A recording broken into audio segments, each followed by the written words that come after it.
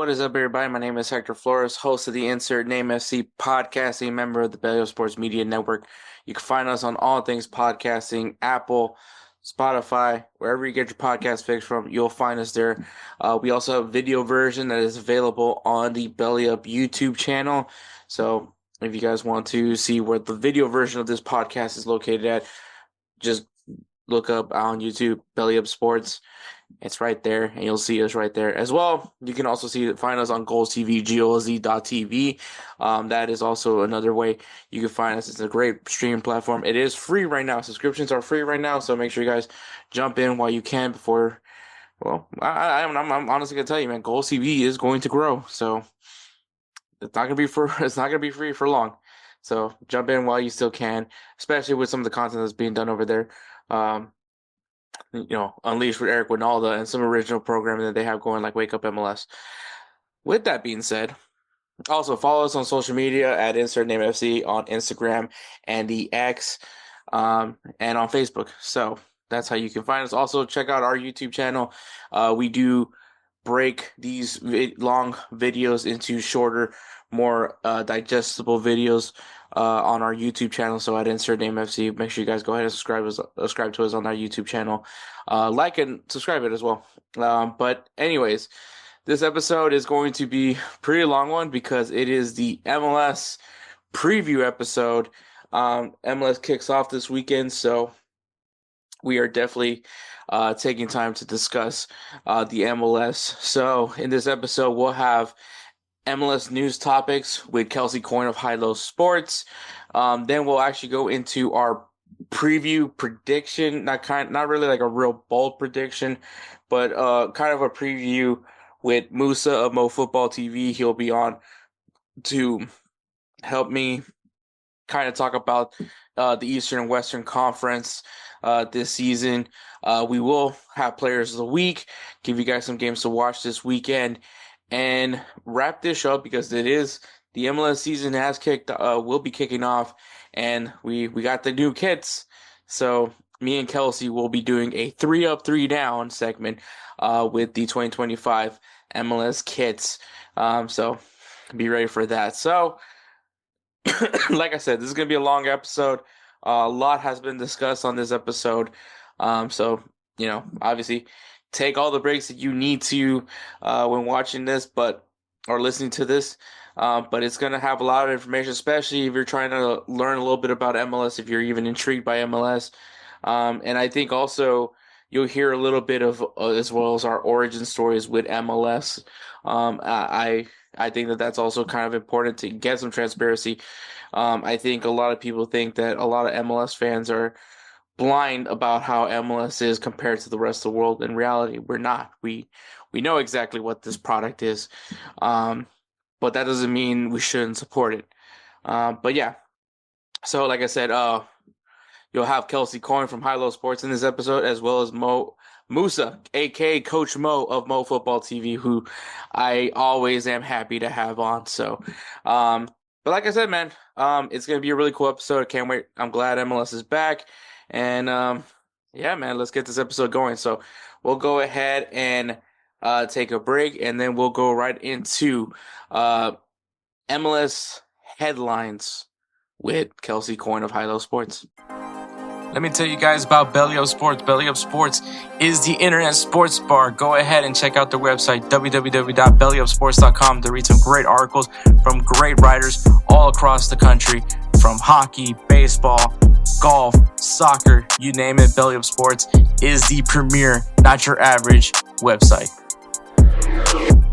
All right, so this episode is going to be long. I already recorded the prediction segment of this episode with Musa, so get excited for that one because it's always great when Musa's on.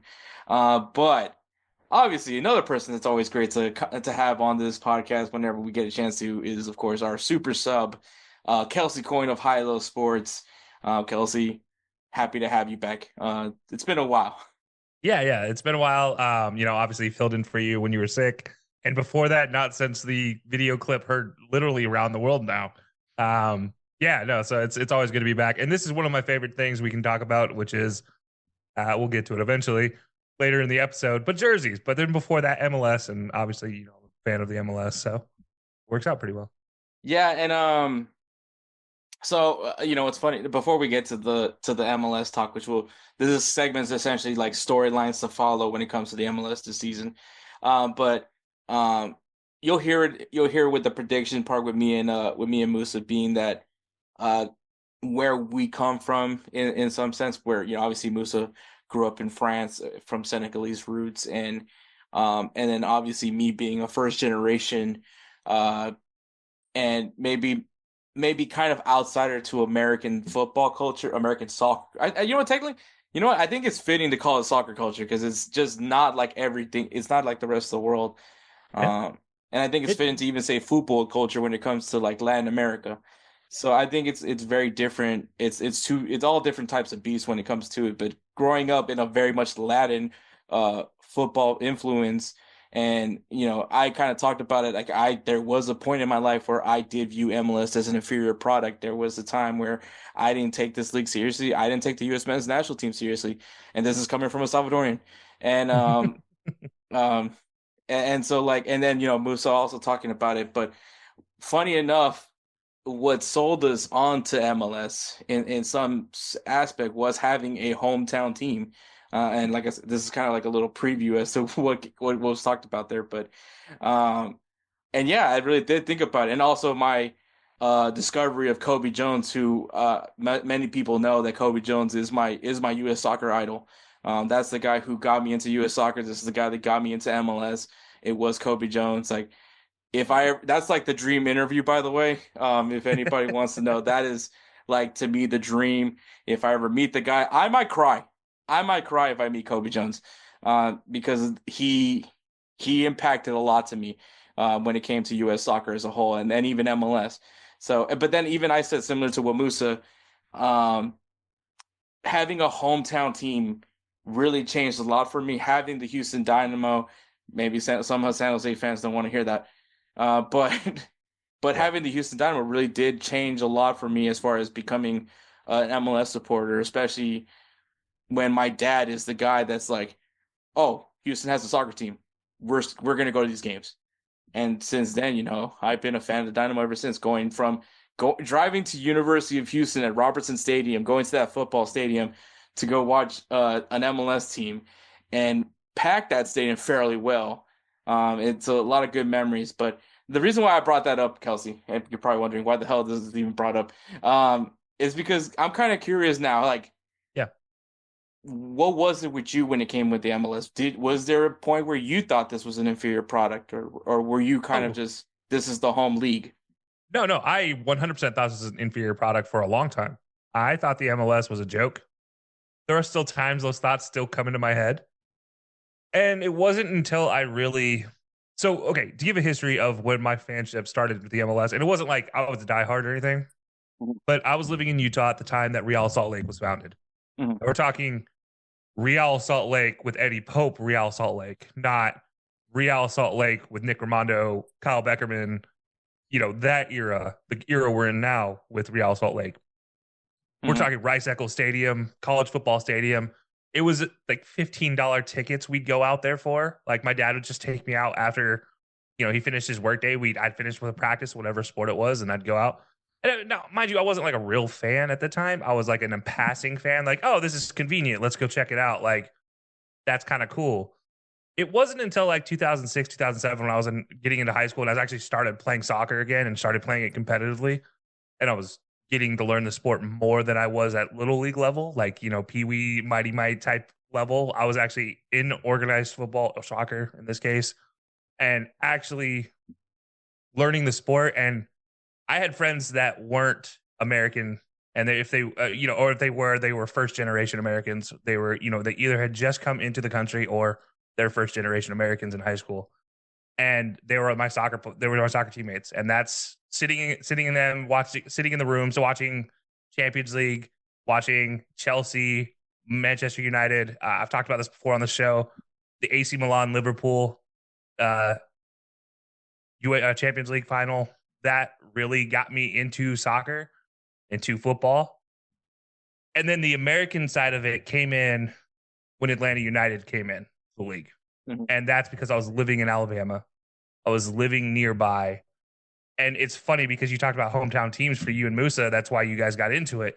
That's the reason I really started to care about the MLS. I always was like, oh, yeah, whatever. Like, it's cool. It's American soccer. It's like a fun joke of a league before that. And then it was like Atlanta got there, and I was like, all right, you know what? Let's do this. Let's dive in. Let's dive in full time. This is a sport I do enjoy. I love playing it. I started coaching it at that point in time. And then it was like, you know what? Why can't I support my own? I understood the reasoning behind supporting the American product at that point in time. And that was like the moment where it clicked for me, where it's, especially Atlanta coming in, I was like, you know what? This is a team I need to support because if this team is good, and it was actually started with the Silverbacks. I don't know if anybody remembers the USL team, the Atlanta Silverbacks, but that was the first team I started really supporting closely. And then that was when they got announced that they were going to be the expansion team, and they changed it. They became the Atlanta United that we know today. And that was the real moment I got into the MLS. And since then, it's been a roller coaster. Obviously, as an Atlanta fan, I was a little excited for the announcement that there'd be a returning player to the to the Atlanta from the heyday. So that's always exciting. But no, honestly, MLS was always one that I used to also think the same. I used to think it was a joke of a league. Like I said, we've talked about it on the show before. I still think there are things holding the MLS back from being a top 10 league in the world, a legitimate top 10, not just an arguable top 10, like a legitimate top 10 league in the world. I do think there's a lot of still hold back from the 97s, 98s, 99s of the year, when they were first coming up and first like holding on to the Americanness of the sport that is still holding back. But yeah, it was really once I got into the sport, once I was understanding of the sport, and once I understood the reason behind or need to support the American product, because that's what's going to grow the game in America. And really, I mean, honestly, coaching was the big real. It all kind of correlates at the same time. Atlanta United came in coaching, getting to know the sport more in depth and more intimately. Those were all reasons. Like, it's like, you know what? I got to support it. I got to support the home league. My team is nearby. It's an hour drive to Atlanta for me. Like, why would I not do this? And so yeah, that's how it started. So yeah, it's kind of the similar situation. It's a little bit longer of a growth for me. But yeah, it might also started in kind of what is the heyday of what is the MLS now. The expansion, the initial expansions, that's when it all really kind of came home for me. So now we got more teams coming in the league. So it's always fun. But yeah, that's how it started, man.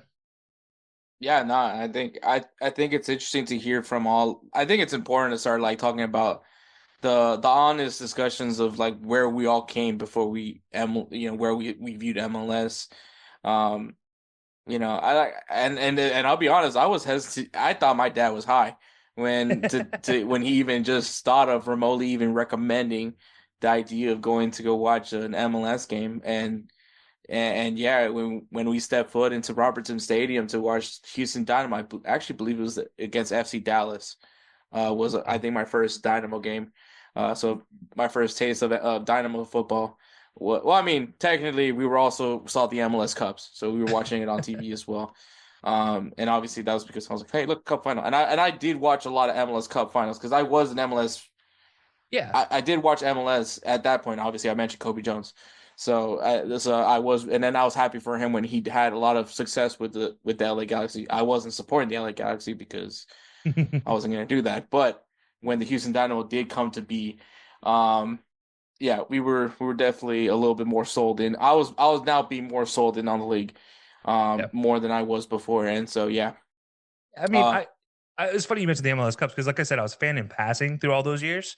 So I got to see the DC United Houston back and forth year after year. That's New England Revolution included in that mix. Those three teams for a long time there in the early 2000 middle 2000s were the teams I would always see in the champion the MLS Cup, and I'm like, oh wow, that's cool. Like, so I got to know Brian Chings, I got to know the DeMarcus Beasleys of the world. I got to know this is pre-Rangers DeMarcus Beasley. This is Brian Ching retirement era Brian Ching. This is God, so many guys like Tim Howard. it's you Yeah, you mentioned the at least the initial years of the Dynamo, which was Taylor Twellman and Brian Chin yeah, going at it. And funny enough, and this has nothing to do with the MLS preview, but Sometimes whenever I just don't know what to watch on TV, I'll go on the Four Letter Network app, and I'm a big fan of 30 for 30. I love watching the documentaries. I'll rewatch a ton. I'll rewatch the U documentaries. I think it's one is just well done. I don't know. I think it's just something what happens when you get older. You just become a fan of documentaries. Um, I have been a I'll fan of documentaries for a few years, so yeah, I've uh probably. I've rewatched King of Kong Fistful of Quarters. I don't know Mm, how many times at this point. One of the best documentaries I would say, but thus far, and the ultimate villain that came out of that documentary. If you guys haven't, go watch. If you guys have never heard of King of Kong Fistful of Quarters, by the way, watch it. hilarious. It's very entertaining. It's very uh words can't describe it. It's just one of those like you just have to watch it and see what why that documentary is so well. I think it's won awards too, by the way. So I think that's another thing. So yeah, but yeah, I'm a sucker for documentaries, and usually I rewatch the U. What Carter Lost. That's one of my favorite documentaries to watch from 30 Mm, for 30 because it's a story that I think is needs to be done. Um, that's why I'm also not a fan of the movie Friday Night Lights, by the way, because I hate how they portrayed Dallas Carter in that movie. I also hate the movie Carter High because it's as low budget as it can be, and I would love firstly I want I think well, who's Ryan Coogler? I think is the director for Black yeah, Panther. yeah, for Black Panther, I him would and Michael J. B. Jordan. Yeah, and Creed, yeah. I Yep. would love for them to try to do their version of that story because I think once again, the Carter High movie, I watched in hopes that it was going to be well done, and it was just stupid corny, and I hated every minute of it. So hopefully someone Yeah. can do right by that story. Dallas Carter is an amazing story, and a great warning tale for anybody that wants that understands that there's consequences with what you do. And if you guys Especially don't know. in the era of NIL. But Yeah. yeah. So, by the way, also another good story to follow. By the way, if you guys don't know anything about Carter High, um, I'll just sum it up. One of the greatest high school football teams to have ever been assembled, and only like 10, I think maybe like four or five of them went on to have like college football careers. And I think one was actually like an NFL Hall of Famer, which was Armstead.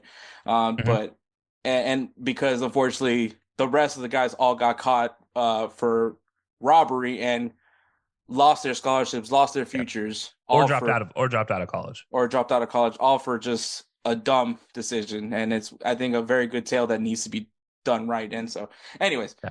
I'm going for I'm at this point just blabbering. But the whole point was I decided to watch Junior Seau. That's Okay. a story that I definitely love, and Taylor Twellman is featured in this documentary. He was actually one of the few people, I guess, one of the last people that got to know Junior Seau before obviously his tragic ending. And I thought, and I remembered the concussion. I forgot all about Taylor Twellman's concussion, which was kind of the unfortunate end to his career as a professional player.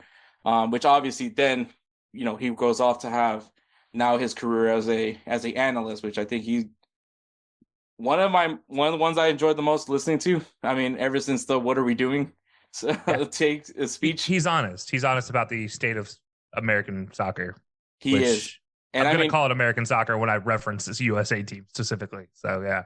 and I think I mean, I think at the time when he was working for the Four Letter Network, he was doing more than just covering soccer. I think they had him do other things as well. So, Yeah. and I just wanted to say that because of Taylor Twellman, I don't think we talk enough about Taylor Twellman as far as his time as a player because when he played, there was a reason why him and Brian Ching were going toe to toe for being the top nine in MLS. So, Yeah. um, and fortunately for me, obviously Brian Ching got the last laugh at the end, and that's with two MLS Cups.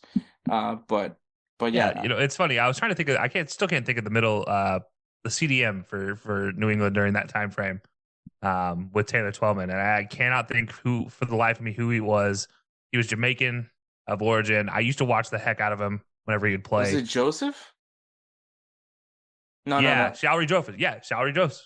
Joseph. Okay. That's exactly who it was. Yeah, I was like, hold on, that's Showery Joseph. It's exactly who it Eventually, is. he did go to the Dynamo. Yep, exactly where I was going. It was like by the time he ended his career, he was a Dynamo player by the end of all it, despite being the thorn in the Dynamo side for the much of it, well, the That good New part of his England career. team was so good, but did not win an MLS Cup, I think. I think they won one, not against Houston. It was Well, not before them none and of the Houston ones went that back and they played forth. against Houston Yeah, they lost to Houston every time. back to back. So yeah, no, but they were such a good team. That could have been a dynasty, honestly.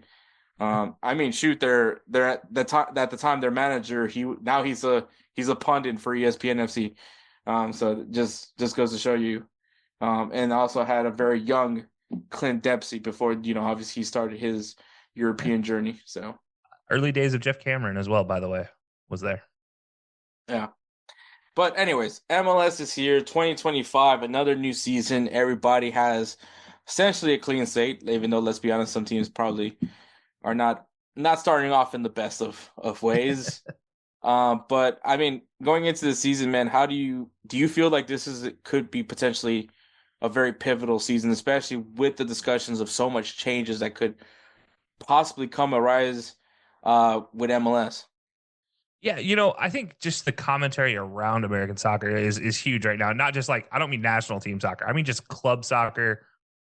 What's happening in America right now for the club scene? Obviously, the new announcement with USL. I know we're doing MLS preview, but it's worth mentioning USL potentially adding a tier system to soccer, trying to rival MLS. So that's going to put a lot of focus on the MLS to do right this year. This is their 30th year anniversary, so they got to do something right. Right? This is like you have new players coming in. You have a new team in San Diego coming in. You have teams lined up to come in like Sacramento next year. And there's a lot riding on the fact that on top of all of this, you still have Messi in the league. You still have the Club World Cup coming up this year. And there's a lot to just like all around focus on for the MLS, but it is a chance to highlight how good the product can be from the MLS throughout the season. It is important for American soccer, as we've learned through that clip that goes viral, the impression that American soccer and American fans give to put the best foot forward for American soccer and for MLS is going to be the goal, because you don't want to be looked at as the fool of the footballing nation, footballing world, if you will, anymore. And we've seen countries that have no foothold in a league standing put on a great World Cup, which is something on the horizon for American soccer next year. And it starts with some kind of impression beforehand.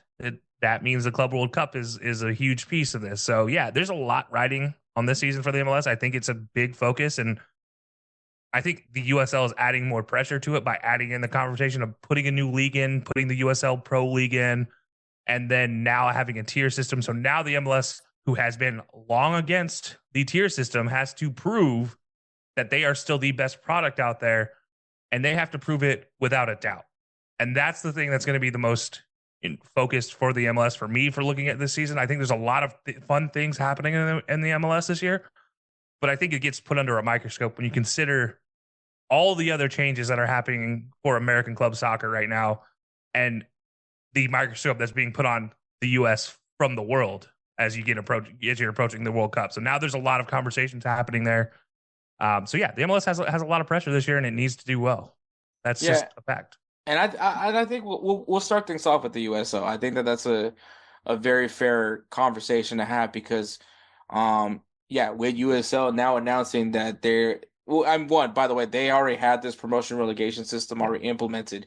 It's just now they're including they're everybody. they're flexing that the USL is a Division One league, which obviously and everybody feels that or at least people believe MLS is the Division One league, but they're closed, and to prove it differently, I think many people will still believe that MLS is the first division, but I think what USL has done is kind of, I guess, in some sense, put their nuts on the table Yeah, to say, hey, you guys argue that no one is gonna like this promotion relegation way in America.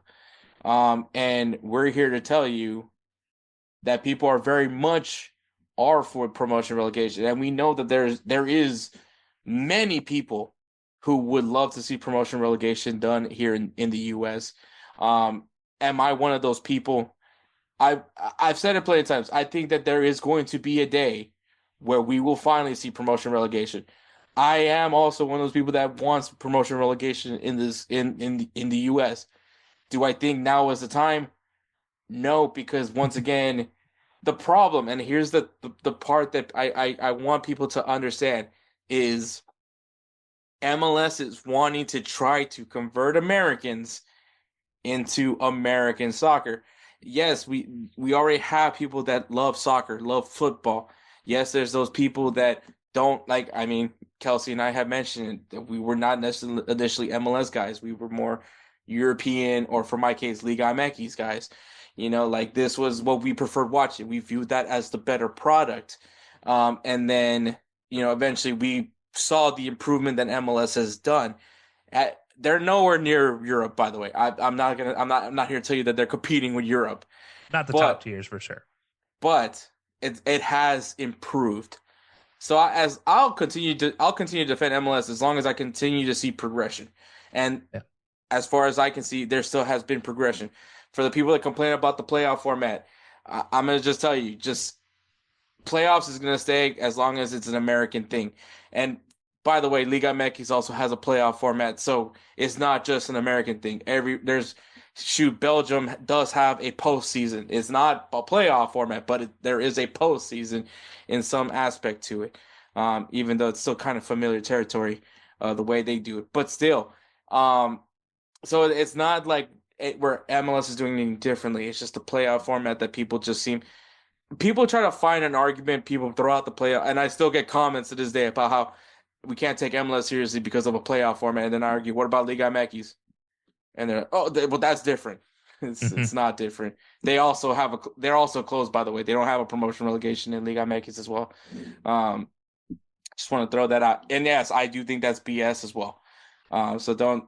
I'm not try to show you. I'm very thorough. But anyways, my whole point with USL though is if they can show that there will be fans still, regardless of what level they play in, because that is a valid argument. I will say people support their home club better than people do here in the US. And yes, the US can be very fickle. I don't want anybody to tell me differently, because we've seen teams that have been very good and then eventually dip down, and we see empty stadiums. As a matter of fact, as an Astros fan, I can tell you blatantly how sometimes I do miss paying $50 and sitting behind the bullpen. I'm just gonna point that out because there are days that I do miss that it was easily accessible for me to go watch a baseball game, if it wasn't the Yankees or Boston Red Sox, and the Dodgers. But look now, all of a sudden everybody's an Astros fan. So I think I don't know, Kelsey, if you want to argue with me on that, but there has been proof when you're terrible, people ain't going to your games. When you're good, all of a sudden everybody's a fan. I can't wait for the day when Sacramento is a good basketball team again, Yeah. because then all of a sudden everybody is gonna be like, yeah, I've been riding with Sacramento for years. Who's Yeah. Vlad Divac? I have no idea who that guy is. Yeah. No, actually, as a Kings fan, that hits home. No, I do agree though that the US fans can be fickle. I do also want to say that while they can be fickle, it's not necessarily as fickle in the local community. And the reason why is local communities in the US, the way they really operate around cities and towns. I look at Vermont and Rhode Island as teams in the USL that get support, and they get a lot of support. And it's because they're the only thing, and they provide 100 to 200 jobs from the region, like into the area, which infuses a lot of money in there come game day. And I think just like you see in Europe, you see these small, fifth division East League teams. I honestly can't even tell you the pyramid in England. Once you get below the National League, I'm out of good luck. But I know it's split even further below that. And it's like when you're talking about the grassroots programs in England, it's a very close comparison to what we're talking about with how communities in the US operate, where they're going to support the team no matter what. It may not be a full stands. It may be like a Friday night high school game type of a level of fanship. So maybe 1,000 kids in the stand, maybe 500. But the people that actually care about the program, care about how it goes, will support it. But you're right. I do think they are very fickle when it comes to winning and losing, though, because nobody's going to show up to a losing team. And I think that's something you see in a lot of ways. And then this is where the US side of the American side of this whole conversation comes in is, well, you're playing soccer. And I'm sure you've heard this, and I know I've heard this before, and it's still used to this day, and it still irritates me, this phrase, and I apologize if it offends anybody. But grass fairies is used to talk about soccer players. They call them grass fairies. And I hate that term, but that's how Americans look at a lot of soccer. I've heard that. I've heard soccer is a communistic. Yeah. Uh, it's so the Americanness comes into it where now not only is the American game fighting against its like just growing itself, because it is still new, like I said, 30 years of the MLS. Before that, it was another, 20 years through 7 different leagues. And the U.S. as a whole still isn't accepting of the game of soccer, football, whatever you want to call it. I think honestly, if someone from away, not from the U.S., and even someone from the U.S., if you want a good, accurate depiction on how Americans, and I'm not talking about Americans that love soccer, I'm talking about the Americans, maybe Average. they might have a flat top haircut, how they view this game. If you watch the King of the Hill episode that features Will Ferrell with the soccer team, I think that is by far the most accurate depiction of how Americans view soccer, because it is, and this is coming from a guy that loves King of the Hill. It is as Texas as it can be, but it is one of the hardest episodes for me to watch because they make soccer look so soft. And then honestly, I think the thing is a lot of people from Europe, I think, view that American soccer is soft because you're not getting the urban kids, to Yeah. play this game. And I'm here to tell you that that's not necessarily true. Yes, I think pay to play ruins it for a lot of guys that are really talented, and obviously the options are, well, basketball is cheap, is free. Not looking at AAU, but like high school basketball is free. Yeah. American football is free. Even high school They're soccer. relatively free. Yeah. Yeah, I mean, aside from buying your own equipment, but I think, but aside from that, like, you have these other options that are free versus where if you want to play club soccer, and I mean club sports in general, obviously you pay a little bit more, but that's because that's the American norm. Whereas, and then everyone has the story. Well, look, Messi came from where he came from, and now look where he's at.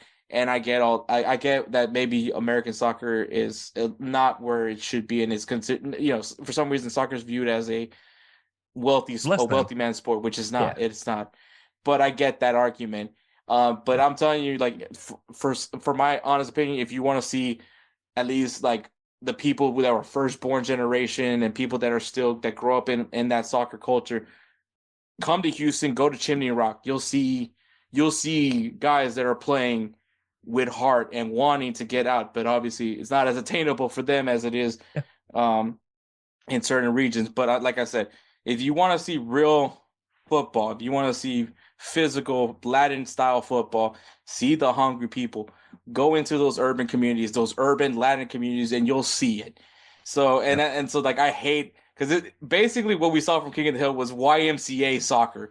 That's what Yeah. it was. And that's the thing is like there's such a disconnect in what we consider, what most people consider American soccer, and probably what you and I both experienced, because I didn't play travel soccer. I didn't. I played high school, and I was a kid playing with grown men on Sunday league teams. Yes, America does have Sunday league teams as well. We have beer league teams. We have Sunday league teams, and these guys, just like you do in every other country, especially England, they will wear jerseys that they make that look very similar to Real Madrid, and it just says Real Salt Lake. Not obviously it's not Salt Lake. Real insert city here. Like that's how it goes here. And I was a kid playing with grown men, and some of the soccer I saw played in those Sunday leagues was 10 times better than anything I saw when I was coaching soccer for a USDP team. Like, Mm-hmm. it's crazy to me how much people look at the USDP organization and think that should be the standard. It's not. It shouldn't be the standard in America. And that's, I know we're getting a little bit further away from the MLS conversation here, but just to cap this off, like, there's a misnomer, and it is the pay to play system that is killing it at the end of the day. And USSF is, if they could ever install a president that wasn't business related, they might have a chance to get this improvement. But yeah, there's a lot of things holding the MLS back, and it starts at the beginning, and it really does need to be fixed from the president of the USSF not being, literally, we have business veterans, not soccer veterans, running the U.S. Soccer Federation. Mm-hmm. That's just going to make you more money. That's not going to make the program better. And that starts, and they run everything in the U.S. And the USL, what I've seen here with them starting the Division I league is they're going to try to buck that trend. They're trying to fight back against that trend by being the grassroots organization that is Division I, that is your lead division in the country. And I think that's why the MLS has to be worried, because it's not just the MLS versus USL. It is the dichotomy of American soccer that is going to be going against each other, which is the pay-to-play system versus finding these kids in the grassroots organizations and bringing them to the top. And that's what we're going to see, and that's what I'm excited for. I think if I'm looking at the MLS specifically, I want to see them take this challenge on and take it on the nose and see what they can produce this year, because that's the opportunity they have. And if they don't, I'm excited to see what the USL can put out. I personally would love to watch the Las Vegas Lights. I would love to go watch Phoenix FC. I would love to go watch any one of these teams, Switchbacks FC. I'd love to watch any of them. But they're not on TV right now, but they will be. Yeah, I mean, and that's if the MLS doesn't perform. There's going to be some network deals. I mean, yeah, I think as it's MLS, all up to the MLS performing this year. If MLS can't get any of these any more Apple TV prescriptions, if they can't get the subscriptions, man, like, you're gonna see someone, especially if USL can show out when they enter their season, and you're gonna see these other networks coming in like, I think we need to hop in on this right now. Yeah, I think Dawson DAZN has a deal with them this year. And so they should be nervous. CBS showed the final. I remember because I was actually watching it. Which was Switchbacks was in the finals. Yeah, Switchbacks versus Rhode Island, which was cool. Kind of like a weird full circle moment in some sense, because if you guys don't know, I actually I was going to be the equipment manager for Rhode Island, but then they only wanted to pay me $36,000 a year to live in Rhode Island, and Rhode Island's expensive. That's the hard part too. Is like, as an equipment manager in the U.S. playing or even for an MLS team, you're still not getting paid the equivalent to an equipment manager at a championship team or even a League Two team in England. Like, that's the hard part is to grow this game. It's not just the players. We have to talk organizationally. And I think that's what the USL is putting the money where the mouth is and saying, all right, we're going to see if we can try to do this. And the MLS just has to figure it out.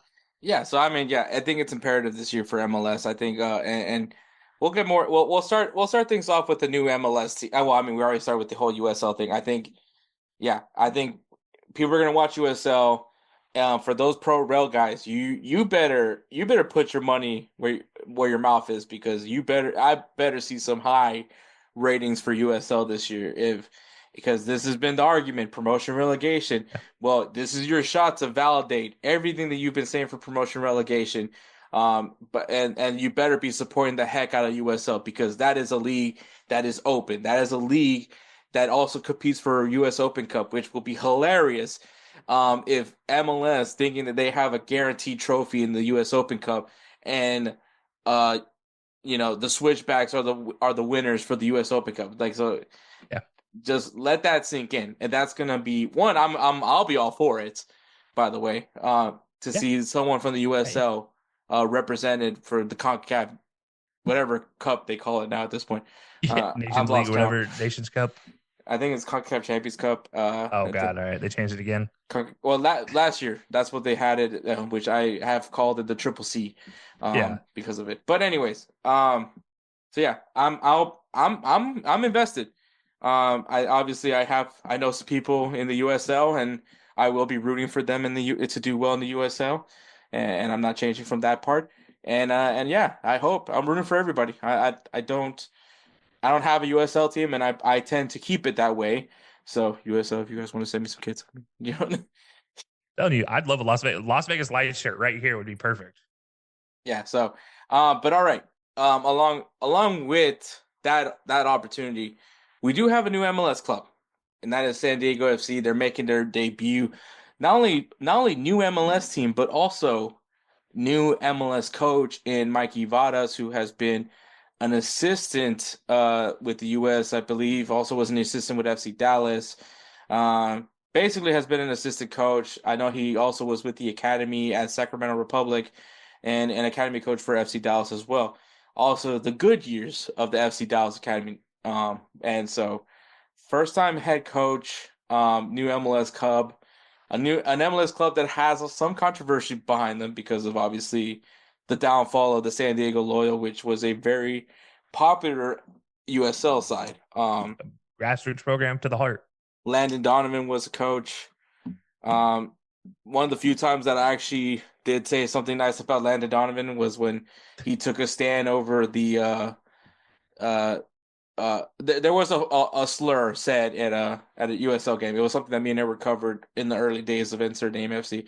But yes, I did give a compliment to Landon Donovan, um, but it's still screw that guy, and I stand by that. But with Mikey Vargas, Ben, do you feel like how do you feel first about San Diego FC as a whole? And before we go into Mikey Vargas, I think San Diego FC is an interesting thing.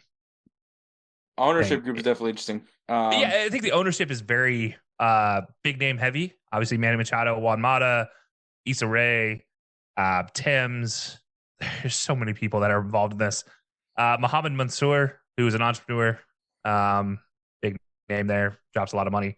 Not afraid to Also, drop a I lot of money. believe San Diego's offering the first academy where players are going to be able to Yeah, the Right to Dream Academy. That write to was dream academy. exactly. And I think this is what makes it interesting with San Diego is they are trying to set a new standard for MLS, which is something we've talked about before, which is a developmental academy, a legitimate developmental academy. And what we just talked about, getting built up from the ground, grassroots up. San Diego is doing that. As a Right to Dream Academy, its whole purpose is to give top talent the opportunity to reach their academic and athletic potential in a fully funded residential program, meaning free for kids. Now, that's the part I'm very intrigued by. Is now you're going to have, if this team does well, obviously they have made a lot of moves coming into the team as far as players go. I'm not, I imagine we'll get into that in a second, but just starting with the actual development of this team, they took their time getting them ready. They took 2 years to really get this team up and running. And it has been an impressive movement. They are playing in a relatively soccer-minded stadium. It's not a fully soccer-minded stadium because Snapdragon is also splitting time with San Diego State football team. For now, that team is supposed to get their own stadium next year, I think. And they also have the San Diego Wave, who is the NWSL team. But it's worth mentioning, San Diego Wave had huge support coming up, and that should be a gold standard for what San Diego FC can do. And Loyal Is also had always Yeah, a good crowd at that same stadium. huge. We're talking talent-rich, soccer-hungry fans in San Diego, professional sports rich, hungry town in San Diego where they only have the Padres, and they are wanting something to happen. And so you have the stage set for San Diego to come in, similar to what I talked about, how I became a fan of Atlanta. They have an opportunity, like Atlanta, to put a stamp on the game this season. And I think they're starting to make those moves. And I think with the Development Academy, which is something that Atlanta United touted early on that they did, I think they're taking a playbook right from Atlanta and they're going to develop this from San Diego's perspective, but they're going to do it a little bit differently because it is more of a paid program to lead to these kids. And now they're in a soccer specific stadium, not the giant spaceship that was Mercedes-Benz or is Mercedes-Benz. Like, I think San Diego's set up to have something useful and something interesting to say in this season. I'm excited to see what they're doing. It's going to be, I think it's going to be fun.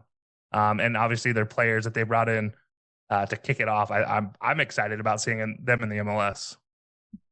Yeah, I'm very curious with them. I'm not entirely like when I look at that roster, I'm not entirely sure what exactly we're going to see because it's an interesting roster right now. They do have some interesting MLS veterans. Boateng is one that I think is a really good MLS vet to have. And obviously their big signing, their big DP, which is Chucky Lozano. I think that obviously for San Diego, that's a perfect uh, pair up for San Diego to have a Mexican international like Lozano to be your leader of your team in some sense. Um, and I think also I believe they went and got Andres Reyes from New York Red Bulls as well. I think that was a good addition. I think that was part of the expansion draft. You can correct me if I'm wrong on that one. I believe so. And they went and got Luca De La Torre on loan from Celta Vigo. They brought him in. He's finally back in the U.S. I think it's a good move for him on his part. But yeah, the roster is it's a big mix of I'm not entirely sure what this club is going to be as far as tactics wise. What I do know about Mikey Vargas is that he does like to have a 4-3-3. It's more of an attacking 4-3-3. So, but once again, we're not going to know what he plays because this is his first time as an actual manager. Because, like I said, his background as far as he was a US for the US, he was a caretaker manager last year. He was an assistant manager in 2023. Um, he was the manager for the U20 team back in 2021 to 2023. Obviously, like I mentioned, he was an assistant coach for FC Dallas and has been with FC Dallas's academy and Sacramento Republic's academy as well. So this is his first senior job. And how do you feel about Mikey Vargas? Is this a guy that um, I mean, it's a Greg Berhalter guy. I mean, he's definitely been part of that Greg Berhalter era. But how do you feel about Mikey Vargas? I know that there was a lot of. I know his name was dropped for many of the coaching opportunities, but San Diego got him. Yeah, I try to forget about the Greg Berhalter time. I think part of his career that I really focus on is the time with Sacramento Republic. I think that was an important time for him because Sacramento Republic at that time was dominating the USL leagues. They were a dominant team in the USL Championship, and I believe that was their back-to-back championship run. And that sets a standard for what he expects. And I think that's the part of this that I like. He has an expectation of trying to succeed and succeeding. He knows what success is. It may not be in the MLS level, but he knows what success is at a considered Division One professional league in America. And I think that he's going to demand a lot, but I think he's going to demand a lot while keeping in mind the newness of the team. So he's not going to be tied to, as you said, we're not sure his formation. Yes, historically 4-3-3 have been the teams he's been a part of, but we're not sure that he's fully tied to that. So we could see a team roll out of 4-2-1-2, or something unique, or 4-1-2-1-2, or 4-1-2-1, 4-1-2-1-2, and or something unique like that, or he could do a 5-back that rolls into a 3-back. There's so many different things that he would do, and I don't think he's going to be tied to one, which is what makes him very interesting. Is we really don't know what to expect from him. Obviously, preseason happening right now.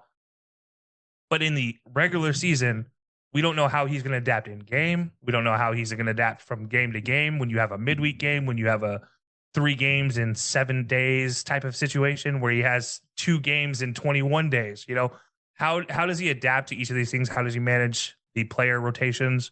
This team has some talent from the MLS standpoint and some young talent that it can develop. Ian Pilcher obviously being a piece of that, I think is very interesting to watch. I think it's going to be very interesting to see what Vargas does day to day managing this team, and that's going to define how good he can be. I'm excited from that standpoint because he's not tied to one system. I would have hated them to go out and get a guy who's stuck to a system. That's the worst thing I could have seen for San Diego. I think this is a situation where they got somebody new, injected some youth into the managerial program and try to see what they can do for a team that has some San Diego kids plus Chucky Lozano in it, where now you have a lot of adaptability. And like Chucky Lozano's one thing is, he's a forward, but he's an adaptable forward.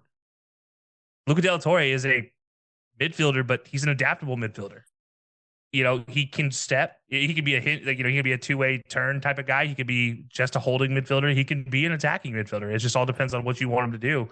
And I think that's what makes this very interesting is if Veras can get to capitalize on the talent of all these guys, he's going to be the best situation for him versus like if they had gone and gotten Berhalter or somebody else to come in here who's a guy tied to a system, that's where I think a problem would have happened for San Diego. But I'm excited to see what Veras can do for adaptability's sake. I think that's what makes me excited about him. Yeah, and I think look, I'm not gonna say San Diego FC needs to perform right away. I mean, I think we need to stop letting these like expansion teams have high expectations for them. I mean, Atlanta I'm ruined that for I, everybody. I'm sure that San Diego would love to have the hot start uh that I guess you could use Atlanta United, but maybe also how St. Louis started, and hope not to have that sophomore slump like St. Louis had. Even though my Yeah. argument is that injuries happened, and that's why we saw the dip that we saw by St. Louis last year. Because I mean, second half of the season they looked very much better once they were healthy. So, but we'll get that to it when you hear the predictions with me and Musa. But yeah, I'm intrigued by San Diego. I think that there is a lot of pressure with San Diego just because of what happened with the Loyal. I think that there is some fans that are maybe still frustrated of that event happening, and I think maybe they think that there's a correlation to San Diego FC happening. Mhm. I can't really tell you, man. Could it have been a coincidence? Probably. But yeah, I think that this is going to be interesting. I think San Diego. One, I'm just happy that the league is even Yeah. now. Like now we Yeah. have an even number of teams. Like we're gonna see everybody on opening day. We're gonna see everybody on decision day. So that's what I'm happy about. And then obviously, so we add another team. We're back to being an uneven league. I do think Garber needs to, if he's gonna add expansion teams, please do it in Two twos. at a time. Two at a time. Like just like Noah's Ark, you got to have two at a time. So, and that's just my opinion. I just because I hate. I would hate to be the team that has to sit out on decision day and just pray that things fall in Yeah. line for them. And so, You played on the Thursday before the Saturday, and it's like, all right, well, hopefully it works. yeah, so I wouldn't want it. I wouldn't want that for anything. So, and I guess Sacramento it's official. Sacramento is going to be in MLS because I feel like you mentioned that earlier. Yeah, I believe that's still correct. Sacramento was announced to enter, I believe, in 27. Um, that was the plan. I'm not sure if Because I thought they were pulled. They were pulled, and I think that's that's right. They what's were pulled. Yeah, they were originally slated for 2023, and then they got pulled. yeah. So never mind. So we'll see. Because I was gonna say that's unfortunate, but I do like that there. Like some people were like, "Oh my God, do we need another Californian team?" Yes, yes, you do need another Californian team. I'm sorry to tell you this. As much as Vegas is going to happen. Vegas, I'm confident to say that Vegas will happen. You can't not have a team in Vegas. I feel like every team, every sports league now here in the U.S. is trying to find a way to get a team in Vegas. You saw the NFL do it with the Raiders, um, the Vegas Golden Knights. That was an object, and I think if it wasn't for the fact that the Vegas Golden Knights were able to do so well, that was where all the other teams were like, okay, now we can, the Athletics are going to be in Vegas at some point. Um, say what Oh, you want about maybe. that. I don't know. They might not ever leave Sacramento at this point in time. Maybe I don't know. I can't. Yeah, yeah. They can actually sell a stadium out. Yeah, I mean, there is that. Obviously, Vegas also has the women's basketball team. I'm sure there's going to be an NBA team Yeah. at some point in Vegas. Anyways, I'm just saying, Vegas, it's going to happen.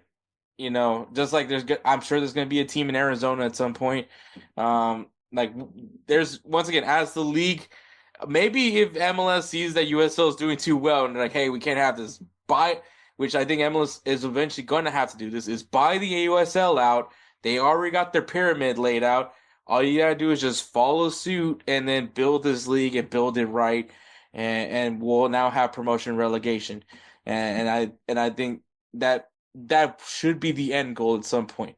Yeah. Because like I said, you can't be adding all these MLS teams and think that we can make this work with 50 teams in a league. So, so I know eventually. I trust me. I'm with everybody. It's gonna happen eventually, and I'll be all for it that when that day comes. I just know it's not right now.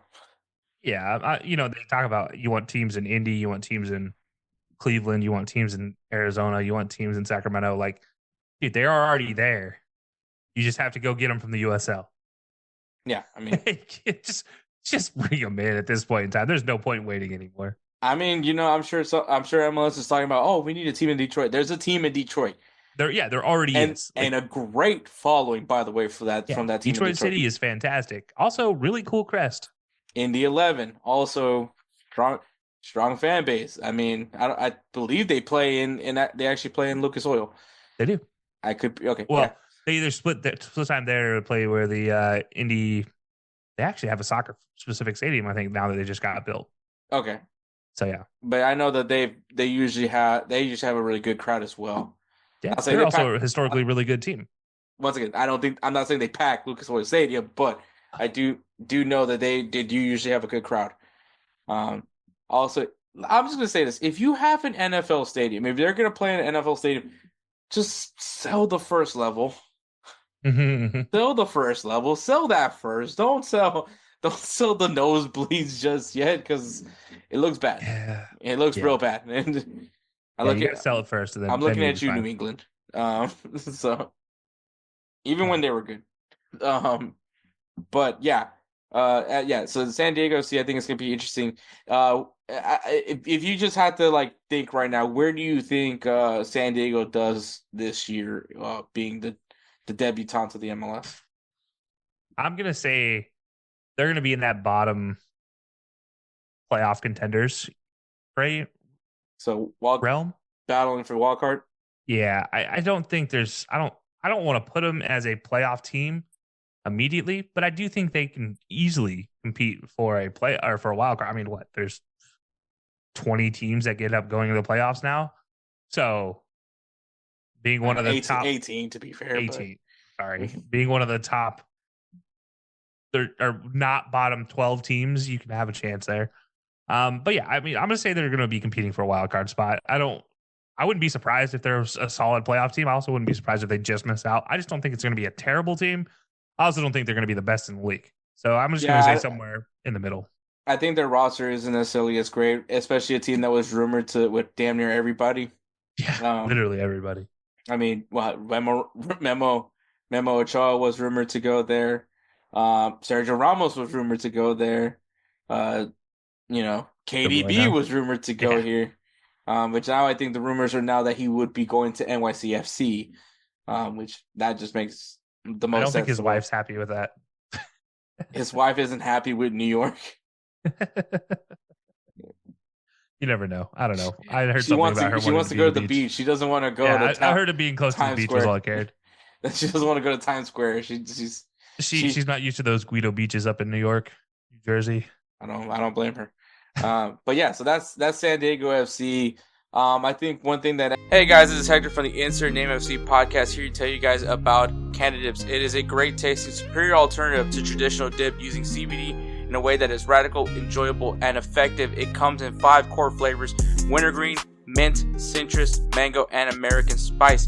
Candidips CBD is the new evolution in dip, allowing guys to enjoy great, long-lasting taste without the downsides. If you guys want to go ahead and try them out, use the code BELLYUP20 at CannadipCBD.com. Once again, BELLYUP20 at CannadipCBD.com, and you'll get yourself 20% off your purchase. Thank you again for Cannadips for being a great partner of Belly Up Sports. MLS, I think I'm sure it's a gripe that you and me have had plenty of times, which I mean, MLS has slowly gotten better with it, and obviously it's the recurring joke that I always made for international break, which was, all right, guys, it's international break, which means 2 things: we're gonna see international football, and MLS doesn't care, and so MLS But this has year, not that this last year the MLS actually did follow the international break, so except minus the whole we need to make a makeup game, so that's yeah, kind of what they used it for the international break. Not great, especially if you're Columbus Crew, where your starting goalkeeper and your backup goalkeeper play for national teams. yeah, So, but that, that's but crazy. it is being, at least as far as I was reading, there is going to be a break for the 2025 FIFA Club World Cup and the 2025 CONCACAF Gold Cup. So there will be a break in place because let's be honest, FIFA Club World Cup, you got Inter Miami and the Seattle Sounders competing. How far they go, that's up in the air. But still take a break for that tournament. Don't let obviously the last thing MLS wants to do is piss off FIFA and have you know New York Red Bulls versus Montreal, while Real Madrid is playing PSG, you know, Yeah, at the same time. So like, less than 5 hours away driving. yeah. And then as far as CONCACAF goes, once again, a lot of CONCACAF players playing MLS has been something that I have constantly griped with the fact that you're basically playing with very thinned out rosters because once again, if you have a good team, your players are representing their country. And CONCACAF Gold Cup, a lot of players that play in CONCACAF more than likely play in MLS, especially when you think about Panama, you think of Honduras, El Salvador, Guatemala, Jamaica, Jamaica, Trinidad and Tobago. Uh, Canada.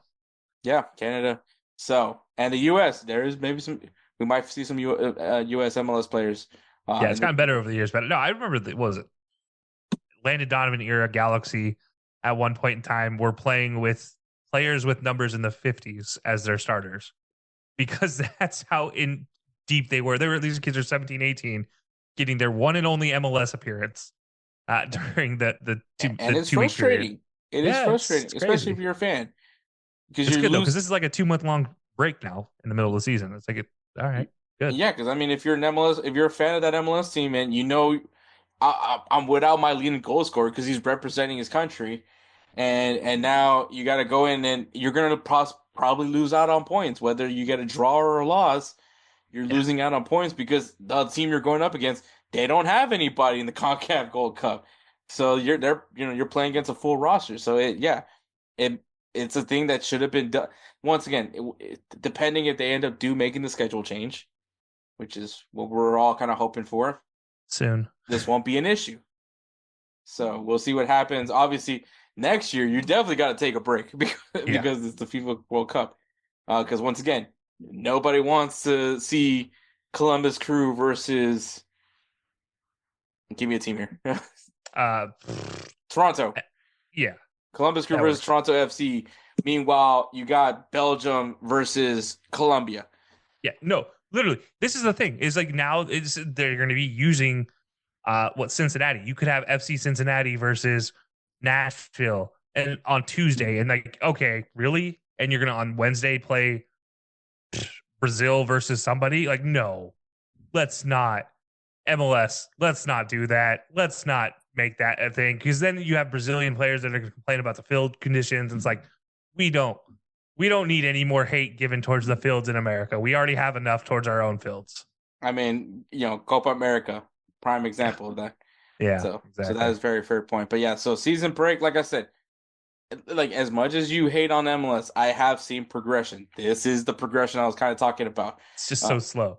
it's slow. It's like it's the little battles that you gotta take It's as you go. unnecessary battles. They could have just skipped 17 battles and gotten like 17 steps further forward at Yeah. this point. But okay, yeah, I get you. It's a little wins here, I guess.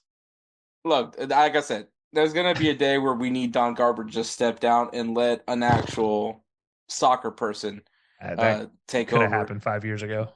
Yeah, it should have happened, but I mean, we are where we are. But that is a big thing about this year for MLS. There is going to be a break. I should also mention that there isn't going to be a break during Leagues Cup. It's going to be played through within the season. Well, it's still in that summer period, but it's going to happen. They're gonna shrink it down. 18 MLS teams will be representing the MLS. All 18 Liga MX sides are still going to be playing, but they shrinked it down. And it's literally MLS teams are only going to play Liga MX teams, and Liga MX teams are only going to play MLS teams in that first round, and then they go into that whole round So robin. it's exactly what it should have been to start with. Yeah, and they also Congratulations, MLS. increased the U.S. Open Cup teams. Yeah, I don't know why they had to mention the Canadian Championship teams. I mean, we all know who's playing in the Canadian Championship. I don't know Yeah. why that they Well, felt. actually, what was it? 2 years ago, somebody, Thunder Bay made it to the championship versus Toronto, and then they got soundly stomped. No, you're absolutely right. But I think once again, if you guys don't know, the Canadian Championship, that's essentially Canada's U.S. Open Cup, and so Yep. So, which I Yeah, there's 3 teams that compete in that. which by the way, I did mention it. I think at one point we do have to have a discussion of should those Canadian teams go play for the Canadian Premier League. I think that is a discussion that's going to eventually have to be made. Should the MLS just combine with Liga MX and make a duel and then I, go ahead and bring in the I CPL at the same refuse. time? I'm just saying. I refuse to let that ever happen. I think once again they need to just get on CONCACAF and actually make this CONCACAF champions uh thing Yeah, I more mean, legit. I'm not going to disagree with you. I don't. I have always questioned the idea of calling it an American sport, and then you have Canadian teams in it, whether it's baseball or basketball or soccer. Yeah, I just always question that fact. But we love you, Brent. we love you, Brent. Don't Yeah, think. I'm not going to hate on Brent, but I'm going to hate on the fact that people call it American sport and it doesn't have American teams. Yeah. But so yeah, so season breaks. They are gonna do some better changes. Like I said, take it for what you get. Be happy Yeah. you got some sort of progression. I know that it's not the best progression, but it is progression nonetheless. Also, Insert sparkler here. yeah, little. What was that thing? That little that The poppers. the poppers. Yeah, there's the popper for that. Um, Also, big thing that MLS is doing to try to show people that they're getting their money's worth from Apple TV is featuring a primetime game called. Get ready for this. I mean, what a title! Sunday Night Soccer. I I feel like this is the one we got to roll back the tapes to my commentary on Apple TV when it happened. Of what a joke. It's like we've been Are we going to asking. have this be a fan called game two while we're at it? Like, where are we going with this at Apple TV? We asked for content, not. I mean, do have some sort of prime time. Have something where you have a team covering the game at the stadium. Have those things. I think that is important to have a prime time game.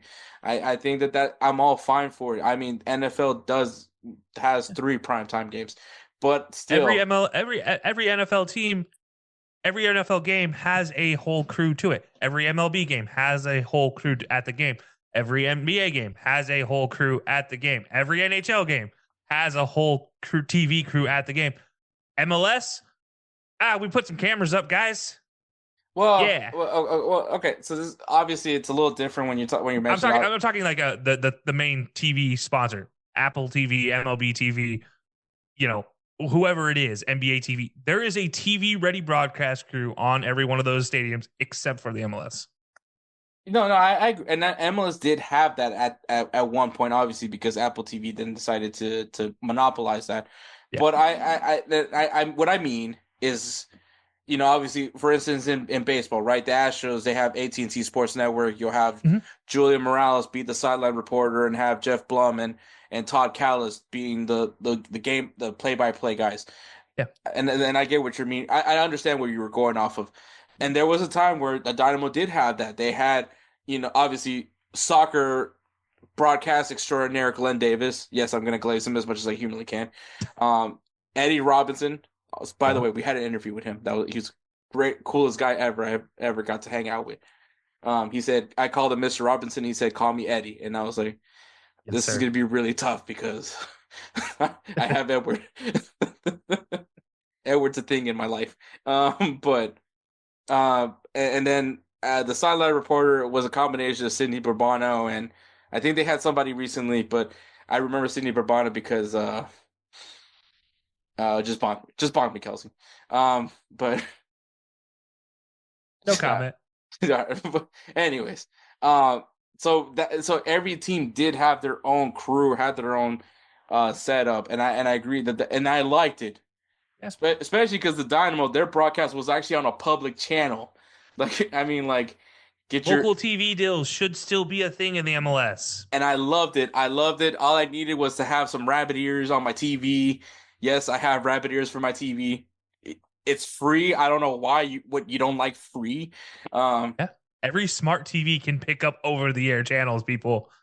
I digress. yeah. Also, if you guys want a free Premier League game, it's in Univision. Univision Telemode. Yes, it's in Spanish, but Captions. captions or just I watched. I don't know how many years of enjoy the caption. goal. I don't know how many years I've watched caption soccer in my life, but it is far more than a normal person. Also, who doesn't like hearing Cantor screaming goal? So I'm Oh, I sorry. loved it. Yeah, so I mean, yeah, it's free. Rabbit ears free. Also, you're ahead of everybody that's Yeah. cable cutting. Yeah, you're calling Well, goal 5 minutes before your buddy watching on Apple TV gets to even see the ball get passed to the goal scorer. yeah, so that's my argument. But no, when I mean about the prime time game, obviously, kind of similar to Sunday Night Football, where you have your prime guys, right? Yeah, you're A1s. Hmm? You're A1. You're Yeah, A1 crew. your A1 or Monday Night Football or Yeah. Thursday Night Football, which not personally a fan of the Amazon crew. Yeah, you have Al Michaels, but Al Michaels just seems angry now these days. He does Uh, not like working with Kirk, and that's obvious. Also, he gets like the worst matchups humanly possible. Yeah. Yeah, so I Yeah, don't blame him. that's that deal they both took for money. And that's the thing. There is a lot of money in broadcasting, and I get it, but like you say, just Like but my whole point, at least the primetime game, the thing that I like, yeah. that at least what I like about it. Do I think this is a great solution? No. But what I like about it is that hopefully this is what they're doing is that they're gonna have this crew travel to the stadium, set up the stage, set up like a little stage outside the stadium where they're doing their pregame discussions, and then go to the stadium maybe for halftime, have their little table, little stage area there again, talk about the halftime, the adjustments that need to be made, and then once again have a prime time crew, whether who can that be? I have no idea. Maybe you hire Stuart Holden, but I think he's still committed to Fox, so I can't really. I don't know. I, But I think that's my problem with it is we are 2 weeks away, if that, from the first game, and nobody knows who these announcers are. And like, look, I love Pat McAfee, but the biggest joke in the world is the Pat McAfee sideline thing during these big time games. I don't want to see that for the MLS feature game of the week. That's gonna just irritate me. If that's the type of joke I get, or the Katie, and I love Katie Nolan, I love her entire career, except for her Apple TV baseball career. But don't do that to me again, please, that guys. hurts me as a Hunter Pence guy. But Just like I love Hunter too, but like don't do that to me again, Apple TV. I don't want to have a joke of a crew covering a sport that they don't understand. mhm. And that's what's going to concern me. If you need people to come do it, call Hector and I. Call Goals TV. I guarantee you'll come down there and you'll get the best show you possibly could for your money. And instead, don't go out and just hire some American personality who has no idea about football or soccer. Like, that's my biggest concern. A half awake Edward would probably be pretty funny though. A But half awake Edward would be fantastic. We could literally just put a camera on Edward at any given point in time and just be like, all right, we're gonna go check in with Edward right now, and he's just, yeah, guys, how's it going? the Timo Werner finally scored 3 goals.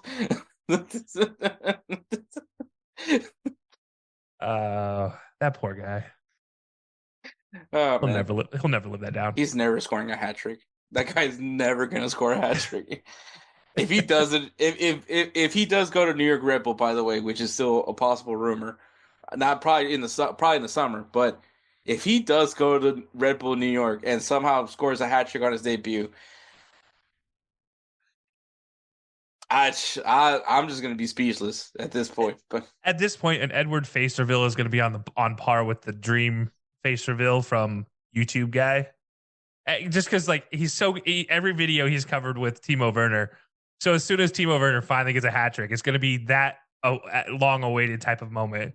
well, Where the it's gonna joke be like is an then Edward we'll find another comedic player and just keep that shit going because Edward just doesn't have a camera to work Oh for no! him. At that point, we'll pay. We'll get him one. Yeah, we'll figure things out. But yeah, so yeah, and then you mentioned that like they haven't announced who this primetime crew is gonna be.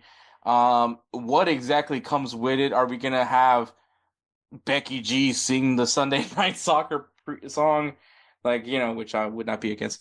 Bonk me once again. You say that, but I'm not going to disagree with you on these ones. You know that, right? Like that sounds Yeah. fantastic to me. Like, all right, if I were to be establishing this dream team, if you will, of this Sunday night soccer, which obviously it's got to be MLS guys, but um, I mean sideline reporter. I'm gonna go with. I wish I could say Susanna Collins. I think that would be perfect, but I think obviously, I believe she stepped out. Actually, it would be perfect because she stepped down from CBS. So, Oh, just here you go. All right. So they did announce it, by oh, the way. screw it, damn it. All right. Couldn't let Andrew, me. Can okay. I try to guess? Can I try to guess? Yeah, go ahead. Go ahead. Go ahead. Okay, so my dream would be Susanna Collins as a silent reporter. I'm sure that's off.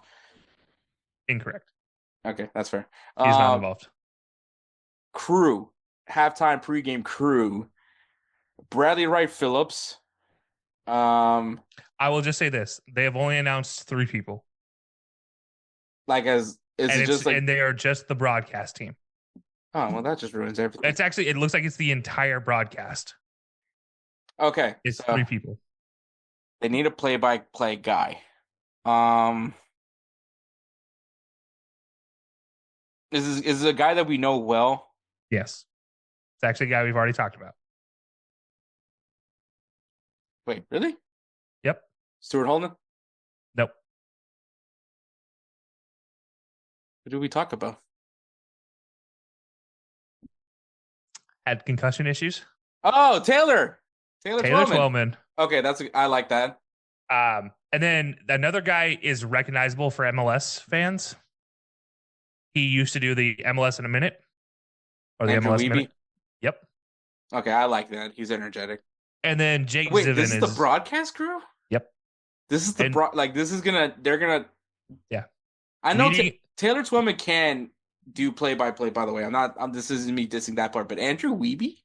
Yeah, Andrew Wiebe and Jake Ziven are the 3. I would have not guessed that guy. That's the English broadcast. The Spanish broadcast will be Sammy Sadovnik and Diego Valeri. I somehow knew Diego Valeri was going to be the name. Yep. So they don't have like a crew. Like they're not going to have like kind of like a Richard Sherman and a Ryan Fitzpatrick and. Nope. No, it looks like they're going to bring MLS wrap up to the post game following the final Sunday match. This stinks. Yep. Okay. I go back to my previous comment and says Apple TV back to being a joke. I don't mind Taylor. I don't mind Andrew Wiebe. Don't mind Jake Ziven. But like. Also, I don't mind Diego Valeri. No, don't mind Diego at all. But. Well, you're also not listening to it in Spanish. But. I might listen to it in Spanish just because I might get tired of listening to Andrew Wiebe say something stupid again. Yeah, that's where I'm like for play-by-play. I think as a pregame and halftime report guy, I think Wiebe would be perfect.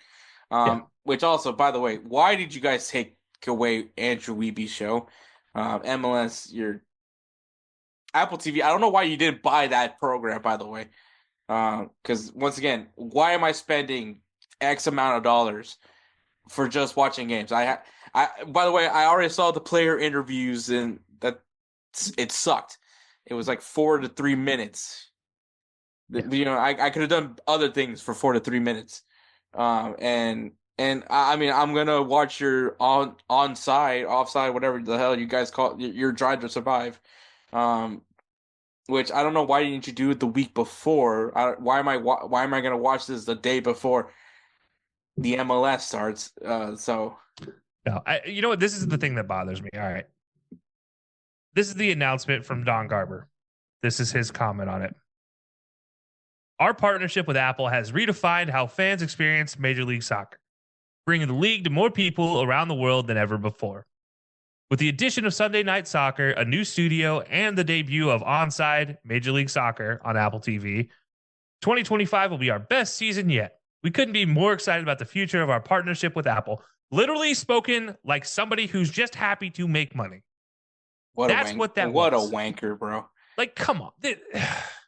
Okay, can we stop having cash grabs in the MLS? Can we grow the game first and then have cash grabs? This isn't like a crypto where you can just pull the rug out on people. Like, give me something useful. Like, let me have a reason to spend $85 besides watching having access to every MLS game. The only reason I buy Apple TV, period, is Ted Lasso. You're going to tell me then I have to pay Apple TV Plus to get MLS games? No. I at this point in time, I'm going to go back to what I did in high school, and there's a bunch of fantastic websites that I don't have to pay the money for. Or I'll just go to Fubo TV. Shrink I'll is, just put in the Goals TV Fubo TV code, and I'll just go use Fubo TV. I mean, Shrink wasn't that bad either. I Shrink's a know, pretty good but show. I'm just like, at this point in time, guys, come on. What are we doing? Yeah, it's a joke. I'm gonna go ahead and say my dream crew, because just to go ahead and say it. Susanna Collins, that sideline reporter. I think she's Yes. electric. My announcing crew would be Kobe Jones and Glenn Davis. Mm. Obviously Glenn Davis doing the play-by-play, and also they have paired together. They did the Women's World Cup a few years ago. That was the pairing, so I can actually say they were pretty good. Your pregame, post-game show, halftime crew, Andrew Wiebe definitely belongs there. Bradley Wright Phillips, Taylor Twellman, and I'm a I'm gonna say newly retired Alex Morgan. 10 out of 10. Thank you. I would watch anything Alex Morgan's a part of. Though I do think a journalist that can actually like keep the discussion going, or at least like carry the discussion. What's Sebastian Salazar doing right now? Boom. I'm like, what is Sebastian Salazar doing? Because that's the only thing missing from your entire. I mean, if that's the case, bring Hercules Gomez with him. Oh man, so that would, because one, I need both of them to be yelling at each other. Yeah, I think that as a pregame, not even as your broadcasters. Why hasn't Apple TV bought these guys? Why haven't they brought them in? They're like, oh, you guys screwed up. All right, bring in. I forgot what their show was called. Bring those guys over and bring the show to. Was it Herc and Seb, or Seb and Herc? Wasn't that the name of the show? Somos. Oh no, yeah, that's right. It was in Spanish. I remember that. Never mind. No, not football picante, something else. Yeah. That's where the pissed off Spanish guys get mad at Eden Hazard for high fiving a Chelsea player. Great energy, by the way. I don't care. Oh no, they're the Vamos pod. They're now on Men in Blazers. As the Vamos pod. Wow, Men in Blazers is doing more than Apple TV. Yeah. They're gonna end this contract. I'm calling it right now. They're going to end this contract because they're getting. Okay, maybe MLS won't, but I mean, as far as fans have been complaining about Apple TV. You're not getting your money's worth. Besides having access to all the games, there is no original content. MLS Onsite has just become a thing, and I'm already feeling like it's going to be a massive joke. I'll be honest with you. I haven't watched Drive to Survive in a while now. Do I still like Formula One? Yes, but I haven't watched Drive to Survive in a while. Didn't watch Full Swing because I just don't like golf. No offense if you like golf. It's a hot. I just don't. I suck at it. I don't even know how to play it. Yeah. So like, what was another series that they were doing? That Netflix series with quarterbacks. They tried to do one with wide receivers. I didn't care for it enough to watch the wide receiver show. So wait, are you talking about QB1? No. When Netflix good. like followed, I was like QB1 was fantastic. QB1 was great. I wish they kept that going. No, I mean when they followed Patrick Mahomes, Kirk Cousin, and Marcus Mariota. I think that is just QB1 or something. Quarterback or something like that. And then the following year, they're like, oh, okay, let's not do quarterbacks. Let's do receivers. One, you guys did too many guys because it was Deebo Samuel, what's the tight end for the San Francisco 49ers? Kittle, a very pissed off Devontae Adams, Jettas, and I think there was one more, but I could be wrong. You just had too many people. I think wasn't it Giants, Malik Neighbors? No, it wasn't Neighbors. That actually might have been just four guys. Okay. Yeah, by the way, Sebastian Salazar is not with Vamos. He is with ESPN still, ESPN FC. Oh yeah, because he switches with the other guy, the Yep. other journalist. Sad those two broke up.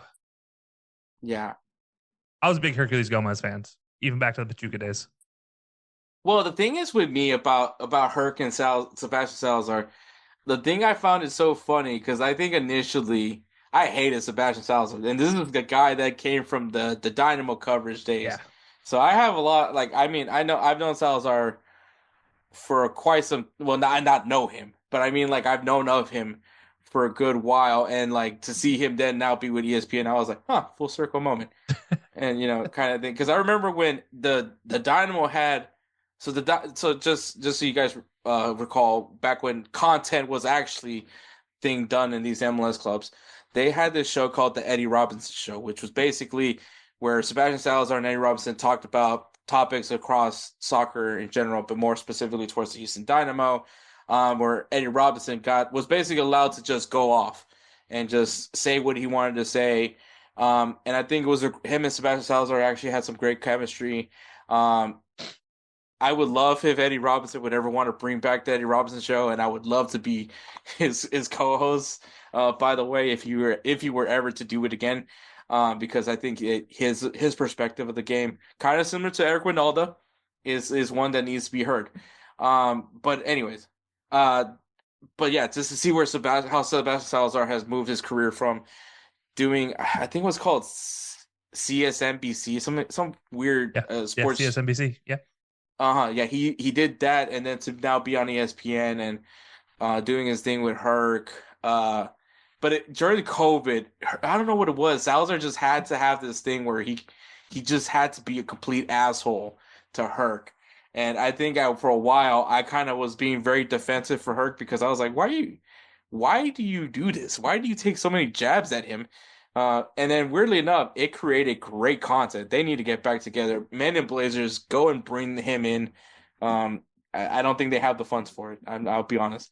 I don't But know. They just got to there's a lot of money that just got invested there. that Uh, is true. That is very true. you know Um, what? Just to throw a couple names out there for guys who I'd be okay with seeing in a broadcast booth. By the way, uh, Mo Adu, bring him back into he's already owned by he already works for Apple TV. Put him in the broadcast arena. Obviously Herc, and then the last one would be Sasha Cleston. and which is already on Apple TV. Yep. Put the put them in put them in the pregame postgame. I'm fine with. Honestly, like They're it. MLS vets. Apple TV needs to do kind of like what CBS is doing, where they have that American show where Kate Scott and Clint Dempsey and Maurice Dew and Lawless. no, not Lawless, No, not another Alexi. Not Alexi anymore. He was. Charlie Stanky Leg Davies. Yeah. Um, yeah, I call him that. But Thank I you.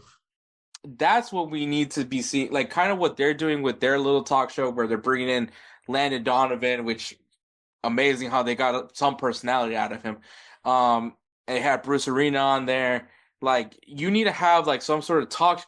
Once again, I need to get my money's worth. That's all. Yeah. This is Well, basically the whole moral of the story. Is I need to have a reason why I'm spending $90+ yeah. for MLS Plus on app whatever the hell they call it, MLS It's Season Pass. Apple TV Plus. Yeah, MLS season pass.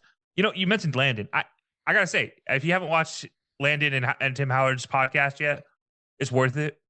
You get the most personality from Landon I've ever seen, where he's talking frank about the game, and Tim Howard talks frank about the game, especially growing the game in the MLS. I think that's a very important piece. And like, you want to add more content around the MLS, get the two biggest American players in the world history and put them in a pre-post, like somewhere in that realm where you're putting a little extra something that you're getting in the week that you wouldn't be getting normally.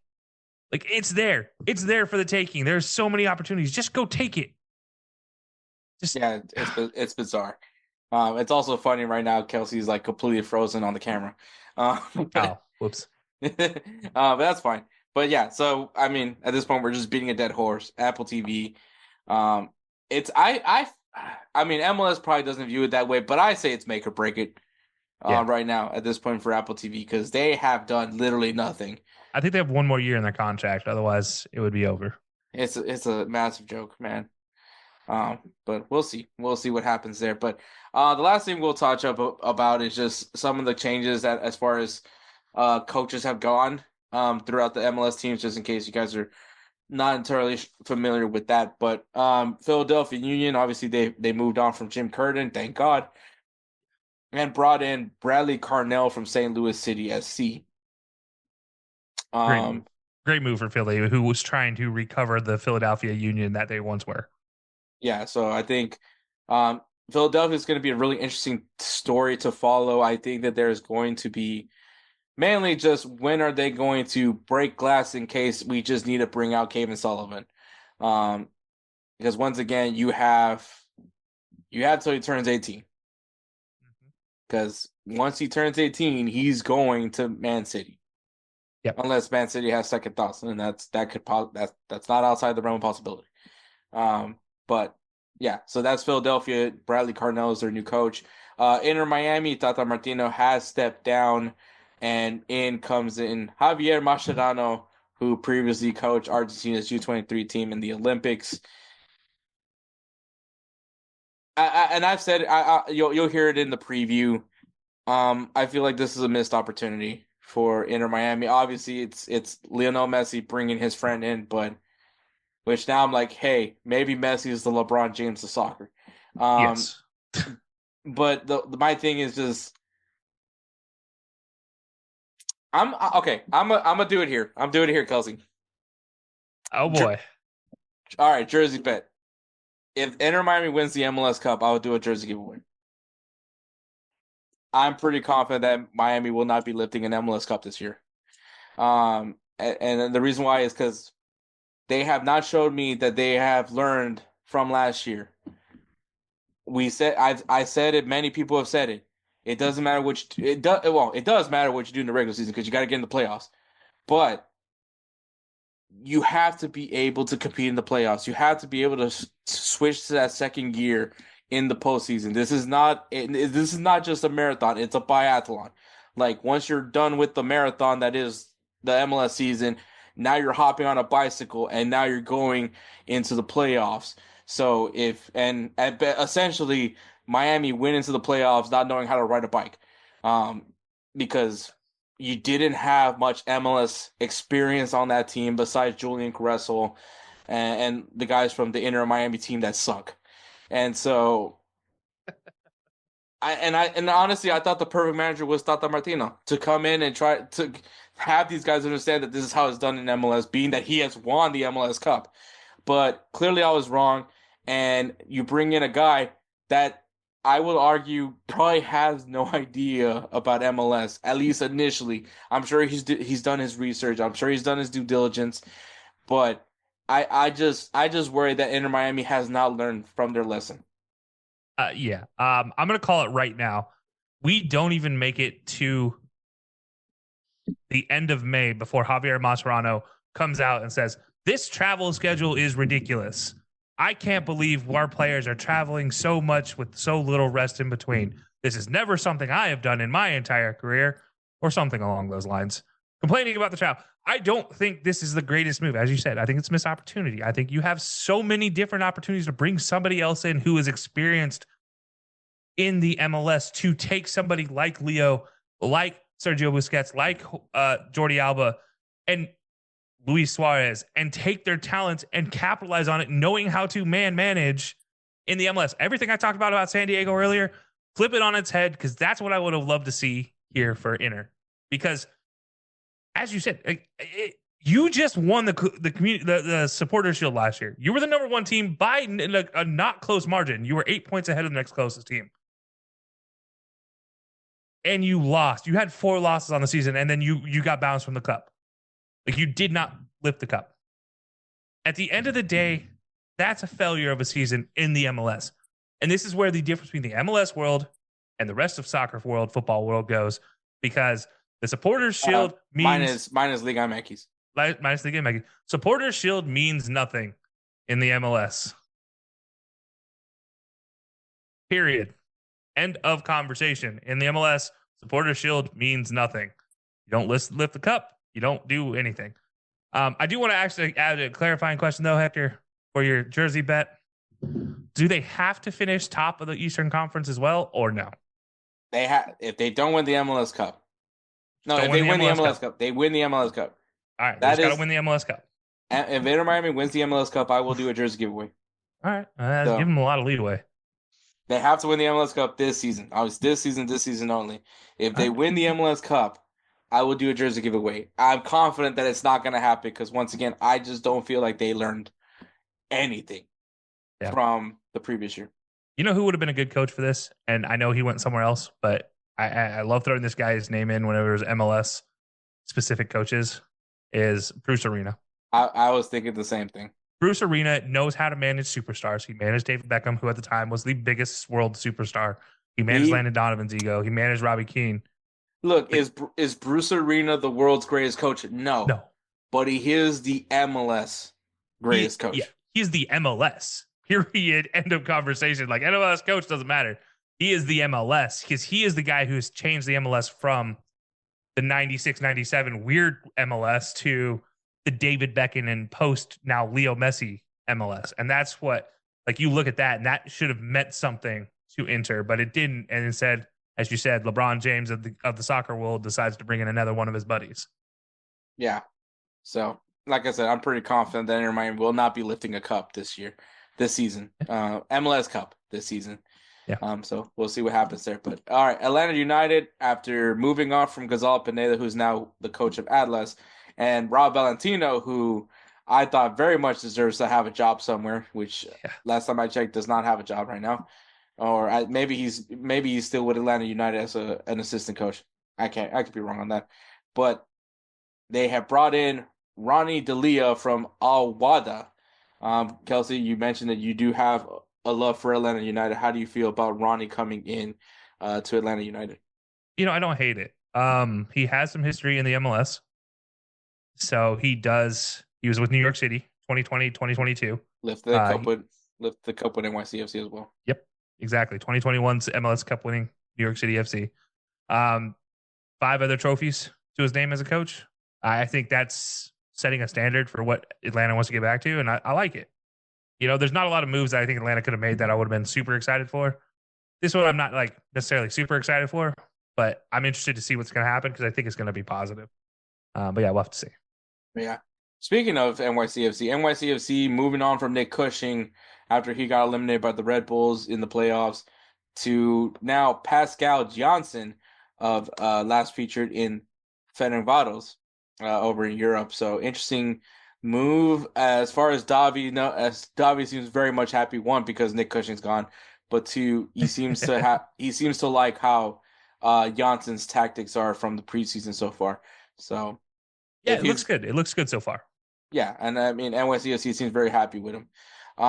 Speaking of not happy, Toronto FC, after moving on from John Herman, which we found out had this huge cheating scandal, which if you guys want to know what happened, he essentially had a drone look over the opposing team's practice, which I don't know what you get from a practice.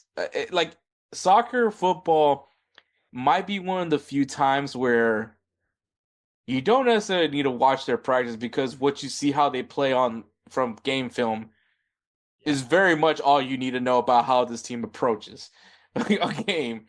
So yeah, I don't get this one. I don't get the point of it at all. It wasn't Spygate. It wasn't the trash can scandal. This is literally one of the times where, you know what? Maybe the opposing team would have been perfectly fine if you showed up just to watch them practice.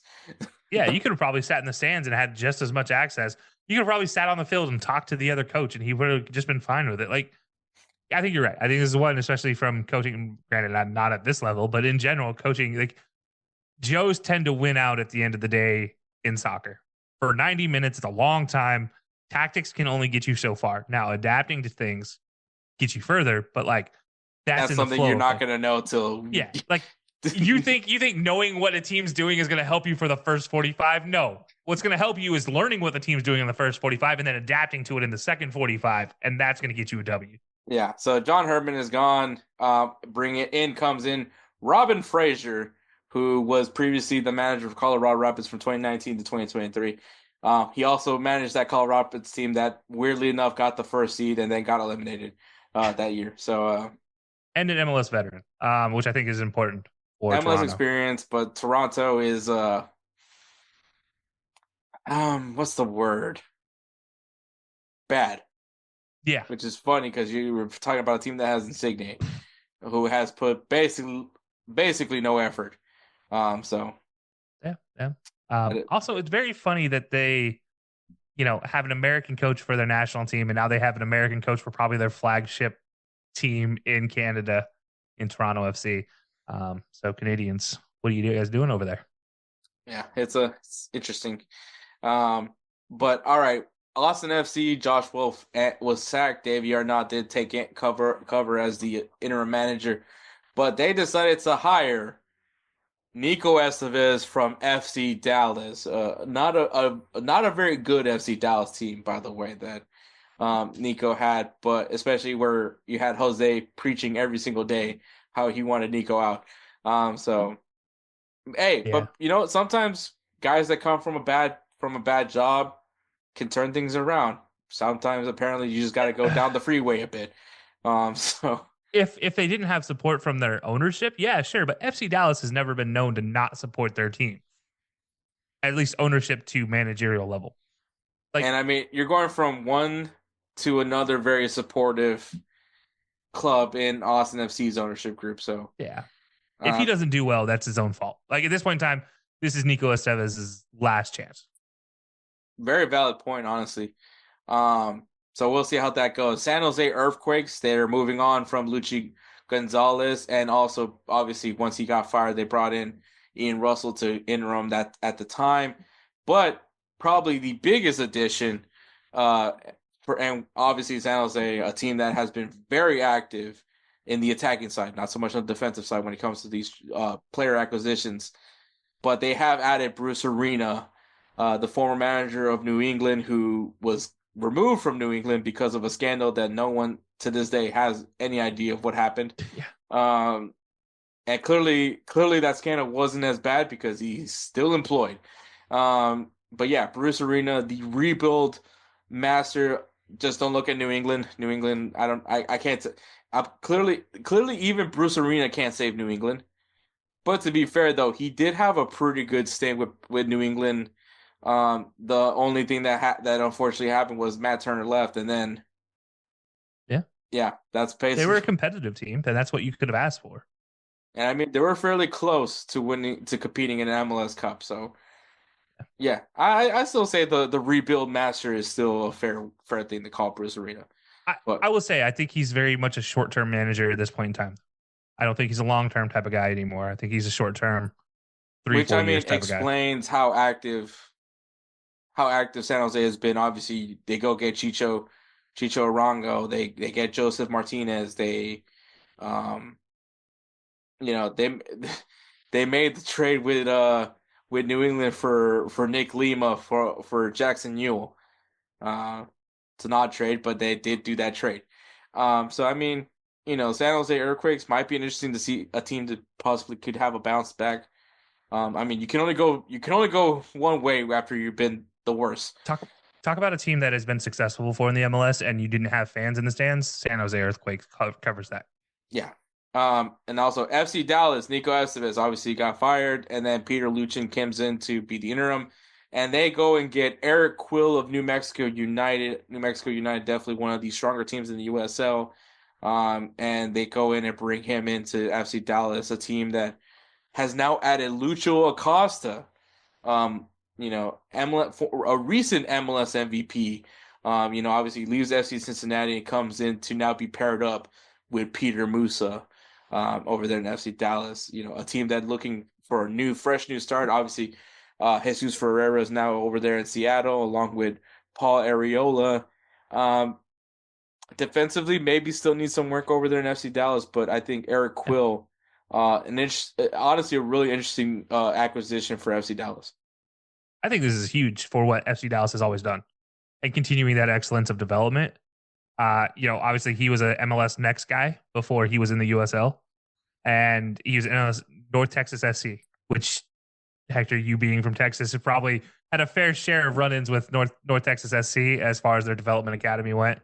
And Eric Quill was behind a lot of their success, and he knows how to develop players. And we just talked about this. Like, you need to build up from the bottoms up in a lot of places, not just in players but coaches as well. And this is an example of giving a coach that's having success at quote unquote lower levels and giving him an opportunity for a team and a program, an organization in FC Dallas who is known for developing and sending talent on to better and bigger places. Ricardo Pepi, and just one of the more recent ones. Like, there are talented players that come through FC Dallas, and Eric Quill knows how to handle developmental talents. So this is going to be a very big play for FC Dallas for the future. And I think Eric Quill is setting himself up. I don't think there's a better organization he could have had his first MLS head coaching experience. No, yeah, exactly. But and then St. Louis SC, well, no, Vancouver Whitecaps. I'm sorry, Vanni Sartini, in one of the most bizarre departures. A guy that made Vancouver very much a dark horse team, in my opinion, Yeah. last year, and he steps. He's no longer with the team, and you bring in now Jesper Sorensen from Brøndby. I think it was bizarre that he left. I think Vancouver is still very much an interesting team, but unfortunately, they're up for sale. This is one Yeah. of those times where everyone's looking at Ryan Reynolds, and Ryan Reynolds is just, um, I don't know. I mean, obviously he's doing his thing right now with Wrexham, potentially going for a consecutive promotion over there in English in the league in League One, possibly going to be in the championship next year. Obviously, that's still up in the air. But and then obviously also acquired a percentage of Necaxa. So is Ryan Reynolds in the Oh, they soccer? by the way literally just beat Man United in a friendly. Just kidding. That was 2 years ago, but still funny to throw out there. Yeah. So yeah, how do you feel about Jesper Sorensen taking over Vancouver? I don't hate it. I don't love it. I think Bonnie was a great guy to have there in Vancouver. I don't know. Obviously, something happened in the background that makes you question a lot of things. Um, Yeah, Vancouver, though, since Charlie Davies, or sorry, since not Charlie Davies, Alfonso Davies was sold from Vancouver. This has really been a club where I just sit there and look at and question a lot of what they do organizationally, and they seem rudderless. Obviously, maybe some of that comes to the ownership not caring. Um, but yeah, also, I, this I, is I, the same ownership group that had an opportunity to host a wild card round game against your Cascadia rival Portland and said, "No, we won't host it because we have a monster truck yeah, rally in on our stadium that day." yeah, So you force your team to then go into Portland, which, by the way, they shellacked the hell out of Portland Timbers at Portland. But still, nonetheless, you you essentially said no to home field advantage. Um, Honestly, that probably should have been the foreshadowing yeah, yeah. for It all of should have us. been. I will say, like, I think out of a move they could have made, I think bringing in somebody like Sorensen to manage this team, though, it's trying to go for a bit of experience internationally, who in a similar style league to the MLS. And I think that's what they're going for. It's hard sometimes with these guys coming from overseas and in the smaller division, smaller leagues like Sweden and stuff, where you sit there and you wonder how well they're going to translate over because Sweden's year, like season, is shorter than Vancouver's and than MLS, and so that's Mainly because of I the don't know. weather, but Yeah, I just don't know. And then you talk about playing on turf versus not turf and all that stuff. I don't know how he's going to transition. I think it's interesting. I think it's intriguing. I just don't know how well it's going to play out. yeah. And St. Louis SC, the final team, Brandon Carnell did get sacked at some point this season. John Hackworth did take over as the interim, but now the new manager for St. Louis SC is Olaf Melberg, who previously coached IF Brahma Pokarna. That's as best as I'm gonna give it to you guys. Um, if so, I did talk to Musa, but obviously this is gonna be in discussion with me and Musa. He seems pretty happy with his coach, so I'm gonna say, it's a good move. Once again, St. Louis, I think, is going to be a good team to keep an eye on. I expect them to have a big turnaround this year. Um, I Yeah. I do feel like they could potentially be back in the playoff discussion this season. Um, and people hate on their kids. I'm not one of those people. Even though I was on Goals TV's playoff kid tier list, and well, if you guys saw that video, you guys know where that kid was put in the tier list. Yeah, I'll save my pick for the 3 up, 3 down later on today, later on in this episode. But yeah, No, thoughts on the new St. Louis SC coach. looking at his coaching career, it's a little bit different. Again, this is kind of another one coming from Sweden. You look at it and you're like, all right, trying to go from similar play style. This is also kind of St. Louis's move right now. They seem to be taking these Scandinavian players, Scandinavian coaches, and trying to make a successful squad out of it, which is when we talked earlier about, MLS and the USL and everything and where MLS ranks in the world. Yeah, Scandinavian countries do rank below the US as far as their division, top division goes. So maybe that's part of this is like, all right, maybe this is the next step up, the most logical. I look at his playing career though as the thing I'm excited about with him. He's a defender, fantastic defender. Played 7 years with Aston Villa, Juventus, Olympiacos, Villarreal, Copenhagen. Like all told, 13, 14 years, top tier football. He knows how to win, or he knows how to play on that level to win. I think bringing that into St. Louis, who has already started well in the MLS, obviously down year, but started well, had good players in their short time in the MLS. I think this is just going for success. And I think there's a possibility he turns into a really good coach for him. We'll see. I don't know how well, again, this goes to the question of how well does Sweden coaching there translate to coaching MLS? I don't know. Nah, yeah, it's a very much a fair point. But yeah, we just won't know. But like I said, Musa seems really excited for it, and saying that, I think this is right now This is going to be a very long episode, by the way, for you guys. I'm just going to say it right there. So, but Yeah. we'll go ahead and segue into our predictions segment of the 2025 MLS season with Musa of Mo Football TV.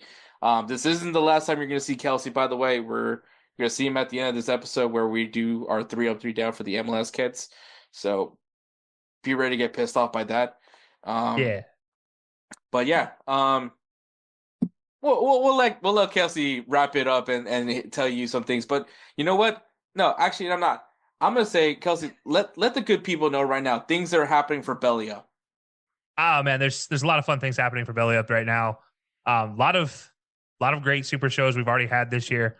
A lot of fun stuff coming up forward. We got the highlight shows that you see on Belly Up YouTube page, Hector's show included, as well as my own. We've been putting out YouTube videos every week, along with some blogs to go with it. So you have plenty of opportunities to hear and read about what we're talking about. And then also follow us on social media. There's a lot of fun things. And we may or may not have a very, very interesting soccer related super show coming up this year. So wait and see about that. But yeah, let's just say we're hoping the MLS takes a extended break for the middle of the year competitions coming through the US. That's for sure. All right, so we'll go ahead and take a break, and then we'll go right into the prediction segment with Musa of Mo Football TV. Fight and win! All right, guys. MLS is coming back. It's back, baby. I'm excited. A little American soccer is our league is back, and of course, I gotta have one of my favorite people in the goals community and just the American soccer content community in general.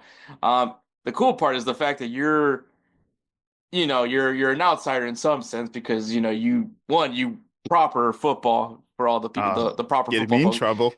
the proper football folk. You played with the PSG academy, so and you grew up a Chelsea fan and all those things. So you know the properness, but you came to America and you adopted the MLS life. So I Yes. appreciate that. But obviously Musa, Coach Mo, also want to point that out. Hey, So eh, yeah, great to have you back, man. it took me seven almost. Oh wow. Yeah, it took almost 18 years before I went fully MLS. I gotta ask that. So what was it for you when, obviously growing up in Europe and having that the true football Mhm. traditions and all that, and coming to this country where it's still very young. I think it's still Right. kind of progressing in its slow way. Um, what was it that kind of made you kind of like I'm kind of buying in now with the American culture? Um, I think for the MLS part, I think it was probably just you know how when they say first impression is everything, Mhm. and I think when I lived in Kansas City, that's where I went and watched the Wizards game. I forgot who they play against, and I was at that was at Arrowhead Stadium as well.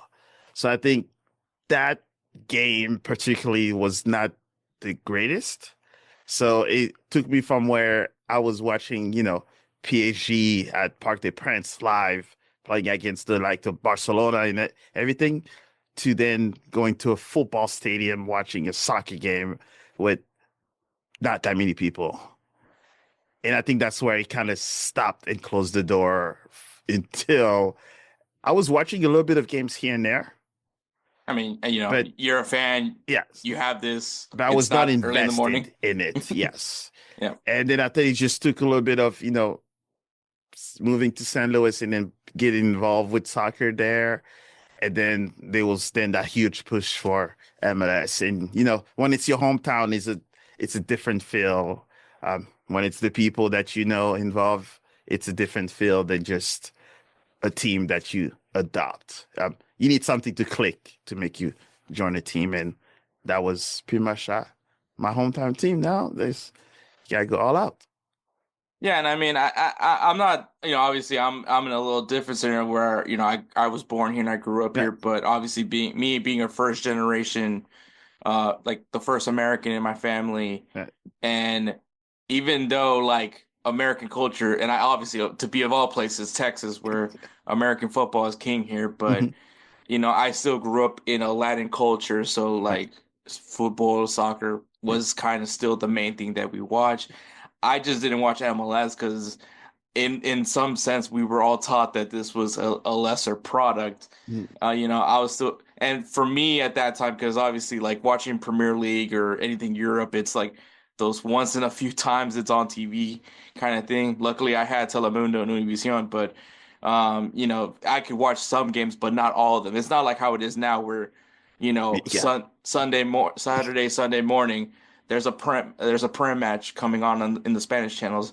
It wasn't like that. So for us, it was to watch Liga MX, the Mexican Yep. league, and so that was my way of watching soccer, and of course playing FIFA. Yeah. But Of course. to get more familiar with the other Yeah. leagues, but like I mean, for at least for that, but I was always taught that I wasn't even initially a U.S. soccer supporter either. Like Yeah. I was always supporting, Brazil because that's what my dad rooted for Brazil. Yep. Um, and then, obviously I discovered TT Henry and then the rest was history. And then also I discovered R9 and that's how I became a Madrista. Yep. Uh, but but that's kind of like, but still I never really paid much attention to MLS because I was like, they don't know anything. Yeah. They don't And know you what do you want know? and sometimes you want to also see I just spoke French for a second.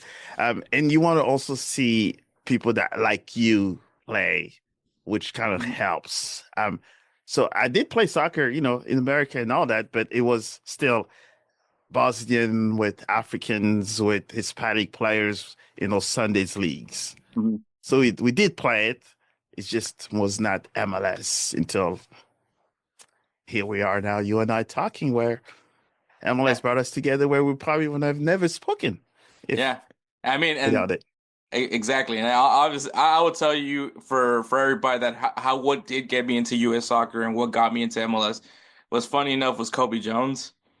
It There you go. was I finally watched. I finally like it was a Gold Cup. Gold Cup was on, and I was me and my family were kind of like hate watching El Salvador because it's we're gonna support them. It's just that kind of like we know you're not good, Okay. but we'll support you nonetheless. I know you're French. You don't know what that feels like, but Hey, we knew at first. Pre 98, we knew what losing was. that's true. Fair enough. Yes. It was in a final, but I mean, actually, no, you won the '98 Yeah, we final. won. That's when we knew how he felt from there. But so we were watching it. I remember the U.S. was playing, and when I saw Kobe Jones, I was like, "Wait, this guy's got something." I was like, I didn't, and this was still like too early for like Landon Donovan to like get my attention in that sense. But when I watched Kobe Jones, I was like, this guy has some flair to him. And then later I found out at one point he did play in Brazil. So I was like, which makes a lot of sense. Yes. But yeah, then I became like the biggest Kobe Jones fan. Mhm. Started supporting US soccer. Didn't support an MLS team. I didn't want to root for the LA Galaxy like that because I think they were like the best team at that time as well. Anyway, so I was just like, I'm like, yeah, but then when the Houston Dynamo came, I was like, That's well, it. this is it, man. Yeah. But yeah, little biography of Hector Yeah. of how So that came so to be. put an MLS team in your city and you will have fans coming. That's pretty much Yeah, and I mean, the Dynamo did really well. It kind of similar with St. Louis initially when it came in, it got a lot of attention towards it.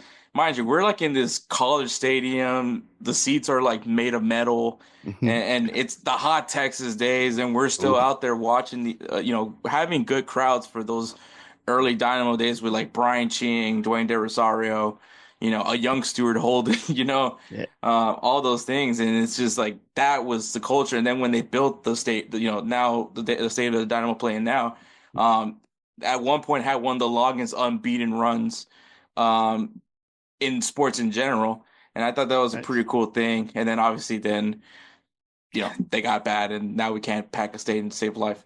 It's a So nice stadium though. I was it there is last year it when is a I great was stadium. yes. So hopefully one day it's gonna be a packed stadium again. We'll see what Yeah. happens. I don't know what it's like to have an empty stadium. And I can't hate, man. St. Louis, that stadium is beautiful. I love that everything's next to each other. I love how I is it convenient? I feel like convenient is the word I want to use as well, like the location. A Um, 100%. I live a little bit more in the county, so it takes me about 35 minutes on a good day.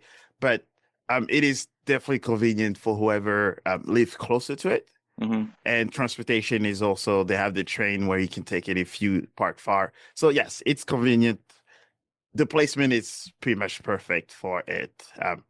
I guess maybe biased, but I mean, as yeah, someone that saw it in person, yes. I can attest to it.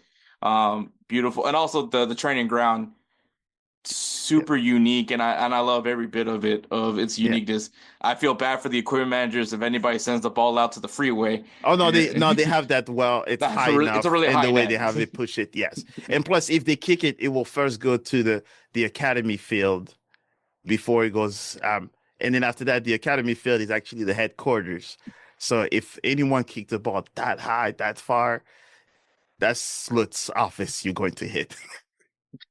You don't Keep want that that. keep that guy on the team though, because he can definitely clear the ball. Yes. Yes. Um, but yeah, man. So 2025, the new season, everyone starts. It's a clean slate for everybody. Teams that Yes. were bad can be good. Teams that were good can now be bad. It's anything is basically pretty much anything can happen, especially with the way this league is has done. Um, as far as you feel like some of the changes that the MLS is doing this year, obviously we're gonna have that FIFA Club World Cup. I feel like I think there is going to be a break for that tournament to happen, but Hope so. things are changing also with Leagues Cup, less teams, maybe it makes it better. But how do you feel like with some of the changes that MLS is doing for this season? Yeah. I think it's great that there's talk of making breaks because you will pretty much, if you try to compete against those clubs that come from overseas, people are going to go watch that one. Even if my team is playing and you say Real Madrid or you're saying PSG is playing, City, we have a problem. So I'm kind of glad about that one. The cash exchange between teams for players. We saw there's big names that have moved already, so that's a nice move as well. I guess the talk of changing the season to kind of be more of like the international side calendar. So I think there's it slowly coming towards what the rest of the world is doing, and they picked the right time with Club World Cup and the World Cup to kind of make these changes because they will be big break. So And then it's obviously there's also the talks of potentially switching to a fall spring yes. schedule versus having a spring Uh, fall. So, Yes, because uh, you start the season in the for some of us, you start the season in the cold, you end the season in the cold. mhm. Um, our team is actually still in California at this time, and they're supposed to be here tomorrow for a big event. At least I think five of them will be in town. The rest are still in California because it's going to be what 1 degree on Tuesday. Yeah, don't blame them. I Yeah. don't blame them one bit. So, So I'm kind of glad that they're thinking about that part at least. So I think there is the right directions. Um, they are listening to people, so it's a good so far so good. And I, I'm seeing a lot of changing happen. Players coming in, going out, ton of money going in, going out. I'm impressed. yeah, I like the cash for player trade is interesting of how it's being done. You know, obviously the big one has to be Jovic, getting, Yeah, we don't want to talk leaving. about that. Yeah, that's a insane. I don't think if anything, I don't think it gets any better for Sporting Kansas City. There's like a lot of issues with that team. We'll talk about them at some point, Yes. but yeah, no, it's insane there. But yeah, I can't wait to see. I think once again, as Messi's influence continues on with this league, we'll see the changes. A lot of significant changes are going to happen, and it is because the World Cup is coming. And last thing you want is while X, Y, and Z is playing in the World Cup group stage match. Last thing you want is to see, you know, Sporting KC versus New England Revolution It will be later an empty on. stadium. I can the diehard fan will go and watch that World Cup game. Hmm. And yeah, no, I no. And but one thing I will say is the amount of international players that are coming in now, they most likely, I guess people might not like that, but they might have a bigger impact than what Messi had by himself.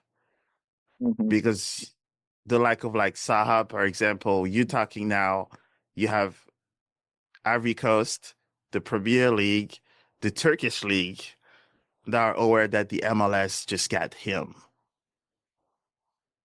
So, and then all of the other countries and all the players that are coming in. So it's the perfect timing for the World Cup because now each team will be able to promote. That says we have X and X from your country, Yeah, and now they become fan.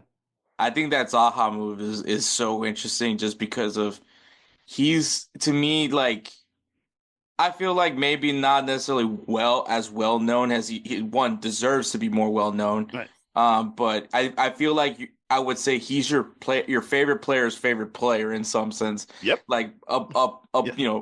game respects game. I Mhm. think Zaha. Um, I think maybe many MLS fans probably don't understand how big of a signing this guy is, because I thought that this guy would be an instant game changer for Charlotte, especially where they're looking for that attacking piece. Sure. I wanted him Um, at Chelsea when he was at Crystal Palace. yeah, he's a solid player. So I think if we see more of these guys that, if kind of guys, and they come in and maybe fans are like, oh, well, this isn't a Messi sign, but they see the impact right away, which I'm hoping that's what we're gonna see with Charlotte. Yeah, it's gonna be crazy. And more guys are gonna want that kind of special treatment when they see Yeah. the impact that these guys can do. Um, Yeah, so I can't wait for that. But all right, we'll start things off with our preview with the Eastern Conference. Obviously, we can be as unbiased as we can be because there's no team in where our teams aren't on this one. Yes. But the teams in the Eastern Conference, in case you guys don't know, is Atlanta United, Charlotte FC, the Chicago Fire, FC Cincinnati. Obviously, if you're watching the video version, the table's right there on to our site. But if for the podcast version, Columbus Crew, DC United, Inter Miami, Montreal, Nashville SC, New England Revolution, New York City FC, the Red Bulls, Orlando City, Philadelphia Union, and Toronto FC. Uh, I will say this from the previous season. I'm not going to list the playoff teams. I have that there as a notes just for me Okay. and Musa to see. But, Yeah. um, but yeah, we know where everybody ended up at the end of last year. Um, like I said, teams have gotten better. Teams have gotten worse. We'll start off with a team do you feel like there's a team that's in that playoff category that did not improve, and we might be seeing them take a dip this season? In the playoff route, um, I don't think I've heard much about Cincinnati, like player wise. You I did don't. lose Lucio Acosta, who was your Yes, but like on MVP. the losing side of things, that's where they lost. I don't haven't heard, since they were the big spending team and they're the one that've been offering a lot of money to for players overseas and in the US, but I've not heard like a big name that says that sign other than the outgoing and then have their former player join Austin. Um, Yeah, I think when Cincinnati, yeah, you're right. They did take a big loss. Lucho is definitely like the biggest loss. right. I know they signed that striker, but I mean, Yeah, there you go right there. You said this they signed that striker and there's no yeah, name. yeah. I'm trying to remember the name, but right now I can't think of it. But and that's unfortunate. But that is honestly kind of maybe the fair point to that. But yeah, they did sign a striker, but now it seems kind of like a moot point now because you lose your 10, you lose your Right. playmaker in Lucho Costa. I think Evander is the name that's possibly Oh, going into Cincinnati, and I think and that would be nice. if that move does happen, I think that does change a lot of things in the conversation. But obviously, as far as I know, he hasn't been signed. He's not been promoted on social media. Yeah, and Uh, training preseason is happening now. He's losing. I mean, most teams are going home now as we speak. yeah. So yeah. Well, I mean, if that logic comes in, then obviously, That'll then be you're then we'll missing. change maybe that part of the Cincinnati, but then it's losing one big player for another one where you wanted to have two of those players to kind of connect. Yeah, I think if Cincinnati is a good shot for a team that we might see a dip in. I Yeah, think I think I'm looking at the other team in Ohio. As much as Columbus. I trust Wilfried Nancy, Hmm. you lost your two strikers. Christian Ramirez is now with the LA Galaxy, and Cucho Hernandez, which respectively so, Hmm. is now at Real Betis, and big signing for them. Which is funny because it was a good. We saw the money. We're like, all right, that's good for Columbus, and I believe in New York City FC, I think they sold a player for more money. Yes. And so now, hindsight's always 2020. Yeah. But I mean, still, I don't think they've had necessarily an answer yet for that nine spot for Right. for Columbus. And as good as Wilfred Nancy is, and as good as this core of players for Columbus, that's a big hole Yeah. for them. So I don't know how you feel about Columbus. Are you kind of on the same page with me, or So that's I haven't seen that much of movement. So sometimes when I don't hear, a lot of movement from a certain team, it's either they already have their core and they were willing to lose a big player because they know someone may step up. But the fun things with all of these teams is that you don't know what negotiation is happening behind closed door. Even if the experts have not said, oh, there's possible talks, you never know until it says the window's closed. Um, he has his hands on international football too, so you don't know who he can call. Even Cincinnati, because they have the money. Um, we have not heard much from him as well. So Mhm. I don't know. Maybe it's because we're overshadowed by a lot of the other big news that's happening, that some are being missed. But for these teams that at this moment is like Cincinnati is the one that's closer to home and that we have that, big splash.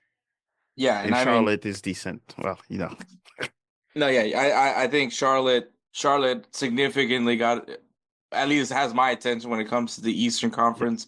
I think that they're gonna have a huge increase, but obviously we're not gonna talk about the teams that were already in a playoff position the year before. But as far as you're going with FC Cincinnati, the team you feel is going to be taking a dip, which this doesn't mean that they're out yeah. of the playoff discussion. Oh no. This It's just just that means they lost so much more at this moment. And even though they were ready to splash, they have not splashed like the others that we did not expect but have made those moves. exactly, and I feel that's exactly how I feel about with Columbus right now. Once again, as much as I trust Wilfried Nancy, you need a nine. Yes. You Yes. just need to have a nine. And as good as that team is, as good as that core is, they got some wingers as well. But if you don't have anybody to service that ball to, you're in your situation. So that's my concern. Maybe they sign a nine at some point, maybe before the season, but still, clock is ticking. Yes. Kickoffs in It's a matter next of weekend. Oh, this week, yeah. next weekend. Yes. Yeah, it's in a matter of hours, depending on when you listen to this episode. Yes. Um, so yeah, so that's where I am at. Um, but obviously, a lot of changes has happened. Is there a team right now in the Eastern Conference that you feel can jump up and be in that playoff conversation? For the non-playoff teams? Non-playoff teams, maybe even the wild cards. I personally, I don't feel like wild card teams are considered playoff teams in my opinion, but that's Yeah. just my opinion. So I only American sports I've learned to wild cards yeah. because yes. Um, you know what? That's the thing from the non-playoff teams. If you just look at what they are now, not really. If Chicago Fire would have had Neymar join them, that Oh, would have just pushed I them up. I But still don't feel like they would have been good. but I but didn't well they do have the former U.S. National team coach, so Yeah, I'm not touching that with a 10 football. you know what? I have them a little bit keep an eye on them because they're also closer to home. Um, but no, from the non-playoff teams, not much have done. Philadelphia lost their coach. Nashville has not done much. New England, who knows? Yeah, I think for the non-playoff teams, I just don't think they've done enough to improve No. their situation. Yeah. DC United, I'm just gonna predict that Benteke is gonna leave at some point. And I mean, MLS does have this rule now where they can actually buy out a player's contract. Right. Question is, how much is that contract to buy out for Benteke? Where is the But MVP? Oh, that players can buy out? yeah, so like a club can actually buy out a player, which the Houston Dynamo did use this rule. They bought that's how they bought out Sebastian Ferreira, so that's why he is no longer with the club. Um, I which don't know. Benteke had probably what has met all his expectations as a player and won I'm just Golden Boot. wondering if he wants to go through another year where he's just not enough to get this team to that. Because I mean, they were a decision day. Unfortunately, the decision day impacted them. They just Right. didn't get the result. But and despite the fact that he was the leading goal scorer, you know, DC He United needs needs to some go help. somewhere else. Yeah, He, he needs to he- go somewhere else. And I'm just saying, DC United, depending on how their season goes, if the season actually looks pretty good for them, I mean, obviously add another weapon, add another piece for the team.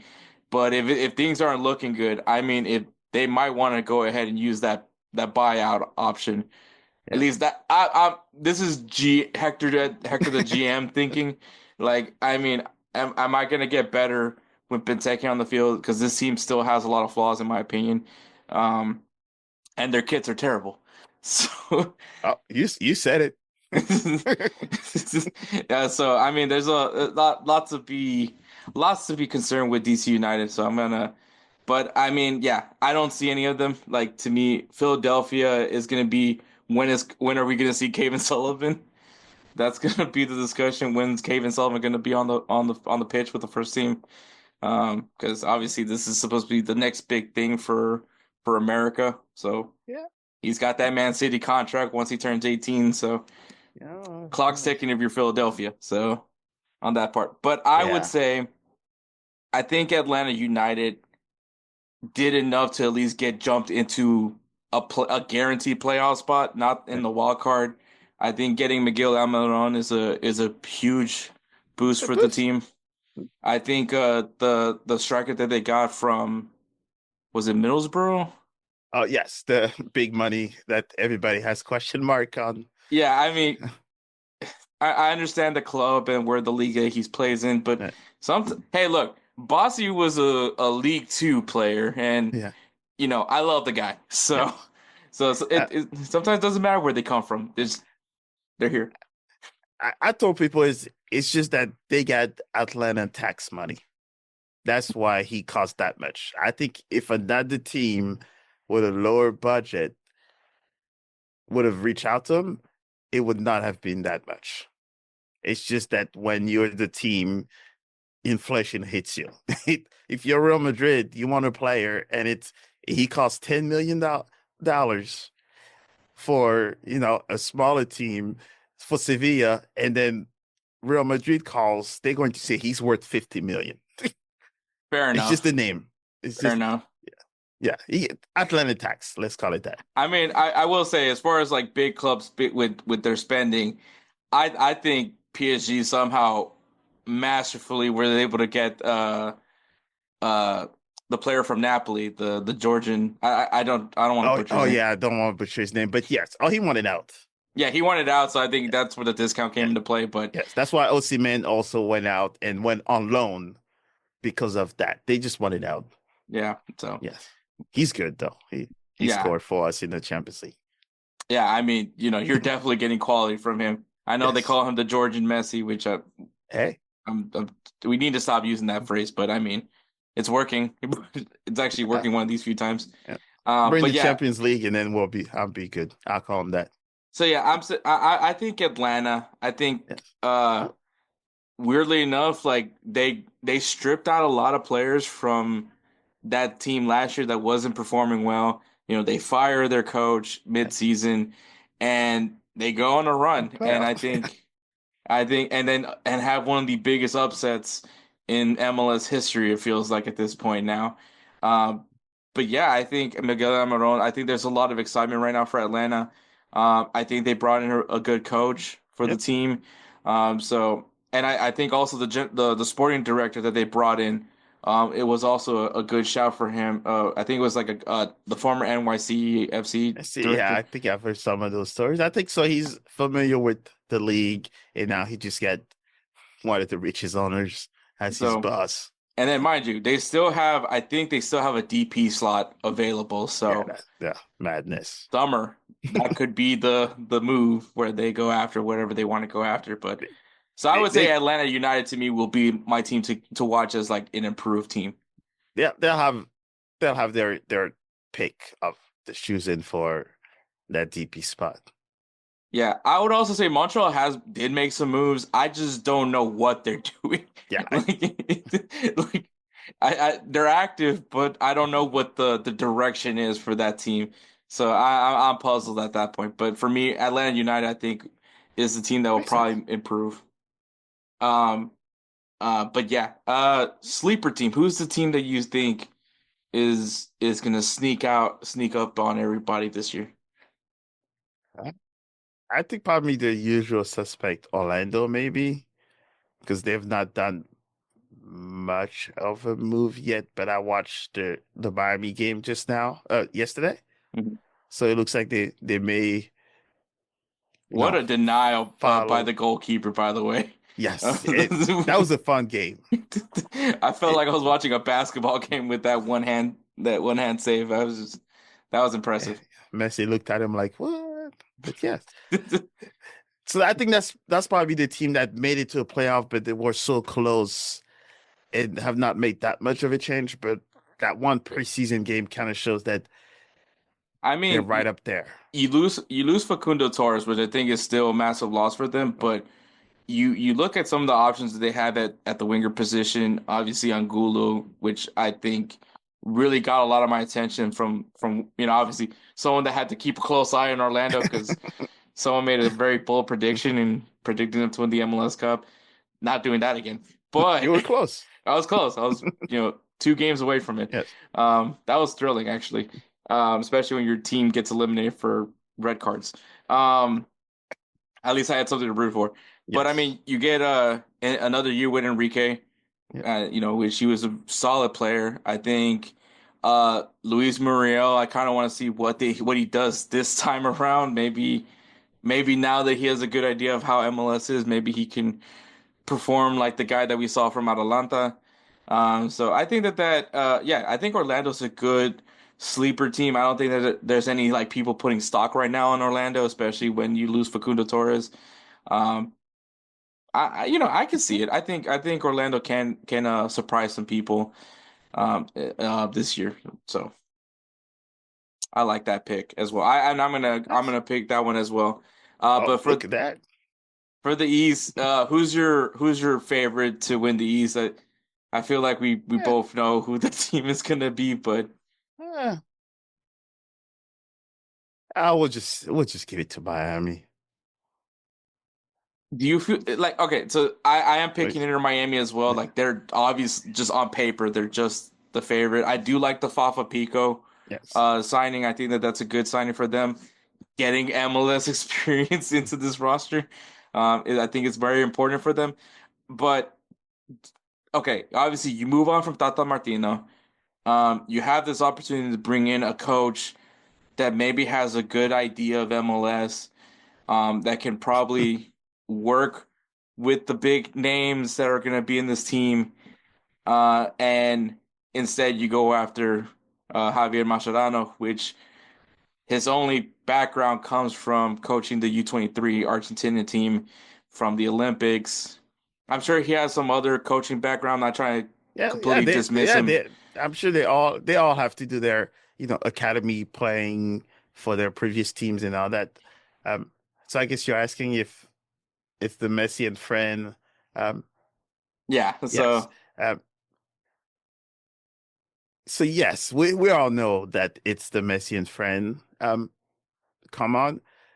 I think for me, probably the only question mark I have at this moment is that yes, they've brought in some U22 players, some players that are probably very good overseas, but they have not gotten a taste of MLS soccer just yet. So on paper they look all great, but then that's where the rush reality of MLS hits you in the face. How will they be able to circum that? and I think that's the thing that kind of not I don't want to say infuriates me because why do I care what Inter Miami does, but like it's like how many times do you have to learn this lesson? Like which I mean obviously Messi's first year they were such in a deep hole it was going to take a Yeah, there miracle was for no them to coming. make the Yeah, playoffs. But second time around, you're literally the best team in MLS.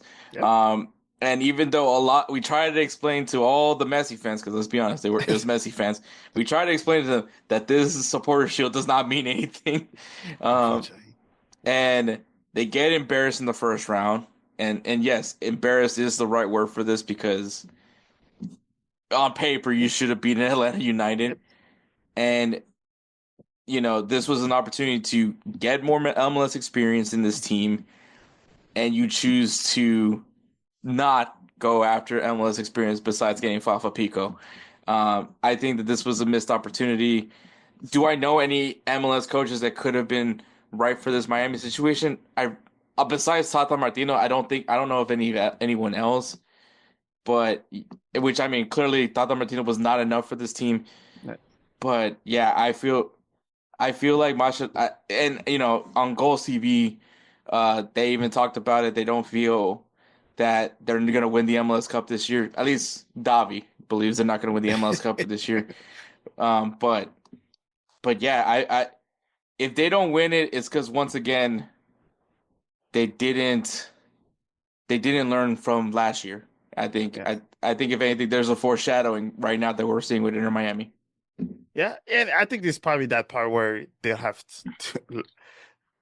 to learn, and I think that's why cultures get recycled so much, is because they usually, if you have the experience of whatever league you're on, you typically will get a better look than someone else that is fresh off the Hmm. boat, like if we could say it. But so I guess it will just determine, I guess, how maybe the first 5 games or so.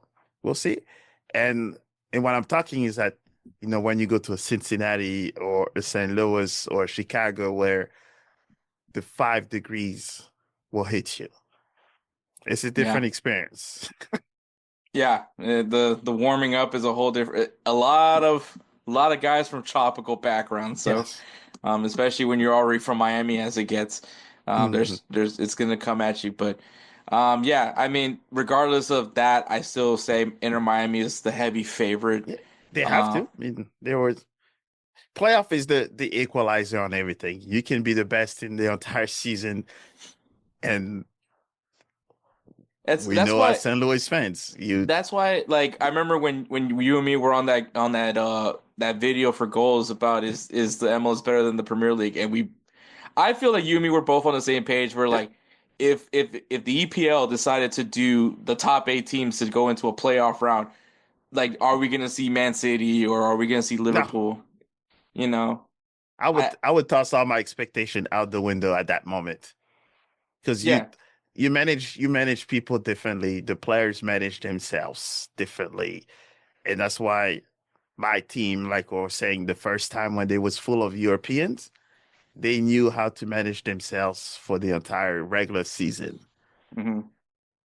And that's why they went all out. They did not know that the playoff comes and it's brand new. Yeah, So we'll see how his coaching experience or his assistant coach, hopefully they have the experience to kind of guide him to the playoffs. But we outsiders starting to learn that you have to pump your brakes during the season a little bit more yeah, man. than going all out. It's not a marathon. It's not No. like the rest of the Europe in Europe. I think Belgium kind of has like a weird postseason, but it's the table. I think still. Yes, it's Uh, still a table. But but they have like kind of break. So it's not like a break when it says playoffs. mhm. Erase whatever you did for the past 4 months. Oh, it's just it accumulates points from the season, and Yes. yeah, you're just now playing the teams in that top part. Yeah, Yes. So you know at least that you have to earn that throughout the season, not yeah, just and I think I think the Scottish Premier League kind of also had something similar to that as well. I could be wrong. I'm not sure that I think they changed it, but I could be. I remember playing FIFA one year, and I think that I remember that, and I was like, this is kind of weird. I don't like this. I was like, get me out of here. But yeah. So Eastern Conference done. Inter Miami. I don't know where they'll end up in the playoffs, but obviously heavy favorite is probably the right place for them. Charlotte FC also probably a team I would say keep an eye on. I think yep. that they built that foundation on that defense and they just added a really good attacking piece. Maybe in the summer they add another one. So I think Charlotte would probably be a team to keep an eye on as well. And also their kits are beautiful, by the way. I just wanna Uh, it they got pops. an agreement on that one. But all right, the Western Conference. So this one we have a little bit more familiarity.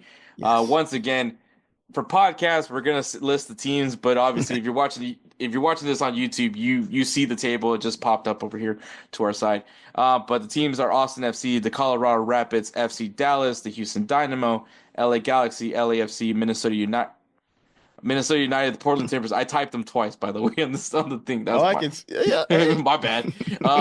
Real Salt Lake, San Jose Earthquake, San Diego FC, the debutants of the MLS this year. Seattle Sounders, Sporting Kansas City, St. Louis SC, your beloved St. Louis, and the Vancouver Whitecaps. Um, Obviously, before we talk about the teams in general, we have a new team. We are officially the MLS is now having officially 30 teams. It's a finally an even league. Um, So everyone's going to be playing on opening day and everyone's playing on decision day. So it's not going to be a team that has to pray that somebody loses because they have no control in that at that moment. Um, but San Diego FC, the newest team in MLS, um, how do you feel about this San Diego team? Like, as far as expansion teams, do you think they have done anything that would maybe replicate a good season similar to what your St. Louis team did, or are we going to see a team that kind of similar to FC Cincinnati that when they came into the league, you know, Cincinnati fans don't want to remember the early Oh years of yeah, MLS. I guess the first 3 years. Yes. Um, yeah, I think that's probably the part where me it's kind of hard for me even for San Diego because I know the OG of the MLS were like, you know, they will crash because it's new, but I haven't name wise, I don't really recognize much of those names. Um, I'm just more impressed of what the team is and how it's structured beyond just the field side of things. You know how they, Right to Dream Academy, and then they will have their own academy where players will be staying in, so they will be like a true, world football academy. A proper Um, academy. yes, and then they have the backing of other. They literally have the a system that is going to be the envy of all MLS teams, pretty much. But now the question is, will that translate on the field? And the way I've seen, they structure the team and listening to the experts, they were still confused on how that team's going to manage because they have, I forget the Mexican international that's like the big figure on it. Chucky Lozano. Yes, but then the rest is like they're not really sure Yeah, what I to think think of. as I feel like there is some good MLS experience. Like I mean, Mhm. Emmanuel Boateng, um, Yeah, I guess San Jose. Yeah, such a underrated player. yeah. I think in my opinion, um, you did go get Luca De La Torre on loan from Celta Vigo. Uh, I can't really tell you what happened with him in Celta Vigo. I think it's just not getting many minutes and gets an opportunity to come here in San Diego. I think he's going to be a very much a featured player for San Diego. Mhm. USMT player as well. Maybe this is him trying to get some playing minutes and trying to get some good Combined looks for roles. Yep. Pochettino. Anibal Godoy. I mean, if you've watched MLS, you know this guy at this point. Uh, Fairly seasoned, I think is the right word to say. But aside from that, yeah, you don't really have a genuine idea of what direction Mhm. the San Diego team is. I mean, I can honestly tell you I'm not very familiar with their coach, so I don't really know tactically what he brings to the table. And I think honestly he might be very much an unknown. I don't know. I think he's been more so an assistant in his time, so you don't really know what his influences are as for from that point. But Yeah, and yeah, I think you probably for me trying not to underestimate any teams. The way I try to see it is that it's a brand new team, so they will surprise a lot of people. City had to surprise a lot of people to make that run. So I guess the question is, will they be able to duplicate and surprise yeah. people? Because I mean, what St. Louis's first game, it was a complete embarrassment of Austin FC. Yes, and As see, and it was like, and then the story is like, it was a former St. Louis University kid, and but also if you think about it, is that we had a goalkeeper that anyone that watched soccer, especially European soccer, that knew that Berkey played for Dortmund, one of the biggest soccer teams in the world. So he was a goalkeeper that played Champions League, that played for Swiss. So at least we had had to some go up against some players. of the best players in the world. Yes, and yeah, so it was like one of those things. Like, who's their goalkeeper? Goalkeepers do make a big impact. Yes, And I mean Klaus, like that year, Klaus, I was like, this guy's a cheat code. Um, yeah. So I think so. It's just the element of surprise. We don't know. Maybe they will come off the gate and just surprise the heck out of us. But every single team have improved compared to what when St. Louis came in. there was a lot of team that was rebuilding, like the current champion, were not doing so well.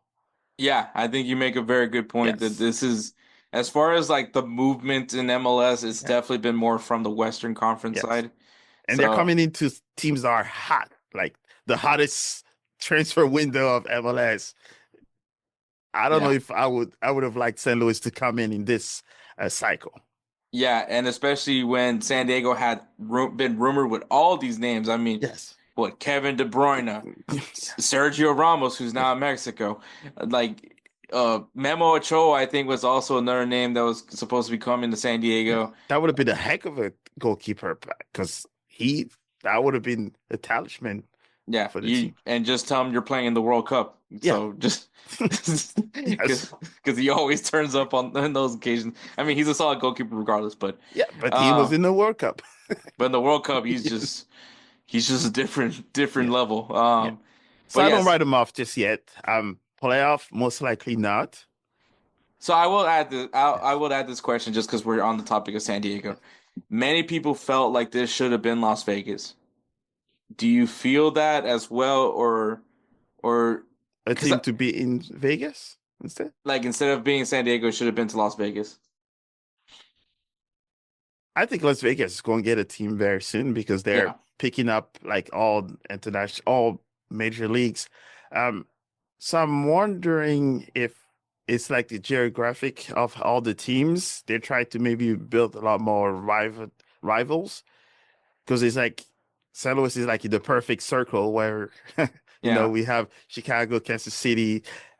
Yeah, we'll say the Columbus and Cincinnati. So I think rivalry to have more teams closer to each other to kind of build, what they have now, what four teams in the California space. So I think that kind of makes it I feel like yeah, interesting. I don't think there's not there. It's not a bad idea to go after more Californian teams. It's just Yeah, California is so massive, and yeah, um, I mean, there was a time where we thought Sacramento was going to join the MLS. Obviously, that did not happen, but Sacramento probably was the team that I still think should have been on the MLS, especially with like the following that they have. Um, but I think San Diego has a lot of pressure as well because what all that happened with the Loyal. right. Um, Yeah, that was an that there's ugly one. pressure for San Yeah, Diego that they need to be able to perform. I know they're trying to get a lot of people's attention right now with some of the new additions to their ownership group, yeah. um, which is And cool. oh, they hit strikes on that. You have what? So two are pretty technically African women, one from Senegal, and so it's like those are not small individuals Yeah, that you I'm put a in. fun fact. I'm a huge fan of Issa Rae. Like Insecure is one of my favorite shows watching on HBO. She makes me laugh. Actually, immediately I fell in love with her. Not like that, but like I know what you she meant is with the character. hilarious. Yes, yes, She is hilarious. So when I saw that, I was like, oh, that's kind of cool. yeah. So So now and they the have singer. Ghana, Senegal, and British. So that is the smart route to go, and I'm not mad at it. Yeah, so I think it's pretty cool. San Diego's going to be interesting. I want to see Yes. how they do. Obviously, their kids, they were like you said, maybe they're new, so you don't have the identity just yet. So we'll maybe a few years down the road we'll get that identity in these kids. But Yes. right now, but we did say very active. The Western Conference has been as far Yes. as transfers go. Um, but some team has to take a dip. Who's that team that you feel like maybe as everybody's getting better are kind of getting worse from the lack of moves? I think probably the biggest loss for me is Real Salt Lake. Hmm. Just him moving. If it, I think if he would have just moved overseas, I would have been less concerned for Real Salt Lake. But he went to San Jose. Yeah, I think it was so bizarre what Yeah. happened. Where also like they were to a point where you were like, this team might be the team competing for the MLS Cup. Yeah. To then Cucho gets hit with this. Weird. suspension. We're Yeah. suspension. No one knows what happened. Yeah. We just have rumors, and that's what we're going off of. And so no one knows what happened with him with Chucho. Chicho, Um, I didn't want to Chucho. say anything. Yeah, it was Chucho. Chicho, like they need to find different We're nickname far from each other. we're surprisingly not that creative when you think about it when it comes to nicknames. It's usually based on a name. If your Okay. name is this, your nickname is this. So like if your name is Sergio, you're Checo. Okay. So So it's no matter, don't no deviate matter from what, it. if your name is Jesus, your nickname is Chewy. Uh, So it's not what? yeah, we're very on point. So but anyways, yeah, Real Salt Lake is yeah, I think Diego Luna's gonna have to step up big time for this team. That's my guy. Yeah, if dude broke his nose and got an assist, that Yes. can't make this up. Um, also January is dog of the month, so don't forget that. Um, but yeah, no, yeah, I think Salt Lake, yeah, that's a team where I'm just like I don't. They look like the same team from before now that Arango isn't there, and it is unfortunate that this guy stayed in the Western Conference because you're gonna see this guy. Yes. So yeah, I agree. That one's a good one. Um, I'm a go bold here.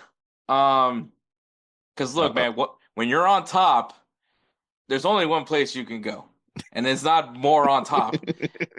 And I think the loss of Jovic is a big one. I think you lose Brugman, which came up big in the MLS Cup. You're not gonna have Ricky Puig. Mhm. I don't know for how long. Maybe he comes in the summer. But still, he's gonna still be recovering from the injury. By the way, also props to him for tearing his ACL and still Still finishing the fine. match.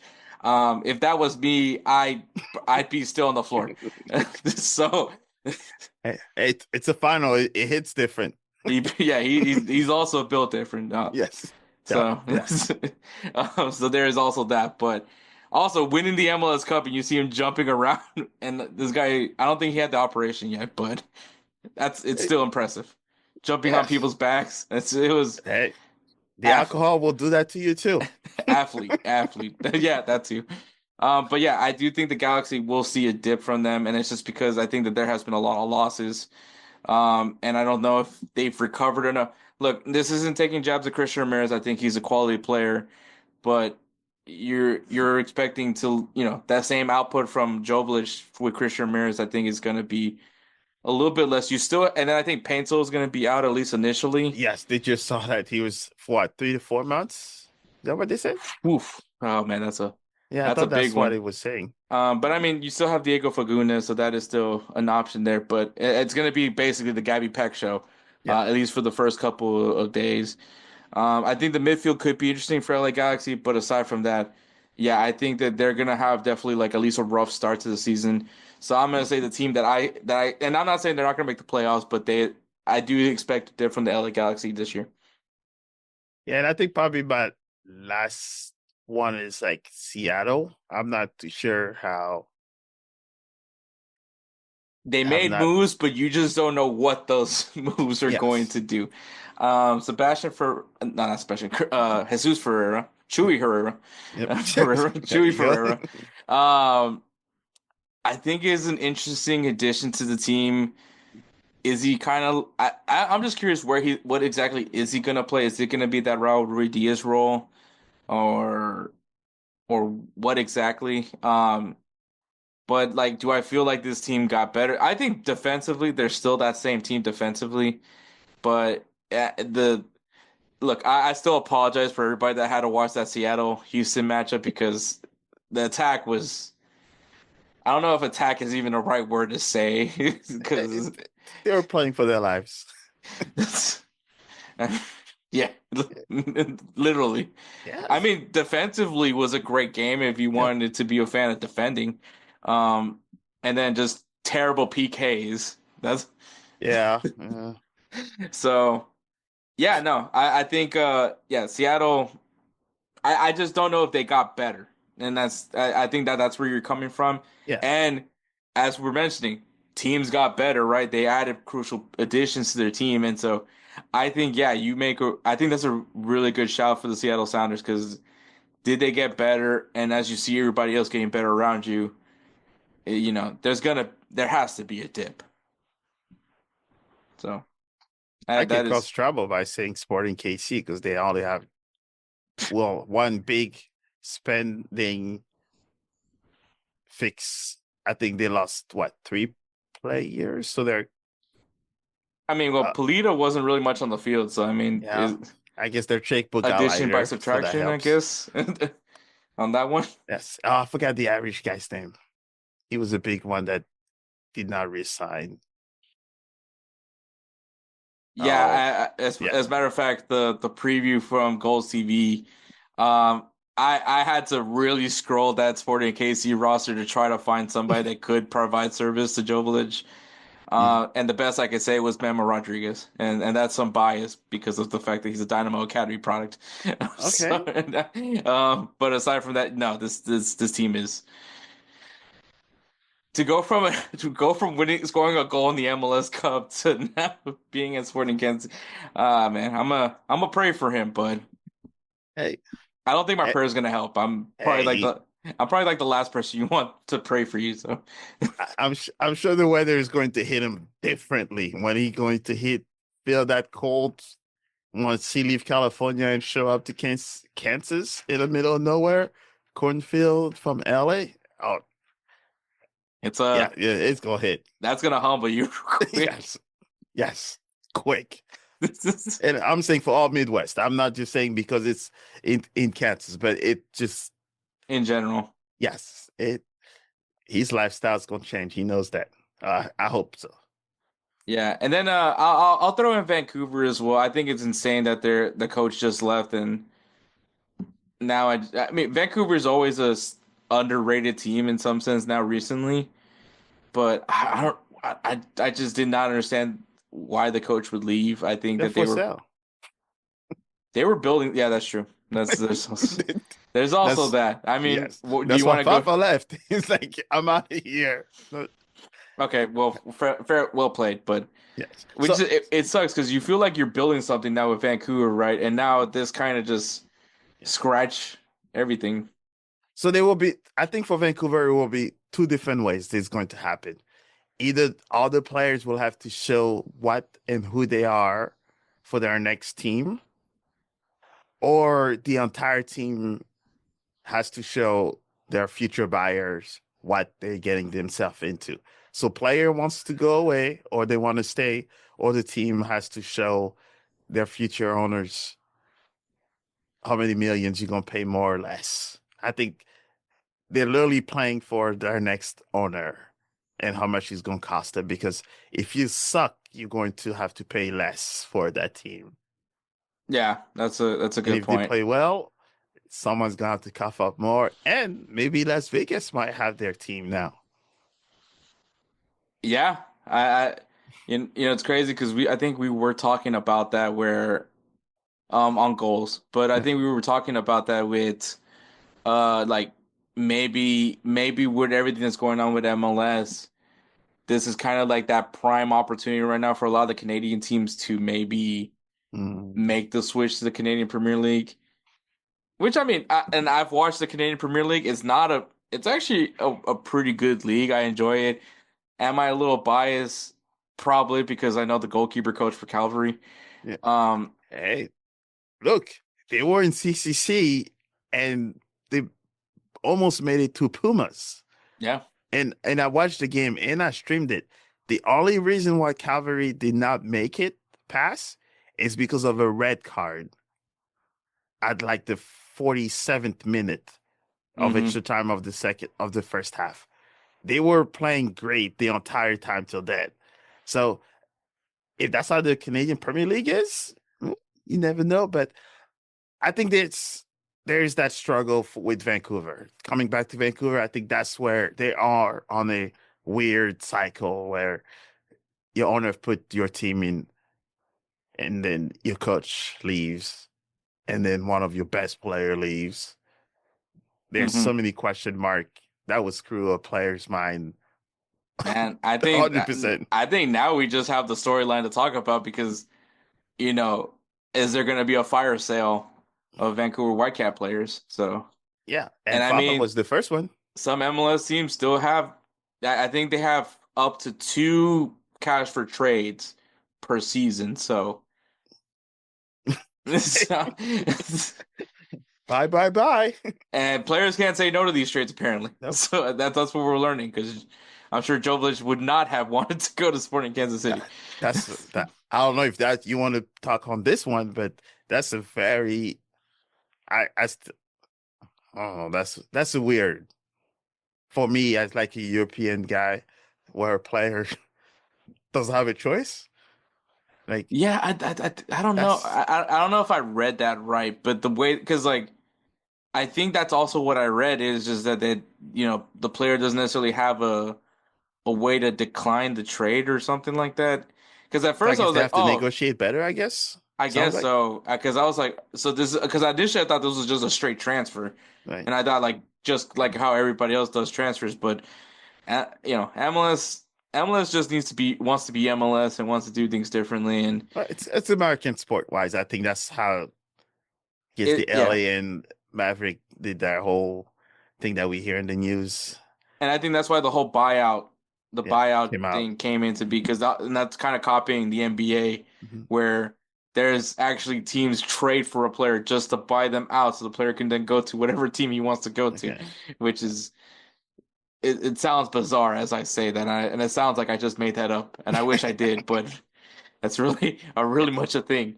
Yeah. But Hey everyone, it's Ryan from No Credentials Required to talk to you about one of our newest partners at Belly Up Sports, SeatGeek. Yeah, live sports is great on television, but the feeling of being at the arena is a priceless experience. That's why our friends at SeatGeek are there to help you find the best tickets at the best prices. Not only can you get tickets to sporting events, but you can also get tickets to concerts, comedy shows, musicals, and more. Search for your desired event now at SeatGeek.com, enter promo code BellyUpSports at checkout, and you save $20 off your first purchase. SeatGeek. Life's an event. We have the tickets. all right, so we talked about teams that could possibly be dipping in the Western Conference, but now those teams that have immensely improved their teams. Is there anybody, especially in that non-playoff category, from the previous year, that you feel they're gonna be in that discussion now for playoffs? As I said, how the earthquake. Because they there's no for them, there's no other way than up to begin with.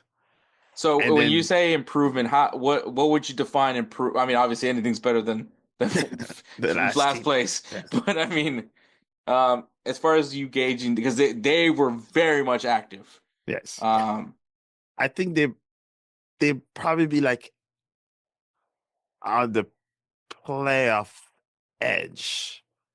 so wild card. I'll I think they're probably knocking at the door for wild card because Okay. they even though they've brought in some very good offensive players, defense and midfield is still a question mark. The ball has to get to your strikers, and if there's no one to do so, and if it What was the trade that San Jose did with New England? I think they swapped Nico Lima. I think that's it. Nick oh Lima. wow, Nick Lima for Jackson Ewell. yeah, Um, it's one of those where I'm not sure who the winner of that trade was. Like, which is bad. So I yeah, think they're like knowing the name that they brought in and the experience and is that Arena? That's yeah, Bruce because Arena, yes. the So now re he's the coach too. So Mr. he Rebuild. knows yes, and he knows, and he's been spending money because they gave him money. So he knows what to do to build a winning team. I don't know if it's necessarily what happened year one, but at least we'll see the foundation of what he's expecting that team to play like. And he has guys to score goals. So you need score goals to win games. Yeah, I think San Jose is going to be an interesting team this year. It's not going to be depressing to watch them play. I Well, think, you and I still want them to be very bad. We yeah, I have to. mean that's Yeah. fine. It's perfectly fine to Yeah. want to wish that.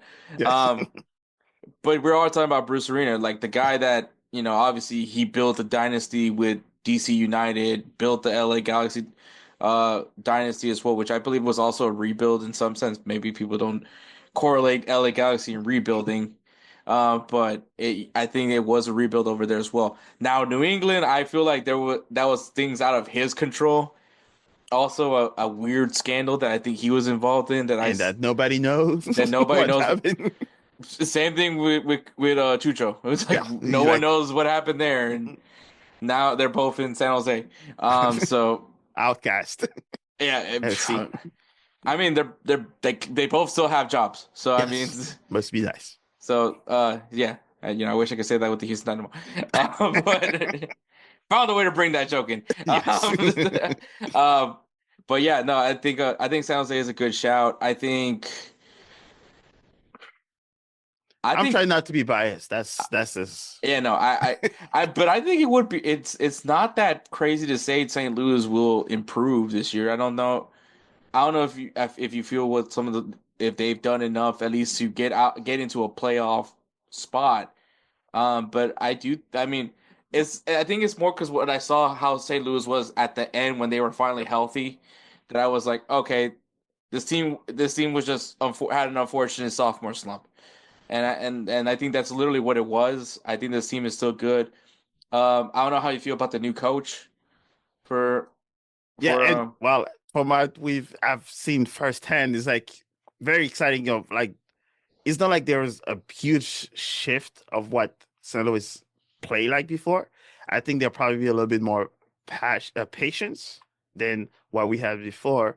But what keeps us excited is that how we finish the year and that the players that we have, we kind of added more of the skills, and now they have more of a preseason together, and now they have a coach that kind of understand them a bit more. And the only thing that we're all praying is that we don't look like, ERFC. That yeah. will, and we have in our subs or our second round of players are almost as good and can do the work as our first team players. So compared to last year, we had so many injuries that we had STL CD2 players. The Mhm. entire bench was CD2 players. You don't expect to win a game if Guys your are still best on the defenders are, developmental stage, yes. so fair enough. So I think that's the part where, and then there's the sophomore slump. So everything went bad, and then we lost the coach, which he was a victim of having almost the perfect season, and then having almost the worst first half of the season. So it was Mhm. a perfect recipe for disaster. Yeah, like I said, I think St. Louis. I think is still you still have Berkey. You still the German midfield that you guys brought in the second half of the season. You mean the few of them, because we have Yeah, like well, two or three heavily German people. influence. So, Cartel, yes.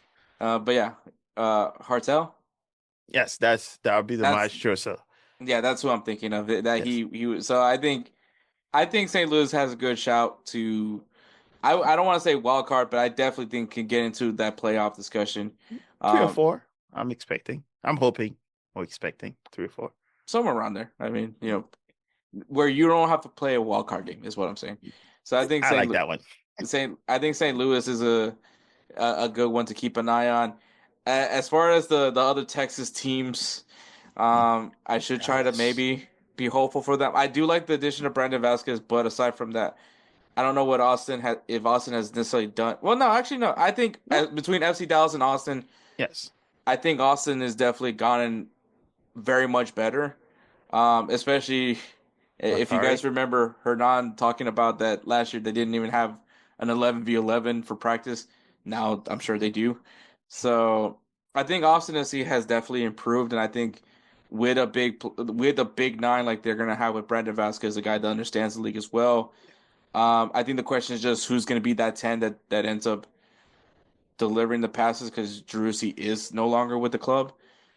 But I think They're all also, happy for that one. yeah, I think there's some things to be done with Austin, but I think Austin I think Austin's interesting. FC Dallas, I think Lucho, big addition. Yep. Especially with him and Musa, the uh partnership is gonna be great. But though my concern is still on the back line side for FC Dallas. Um, So this how is you feeling about that since you're the third Texan team and you see how, you know, um Austin has added and Dallas has added. That's going to be an interesting a yeah. triangle. Yeah, I think, and it's weird to say as a Houston Dynamo fan to lose Coco Carrasquilla, to lose Yep. Hector Herrera, and somehow still be pretty comfortable with this midfield. Because That says a lot. you say you have Jack McGlynn, Bossy is going. At least if I'm thinking if Ben is gonna do what I think he's gonna do, I think that you have to put Bossy back at his natural 10 role. You do have Kowalski, or I don't know how to say his last name. Okay. But you do have him as also another option as a 10, but he can also play on the wing. Uh, like I said, I mentioned Jack McGlynn. I think he's like I hate that they call it the Hector Herrera role. I mean, it's just an eight. It's just an eight That's position. I mean, yeah. um, which I That's mean, pressure, unwanted pressure. and I mean, it doesn't help that McGlynn's also wearing 16. But Well, then no, he no, no, earned no. it. Is he wearing? No, no, he's wearing No, 21. Duenas is wearing 16. Um, bold. Regardless, bold move. But I mean, I respect it. Um, but like for me, the Dynamo, as far as like weirdly enough, they didn't necessarily get like any huge additions to the team mhm. just yet. I think Andrade, the center back, because I think Mikao is going to be going to Brazil, which I think it's a record signing for the club. So There you go. I think that's a big thing. I think Andrade will be interesting just because from Fluminense, winning culture over there, young. But I still like Bardlow. I think Ethan Bardlow will still be very serviceable. Mhm. Um, and I Femi, the guy from Penn State who was defender of the year, his last year of college, which can't believe he didn't get drafted. We just signed him as an undrafted free agent. Run with it. Bad, I think this is like the signing of the century, which I'm hoping so because this kid he's fast, he's athletic, very physical. I think kind of for me replaces what Mikal was because Mikal was also very athletic, very physical.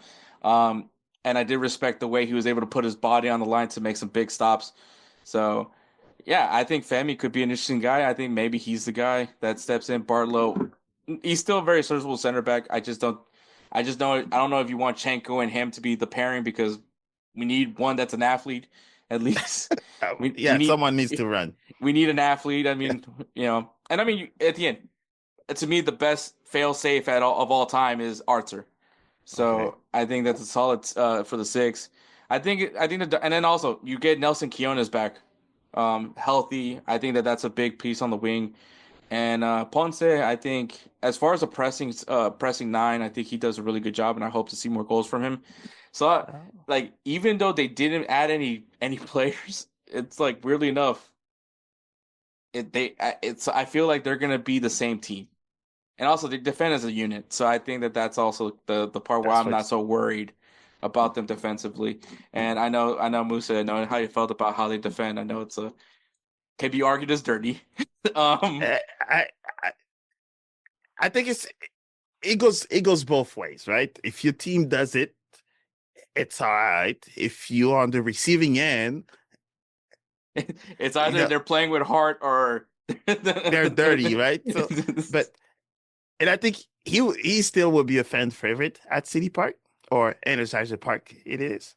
Um, and I think I was in the press box, so I saw his whole interaction going to the tunnel.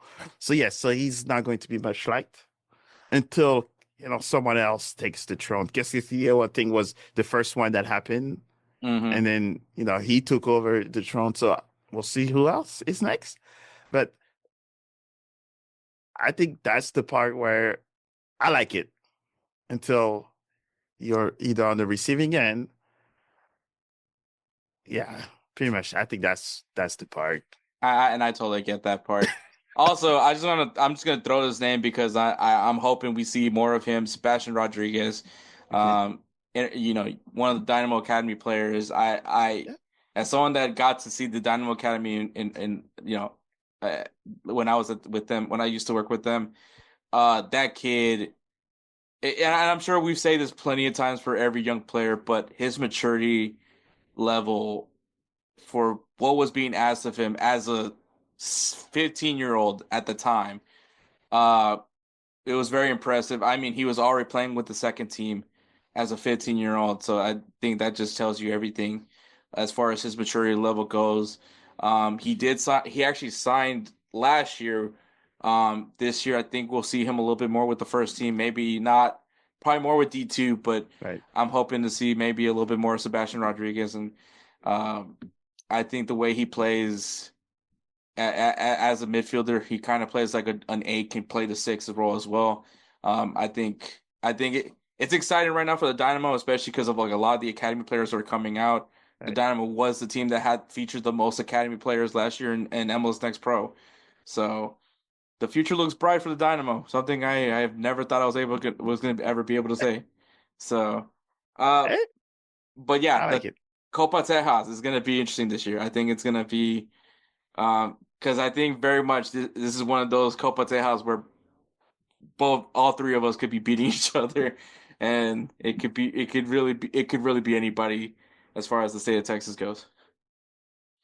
That's I think I would say so. Um, I think this. I think that's. I'll be definitely interested on seeing the whole triangle, the Texan triangle on that part. And I think for me, probably the added parts for the Western is the whole LAFC, LA Galaxy. Looks like one.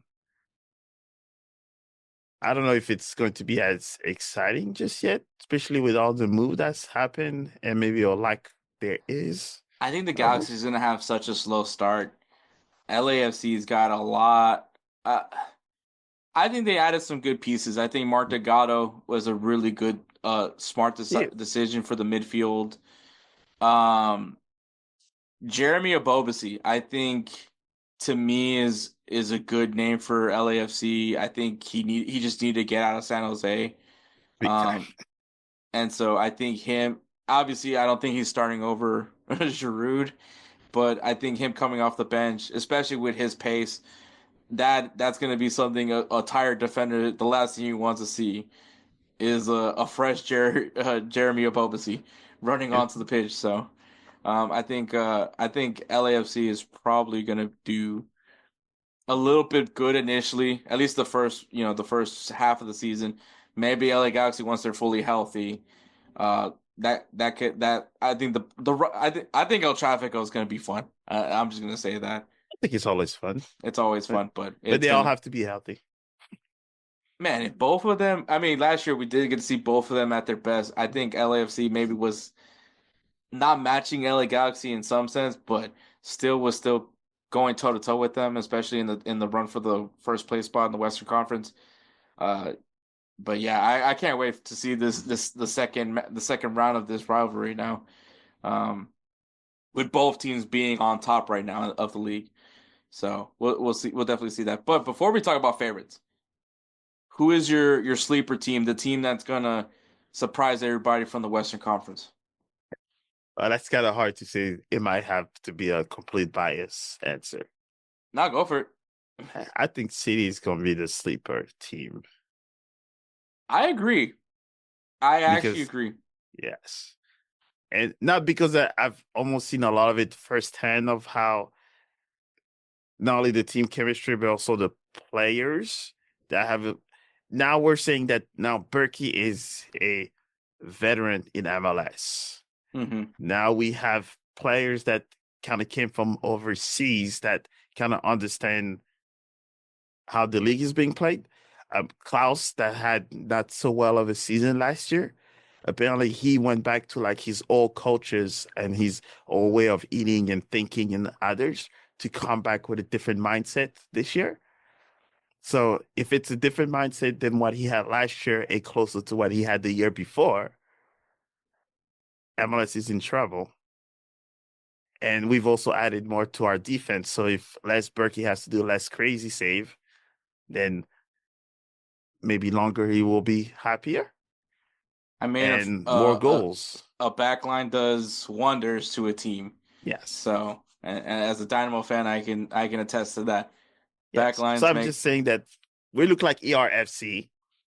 Um, so yeah. I hopefully, think as long as they're healthy, I think St. Louis is going to be a big threat in the Western Conference. So I'm not disagreeing to it. I honestly, before you even said St. Louis, even when I was doing my prep for this, I was like, don't sleep on St. Louis. I think St. Louis is going to very much have a bounce back this year. As far as any other team, I can't think of anybody else. I would no, I can't think of any other team. That it yeah, is. I think it'll just be those, and then San Jose, of course, because it was the team. It may sound just because maybe hating or something, but I cannot say that Jovicic, just him as the player going to Sporting case, he's going to be the difference for them to Yeah, go all the way up. he's You gone need to more a than one player. significantly worse Yeah. scenario. I would not be shocked if Sporting Kansas City is the worst team in the Western Conference. Maybe probably the worst team in the MLS this year. Yeah. So The quote says, you know, you don't want to wish the worst to your enemy, but not this one. If if when that happens, you just want to watch San Luis feeds because that it will be hey man, sometimes you want to watch the world burn. So it will be. specifically if this one world is Kansas City. Yes. Um, So I so think so Kansas. Yes, we'll say Kansas. But I think it's just looking at the teams, right? The non-playoffs, we're talking what? Austin, Dallas, St. Louis, San Jose, San Diego, we're not really sure just yet. Those teams have improved. but there's still questions. Yes. And Compared to compared to Kansas St. City Louis. is like you won and then they lost three of best players we'll call them, right? So it's like the big names at least Mm-hmm. have left. So and they still have the same system, the same coach, and everything else. At least teams are making movements, and you can tell from those non-playoffs teams, and they're the only name that has not really moved the needle, even without trying to be unbiased or anything. If you look on paper, they're probably the one that moved the less. Mm-hmm. But yeah, so we gotta get to it though. Who is your favorite out of the West? I think this is probably a little trickier because I think as much as there is a lot of movement that has happened in the Western Conference, I don't know if there's like a team that like at least singles themselves out to be the front on favorite. And I think maybe this is the time where maybe people are gonna pick LA Galaxy, but it's that start is gonna be really hard for them. They're gonna be missing a lot of players. I think Christian Ramirez would be serviceable. Not saying that he's not going to be. It's he's not going to have the similar output that Jovic had. Um, and then also you're not going to have Paintsel. And I Yeah. think that's a huge loss. Gabby Peck is going to be very much having the bulk load of the pressure on his side, but I think he's also built for it in some sense as well. But Yeah, I but when a team have to concentrate on four great players, it's a lot harder to mhm. defend. Now you have one target player, you put two of your best defenders or one of your best midfielders and defender, and that player is locked for 90 minutes. And then also like I mean, the fact that you have your captain and Marco Rose having Oh, I forgot. gripes with not with the club, with the league, but I mean, still like showcasing their frustration. Um, and I get it. How are you gonna make less money when you won the MLS Cup? How are you losing play? How are you gonna lose key players when you won the MLS Cup? Like you should be building off of it, and I understand the frustration from both those guys, but it's also not a good look on your team at that point when there's already so many questions behind LA Galaxy, at least initially, because of the injuries and big important players that are now no longer with the club. But yeah, also they lost Mark Delgado. He went next door. Maybe not next door. He went down the freeway Well, hey, and played for the other team in LA. So and I think that's also a pretty big loss as well. he Mark didn't leave Delgado. the state, so that says a lot. Yeah. So, but yeah. So for me, I can't pick LA Galaxy, and I feel like if I can't pick them, I kind of have to go with LAFC. I think that Yeah, because maybe I not. guess they're pretty much our top two team in the West. Technically, I guess I was going to just say LA Galaxy as like the de facto because they're the champ, and the rest of our teams in the Western are like it's going to be a battle I think it's very much open. for I like do agree. three I through nine or whatever. I think probably like you know what? To be fair, probably two from two going all the way down. It's going to be a battle now for who's going to be in that playoff run. I agree. I think it's actually a lot more open. I do like the activeness that we have from the Western Conference, but there's no team out there that just looks stronger than the other. Like honestly, everyone very much can beat each other in some level. On a good So day, maybe not Kansas City. Kansas City might be like the I don't know. Hey, they beat us in the playoff when they were pretty much dead. that's true. So I think as long as if they are close to number nine, I think whoever's closer to 8 and 9 has a chance to go through. Yeah. So that's why the I West will is. also say though with LAFC, Mike, there's also contingency as to want me picking them as the favorite because I think the rumors for Antoine Griezmann are getting stronger and stronger by the minute. Especially maybe he leaves Atletico Madrid with a championship. I don't know, maybe not really. But I mean, I don't know. La Liga has been a very interesting year for La Liga, and that race for the top spot in La Liga has been it's been interesting. So I think this and I always said it when La Liga's weird, it's that year that Atletico Madrid wins it. It's always on the weird year that they do it, but Oh, oh, and it's if he yet to wins fulfill it, me. I know he's coming. It's not if, it's when and we who, but we know most likely he's speaking where that's And fair weather. I think he has. I think he is a game changer if he goes to LAFC. I think also the fact that like he has such an intrigue in America where I feel like he is probably the one guy that comes into MLS and isn't confused by the MLS. I don't know if that makes any sense. I think the fact that he watches the NBA like he does, the He fact loves all that. the fact that he actually like he's actually intrigued by American culture. He He loves picked the it. Kansas City Chiefs like he's like no hesitation. Like he actually like I know that team. Yeah. So I feel like he is so intrigued by American culture that he understands that part. So like we're not gonna have like Inter Miami who make complaints about who should be playing in the final and who not. But Oh no, anyways, he's built for that.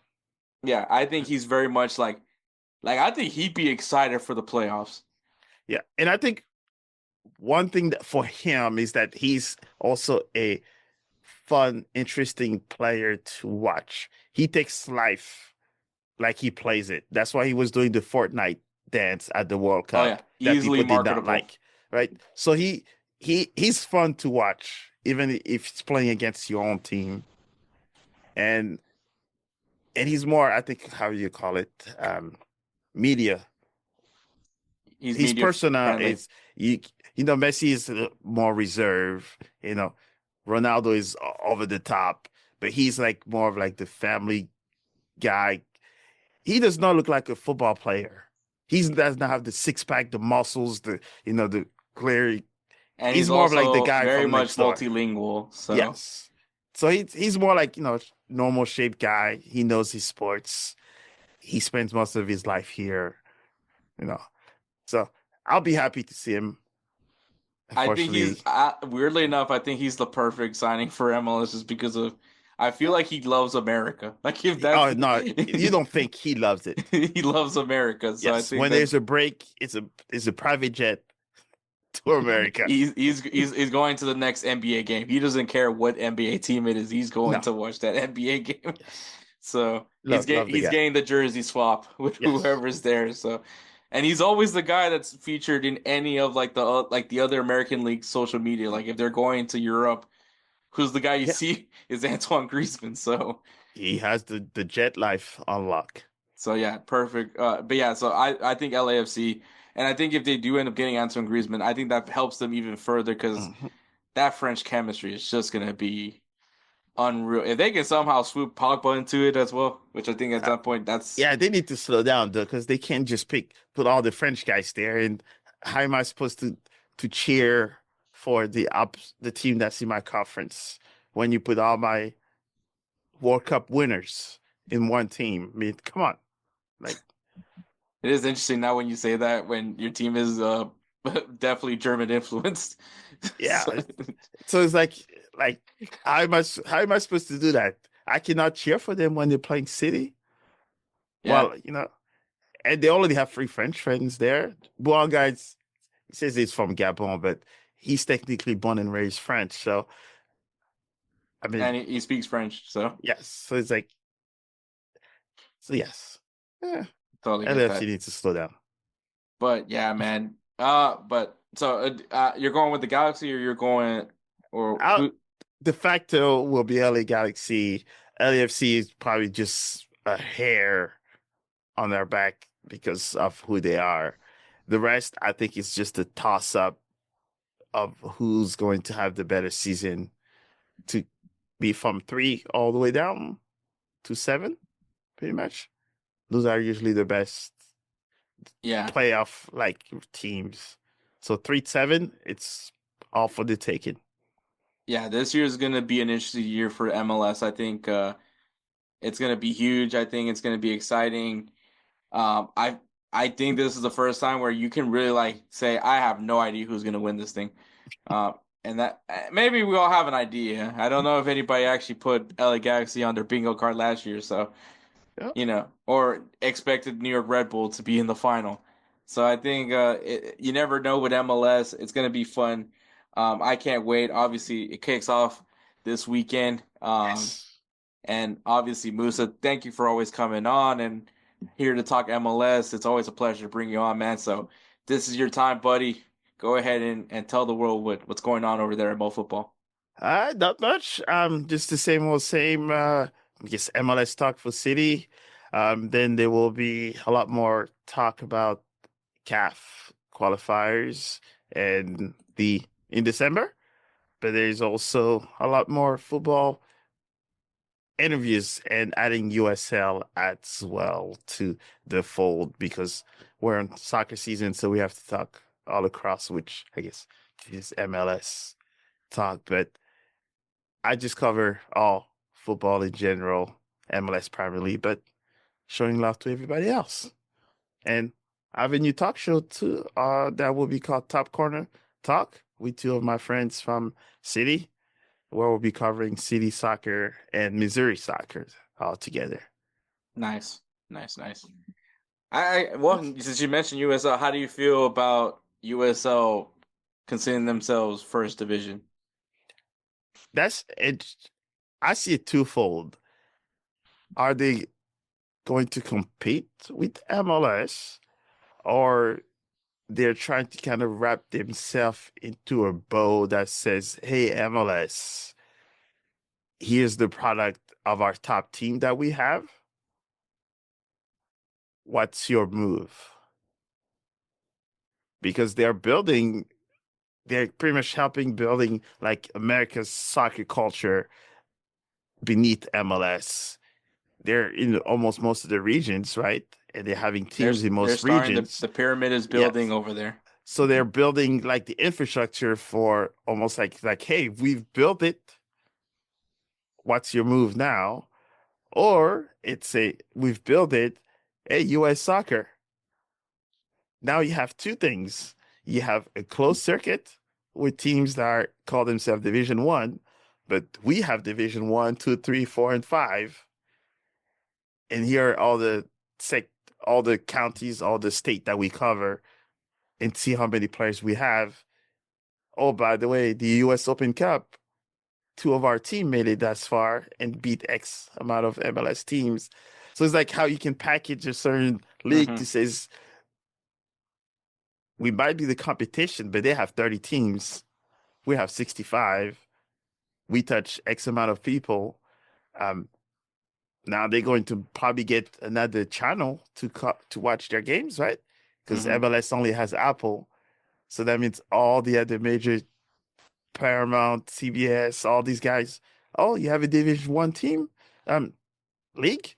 How about we put you in X amount of homes in the country, excluding what MLS has closed in. So Yeah, and I it's think who playing chess or checker, I guess we'll call it game. yeah, and I think it's interesting because it's gonna be because like I think the argument that everybody has for promotion relegation is can fans be able to support a team that gets dropped in? Can American fans handle that? And I think if USL shows that they're still making revenue, that they're still able to get support from their clubs, even if despite getting relegated to the lower league, yeah, like you said, it's your move, MLS. Either you you join in on this, you can buy us in, and now we have the pyramid is complete, or we could easily just steal like take your audience away because now we have something that all the football fans have been wanting in this country for quite some time. And you So saw UNI, right? You put a team in your city, it's your team now. it changes a And lot. and I think the bigger you are, the more pressure you have, right? So maybe they will the one take over US soccer and have US soccer do what they want. Yeah, and I think as far like I mean real in reality, the purists, I think that that's the interesting part. Like the football fans here, the guys that would much rather watch the Prem, which I mean, I'm not disagreeing on that, but much rather watch the Prem than watch this MLS match, even though it's right here at your doorstep versus having to watch it on TV. Uh, when you now have the relegation, because they say there's no consequence when you're the worst team in MLS, True. and I get that argument, and I actually kind of do agree with that argument as well. And if they're able to sell, if USL can sell this and can and have the proof in the pudding that hey, people do watch enough of this to be like we don't need MLS now. We're I the think after that it will be more of the American public to show that do you prefer closed circuit or not? Because some of us will follow our team no matter if they go from the top league or all the way bottom, right? They show England fans or other leagues where even though their team just went from the first to the second to the third to the fourth, they still have families that have three or four generations that still watch the team. So now the question is, do American fans are willing to see their team go to first division, to second, to third, and will they still think to spend their money there? Mhm. It, I mean, the owners can be say they don't want to lose the money, but if no one shows up, they will lose money 100%. Mhm.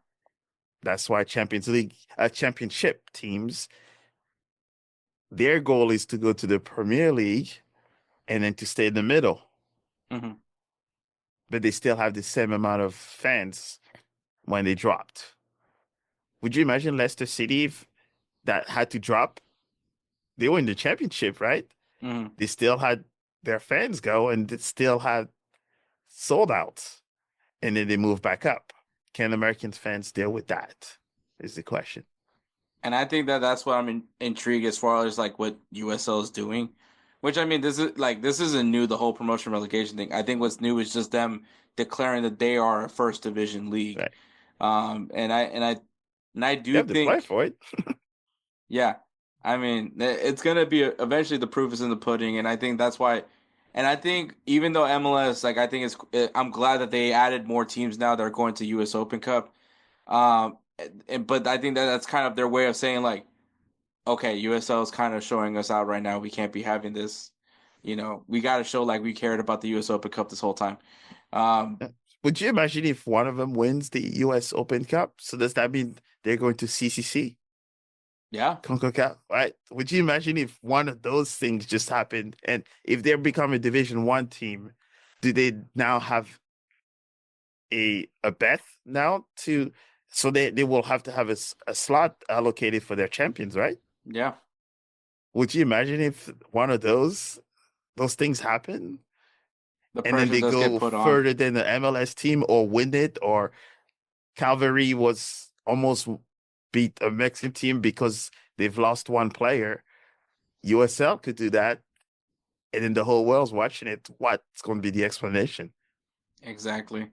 Especially So like, now that you have like these Scottish Premier League, not Scottish, Canadian Premier League teams that are, caliber, like you mentioned, yeah, that are, this is now the second year in a row, I think now that they were in the CONCACAF, in yeah, that CONCACAF and competition barely lost. and barely lost. And I mean, like, they're like, now people, they could be saying it's not just Vancouver, it's not just Montreal, it's not just, Toronto.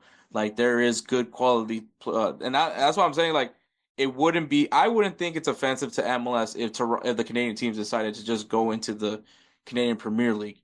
No, It would, one, it makes probably the most sense in the world, but money wise, yeah. money wise, yeah, Oh yeah, so I think it wouldn't be too bad. So I think, and the last part is that USL have shown they are selling players to overseas leagues, hmm, and they make it less difficult for those guys to transfer there. So USL is making noise by having their former players not only go in Europe, but isn't it that Louisville kid got to LA Galaxy? hmm, See, so now they're poaching USL players. yeah. They're someone at the top in MLS has to ask questions, right? Because it's like, hey, Someone's sweating right now. their guys are going. Their leading goal scorer went, from Charleston. He now moved to Spain. I mean,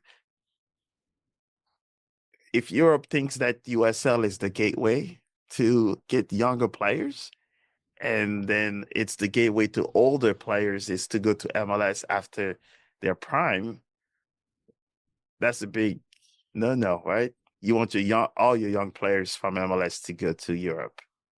Yeah, So yeah.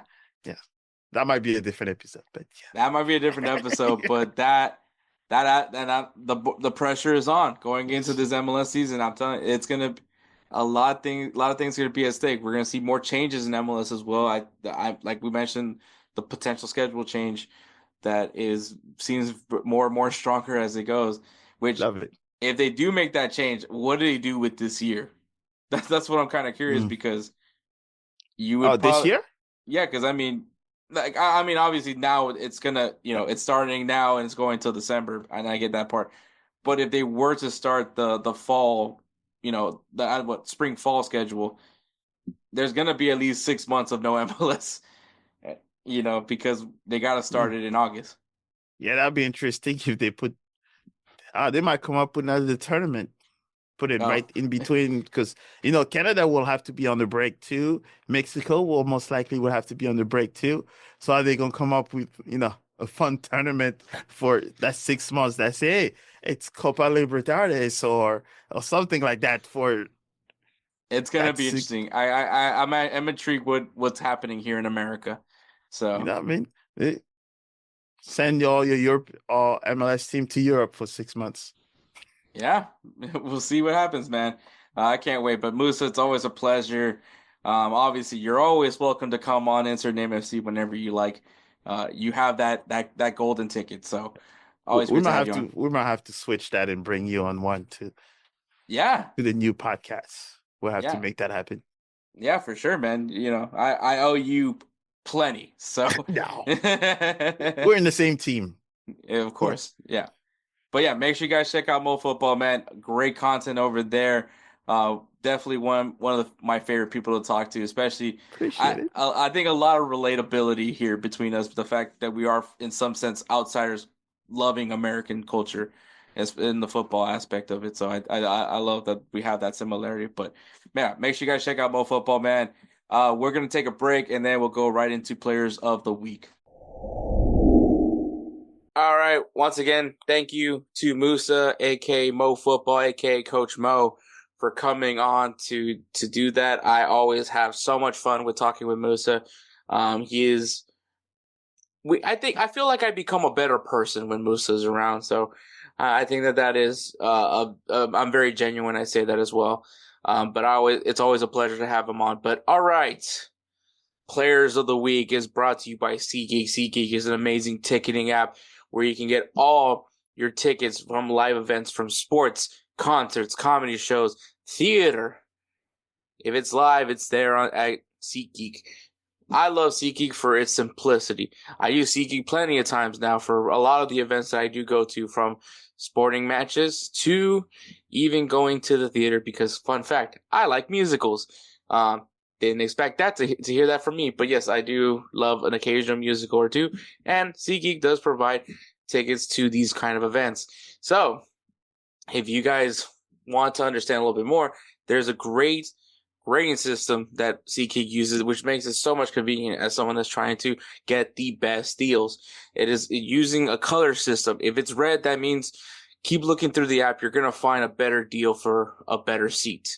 And if it's green, that means those seats for that price, it's perfect. Go ahead and enjoy your event.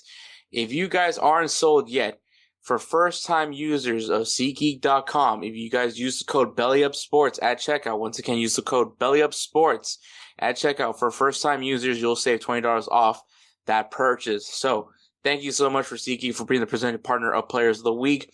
My player of the week is Mikel Mireno, who scored 2 goals in Arsenal's 2-0 victory against Leicester City. Came off the bench and scored in a matter of minutes from each other.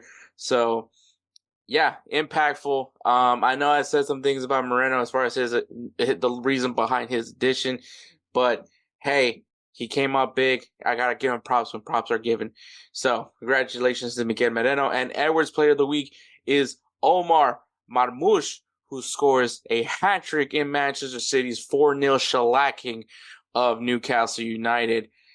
Big win, lots of great assists. Erling Haaland also providing assists. I don't think it was from our Marmoush goal, but Ederson, an assist from Ederson. Savinho, an assist. Can't remember the other ones, but Marmoush did score a hat-trick.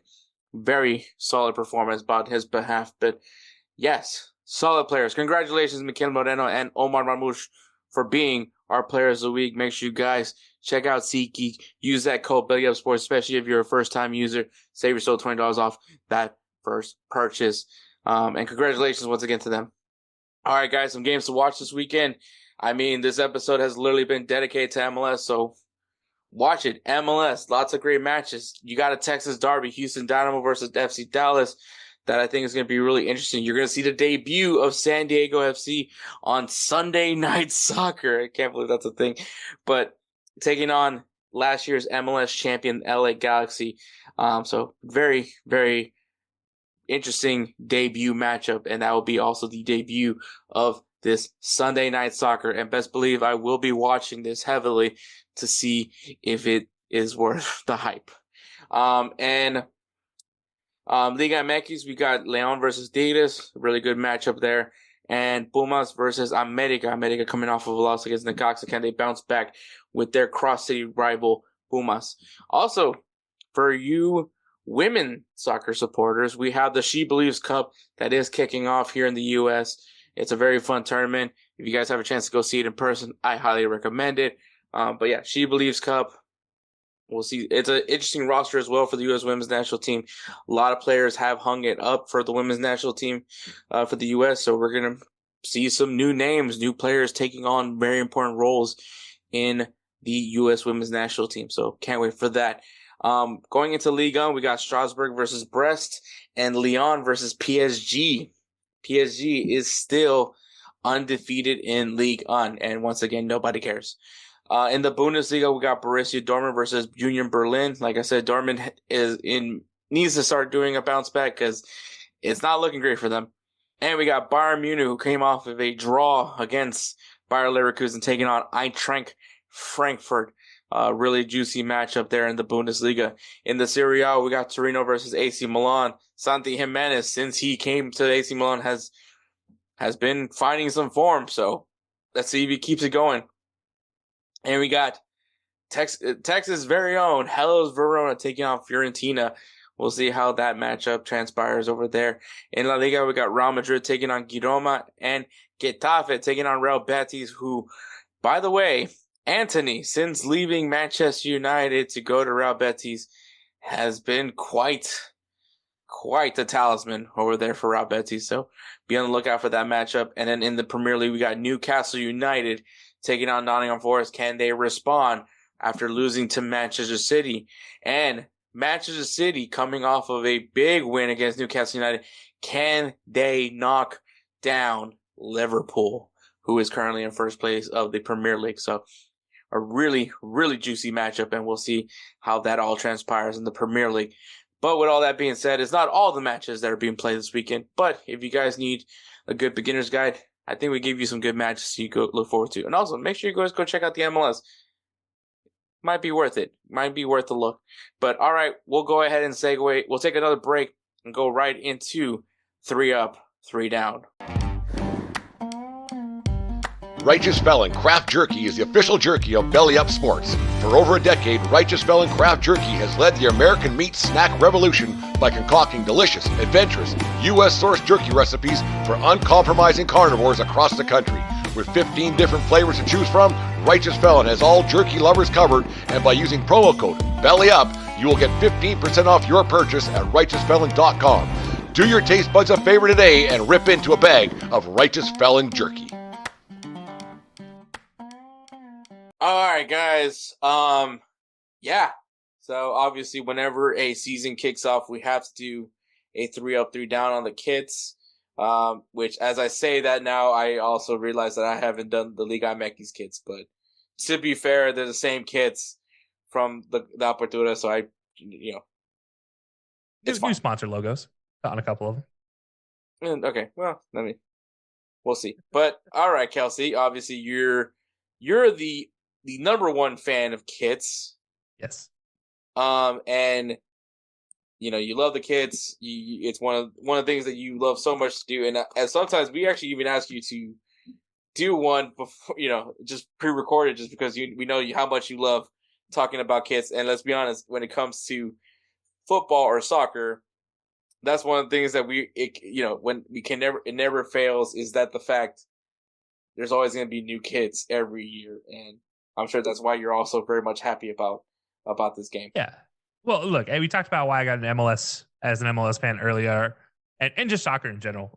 Became a soccer fan in general. And I think one of those things as an American fan, one of the things that first got me into soccer was the sick jerseys that I kept saying. Newcastle United was one of the coolest jerseys I ever saw. And that was the black and white stripes with the flip down collar that we only know of as on polos. We didn't even know you could put those on jerseys. Those were sick. And then obviously being a Liverpool fan, I've slowly evolved my passion of jerseys. But this goes through all sports. It's not just soccer. But like as a fan of the sport, when I played too, like when I played sports, I was also a huge fan of having jerseys that I enjoyed wearing, that I'd wear. And that's to say, there are a couple jerseys that I had to wear that I hated them with a passion. Looking like a mustard yellow corn dog is not fun. I can just tell you that much. Kind of already have the idea of what Liverpool kit you're referring to. Yeah. There was historical kit, technically speaking, but yeah, that's those god awful corn dog jerseys. Ugh. Anyways, but yeah, no, that's why I love jerseys, man. It's just so much fun. It's something that you can get behind as a fan, and it's not a contentious issue usually. Like you see that's what relates you to another fan, is that jersey. So, yeah. Yeah, perfectly fine, man. So, obviously, we do this great tradition, and we're going to kick things off with the down. Kelsey, what are your 3 worst kits of MLS this year? Yeah, so I'm going to start out with the newest team to join the MLS. and maybe this is a mean thing to do, but I cannot stand the boring San Diego FC home jerseys. They're boring. Okay. The They're home boring. kit. Yeah, I do like the white aways with the nice powder blue, the simple collar with navy and blue. It That's fine. It looks like a training top to me, man. But they do. Both jerseys do look like a training top, and I hate it. I hate that part of it. You had 2 years to design a jersey for San Diego, and you came up with gray and white as your two colors. Well, technically black and white as your two base colors. Come on, we could have done so much better. So yeah, San Diego's home, number one on my my 3 down list for sure. Okay. Yeah. So moving to one we just talked about in the MLS section, and you said that you actually didn't hate it, unlike everybody else. St. Louis FC, St. Louis City, 2025 home kit. That is the brightest color jersey I have ever seen in my life. Now, I gotta ask this because on Goals TV when we were doing this, they weren't a fan of the collar. How do you mentioned earlier about collars? How do you feel about the collar? It's weird, man. It's a weird. Okay, so this is the thing about the whole jersey that just drives me batty. They have a dog and cat food brand as their main sponsor, and they put the color of salmon as their jersey color. Which, I mean, that's the club's color. Right, yeah, it's this salmon is in the club. It looks like you're just putting salmon roe on a jersey, and you said, all right, guys, this is our jersey for the year. There's no really thought into this. I hate the collar. The one button with the two-tone. Why? It reminds me of the old 2000s, early 2000s era trend of wearing 2 polo shirts, one popped, one not. Oh, okay, yeah. Yeah, can't do it. Can't do that one at all. Okay, fair enough. Yeah. So last one on my 3 downs, though. We're going to go to Philadelphia, and we're going to do the away kit.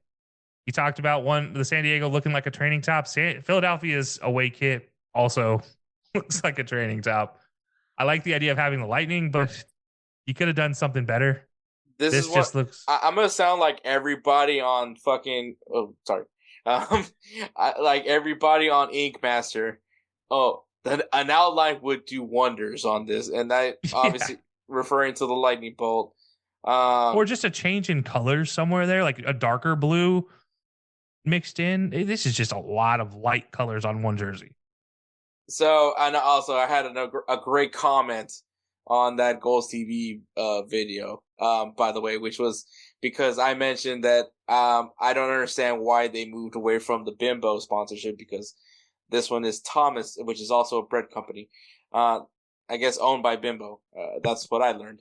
But that, once again, and I'll reiterate it again, that sponsor logo doesn't help this jersey anymore or less, because with Bimbo, it pops a little. This is a box. Maybe if you would have just removed the box part, maybe if you just let it be Tomas, like, it would have been fine. But you did it. The box just makes it look weird. You want to know the funniest part about that part? You mentioned the logo, the Thomas logo. Mostly famous for English muffins. Yeah. The snake on the jersey is the "Don't Tread on Me" snake from the irony Revolution. Is very much just throwing it out there, man. It's just like Philadelphia just had a lot of things going on this one. I gotta say, like, since Philadelphia dropped that initial lightning bolt kit, the one obviously from the year they made it to the MLS Cup, which they lost, by the way. Which, funny enough, was that was like the day of Philadelphia where not only did they lose the MLS Cup final that day, but then later they were to go ahead and lose the World Series to the Houston Astros. A day that I got to watch both those games.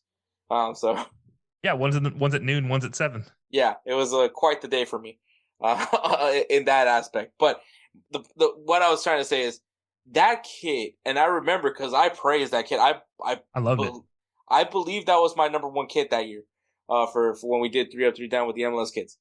That was a great kit. Since then, as far as like the away kits have gone, they've been crap.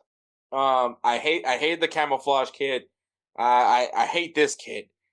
This is they just have not been able to replicate the wow factor that came from that kit.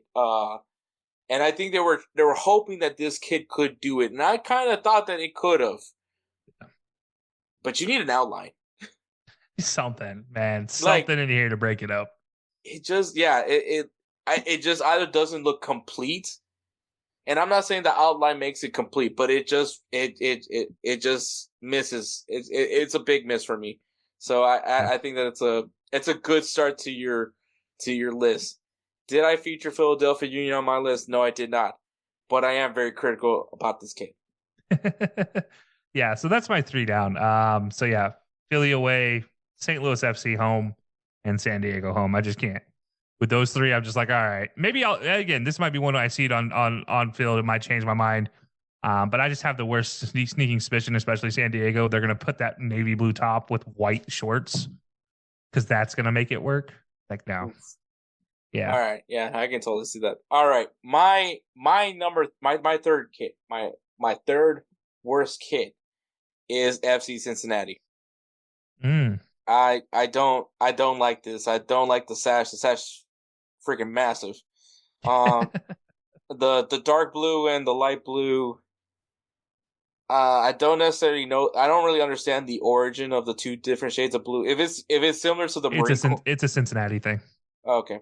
I was gonna say if it's like for instance in the Marine Corps, the fact that when you talk about the dress blues, the lighter blue and the darker blue, the navy blue, which some people think is black, it's a reference to the 2 types of oceans that the Marine Corps have served in, and so I thought maybe that was a reference to that, which no, apparently it does not, but yeah, I think this is like an anniversary kit too, by the way, for their I think it's a 10-year anniversary of FC Cincinnati.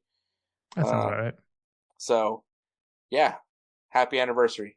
But yeah, I'm not particularly a fan of this kid. Which is crazy because I do love the color scheme for FC Cincinnati.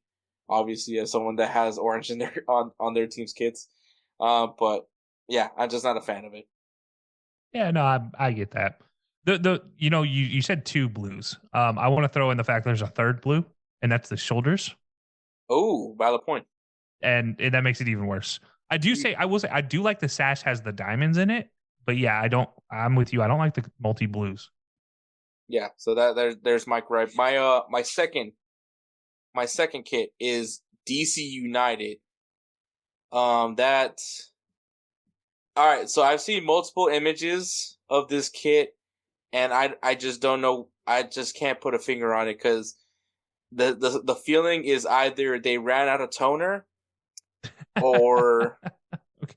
Either they ran out of toner or it's been out in the sun for a while. Yeah, but then I've seen other pictures where it looks a little bit more vibrant. But I said I'm gonna go look at Football Archive. I'm not gonna look at footy headlines this time, and I got the same out of toner look for the footy headlines one. The other image that I'm referring to is from MLS, like not the website. I'm talking about like MLS social media when they promoted the kit. That one, the colors popped a little bit more, but this looks very much faded. So I'm not gonna know until I actually see it on the field if this kit looks like it's been out in the sun or it's actually vibrant looking. So. Okay. I have a different opinion on this one, but yeah, I can see where you're coming from, but I have a very different opinion on this one. That's fine. This is the beauty of the 303 downs, is we find out that some people like kits, but others don't. Yeah. Like for instance, I think a early episode where Edward hated this one kid. Like he was like, "This is the worst thing ever," and then I was like, "I like the kid." Actually, matter of fact, when you and me did the Premier League, you hated Newcastle United's alternate kit, and I loved it. So I still stand by it, especially in the game they wore a couple weeks ago. God awful jersey. I still hate it. It still looks like a training top to me. And my number one, the kit that I think is the worst, is Chicago Fire. Ooh, which one? It's their away kit. Because both jerseys this year are new. No. For Chicago? Are they not? No, remember they only do well, I mean, unless you're in Miami or the San Oh, sorry, Diego. I was looking at Colorado. My bad. Colorado was the other one I was looking at. Just kidding. Yes, yeah, the light blue with the dark blue and the red trim. The municipal kit is what they call it. Which, by the way, I'm just loving the names of these kits. But this is, I think, if you would have told me this is the training top, I would have believed you. Yeah. That's the one thing I've noticed about a lot of these New Jersey kits. Like the kits themselves look like training tops. And then that's why I said like the problem I have with a lot of like the San Diego one is they're going to pair it with white shorts like you would a training top. They don't get creative through a whole kit. They just like, all right, cool. We're going to put some designs on the jersey. Call it swell. Yeah. So this was a bizarre choice for me as far as the kits go. Yeah. Just I don't like it. Many people maybe thought I would say FC Dallas, but at least it has some color. And at least it pops in some way. I still don't like it, but I mean, like, yeah, of the rankings on this one, I definitely as agree. far as of the training tops, if you will. Yeah, it's definitely a training top. It's just not the worst of the training tops. Yeah, exactly. But all right, you're 3 up. All right, so 3 up, starting at the bottom, working my way up. I'm going to start with the DC United away kit. Okay. And go figure, that's the way I go with it. The biggest reason why is as a music fan, I love the DC pop funk era, and that's what this whole jersey is dedicated to. So the idea is that the pop funk, the funk soul history of DC, it's the browns, it's the techno, like purples, reds, blues, oranges are in there. That's why it's that weird kind of gray color, if you will, or slightly tan color. I love it. And when I go to DC in a couple weeks, I enjoy seeing those colors in DC. It's obviously not the political side of DC. Just the rest of DC is the fun part, the cityscape itself. So yeah, I really like it from that standpoint. I thought it captured what DC is outside of what everybody knows it for, which is political capital of the nation. But for that purpose, I like it. I do think that was really cool. So yeah, I thought it was just like creativity wise, I think it was the most creative one from this year for sure. Okay. But I mean, you do see where I come from, though. Oh, 100%. I see. Look, I have a hard time with browns and yellows as a fan of the San Francisco Giants in baseball. I hate the Padres color schemes that are brown and yellow. So I get why people don't like it. There's certain colors that work well, and I think what they did with the brown, adding the pinks and the reds in there, I think that's a good nod. Like I said, if it just didn't look like it ran out of ink. Yeah. Once again, this could completely change if I see that it's actually vibrant looking, like not. Yeah, and exactly when they wear it on the field, my mind can change as well. My mind might be like, that's god awful on film, and that's just how it's hard when you see pictures and only pictures and like, they're staged. They're staged to look good. Exactly. Yeah, and that's the thing though, because like that's why like I like as much as I don't want to look at the footy headlines picture of it.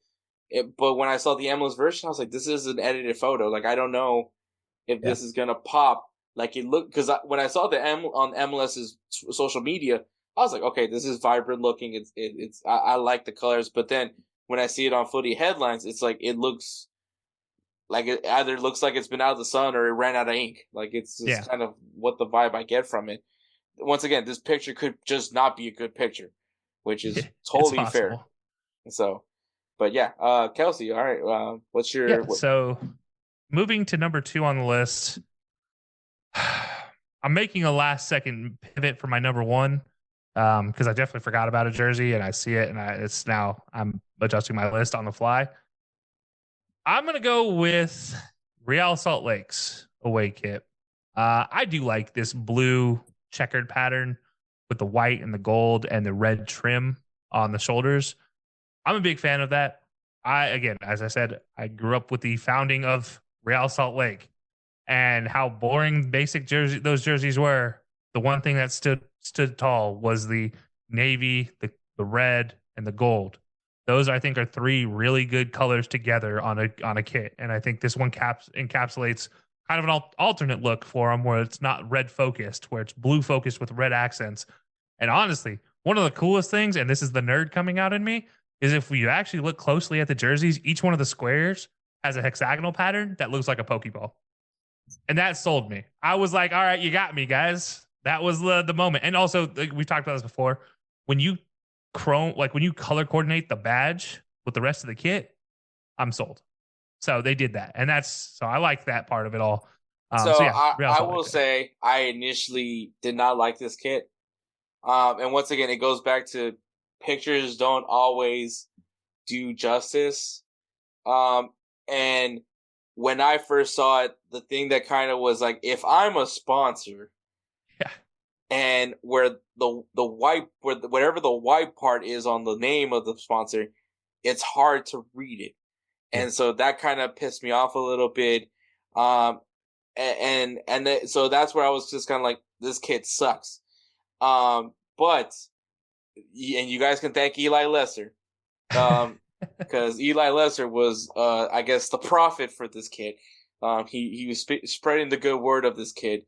I guess we also sent him that kit, and when he posted the picture of that kit, of this RSO kit, and to see the details and to see that it is legible, I was quickly able to change my opinion. Which, once again, to quote Rocky, if I can change and you can change, we can all change.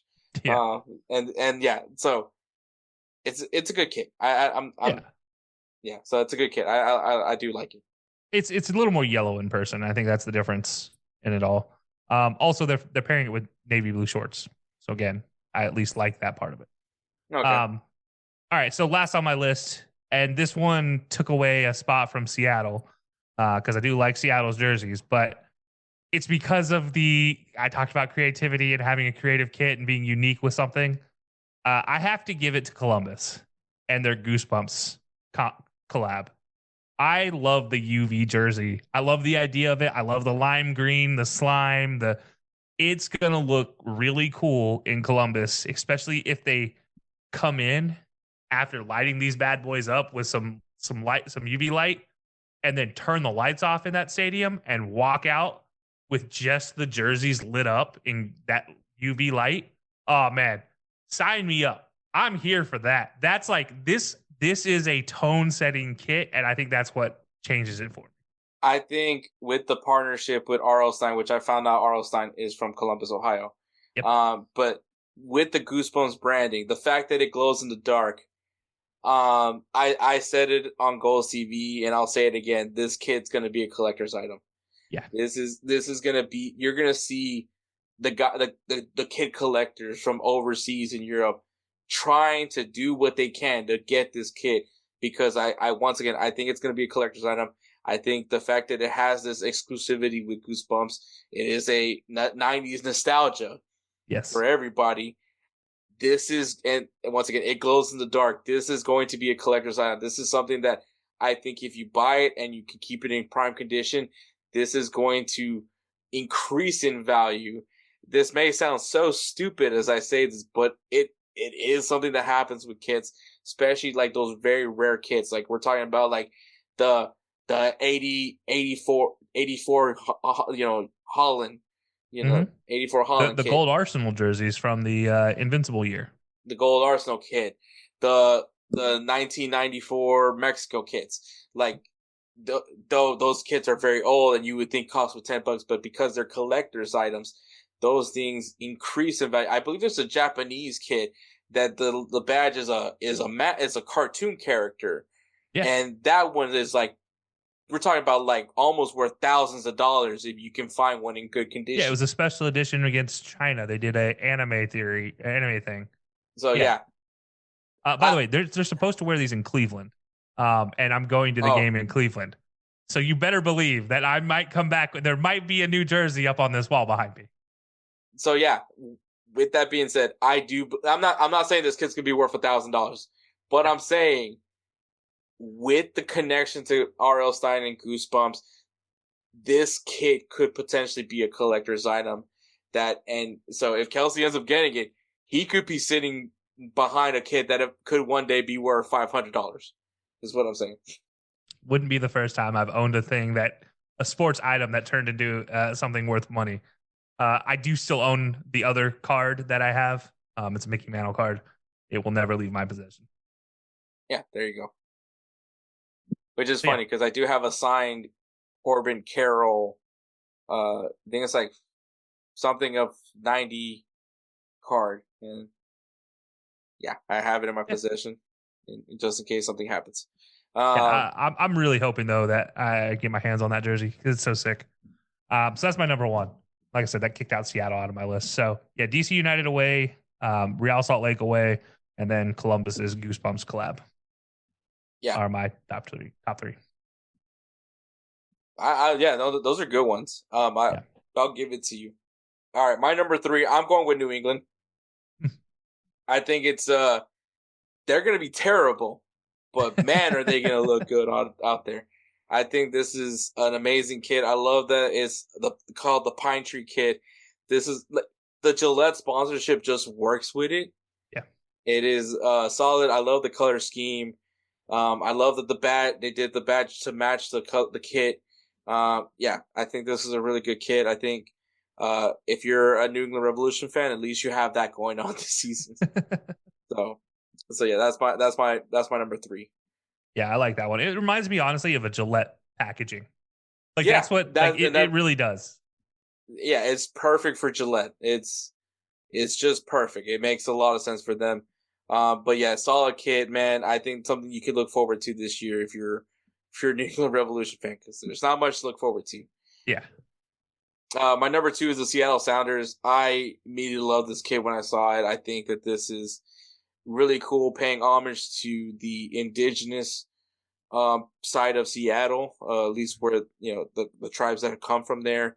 I love this color scheme. I love everything about it. I love the color matching part of the kit with the badge. The badge is actually more legible on this kit than it is on their home kit, by the way. But I love it. The sponsor, it doesn't ruin the kit to me. I think it's very clean. It's very well done. Yeah. They're the Salish people, the Coast Salish people is what they're honoring. And by the way, one of my favorite things that I talked about multiple times already in these jerseys, their shorts, that dark navy green blue color with the lighter color that's on the kits. So it looks clean, and their socks match as well. So yeah, totally clean kit design. Love it to death. Like I said, this one just got bounced out by the R.L. Stein collab. And that's totally fair. And my number 1 kit is Charlotte FC. I love the details on the kit. I am a sucker for black kits. And the CTL or CLT, depending on how you view it. CLT FC. The fact that I love the change of the badge. I love that it gives you a retro vibe, even though this team is nothing retro. There's nothing retro about this team. It also gives me Chelsea vibes, even though I might not like that part not that much. But it is a clean kit. I love and also I love the Carolina blue on the collar. I think while this kit was already I would have, if it was even that silver color on the collar, I would have said this is a good kit.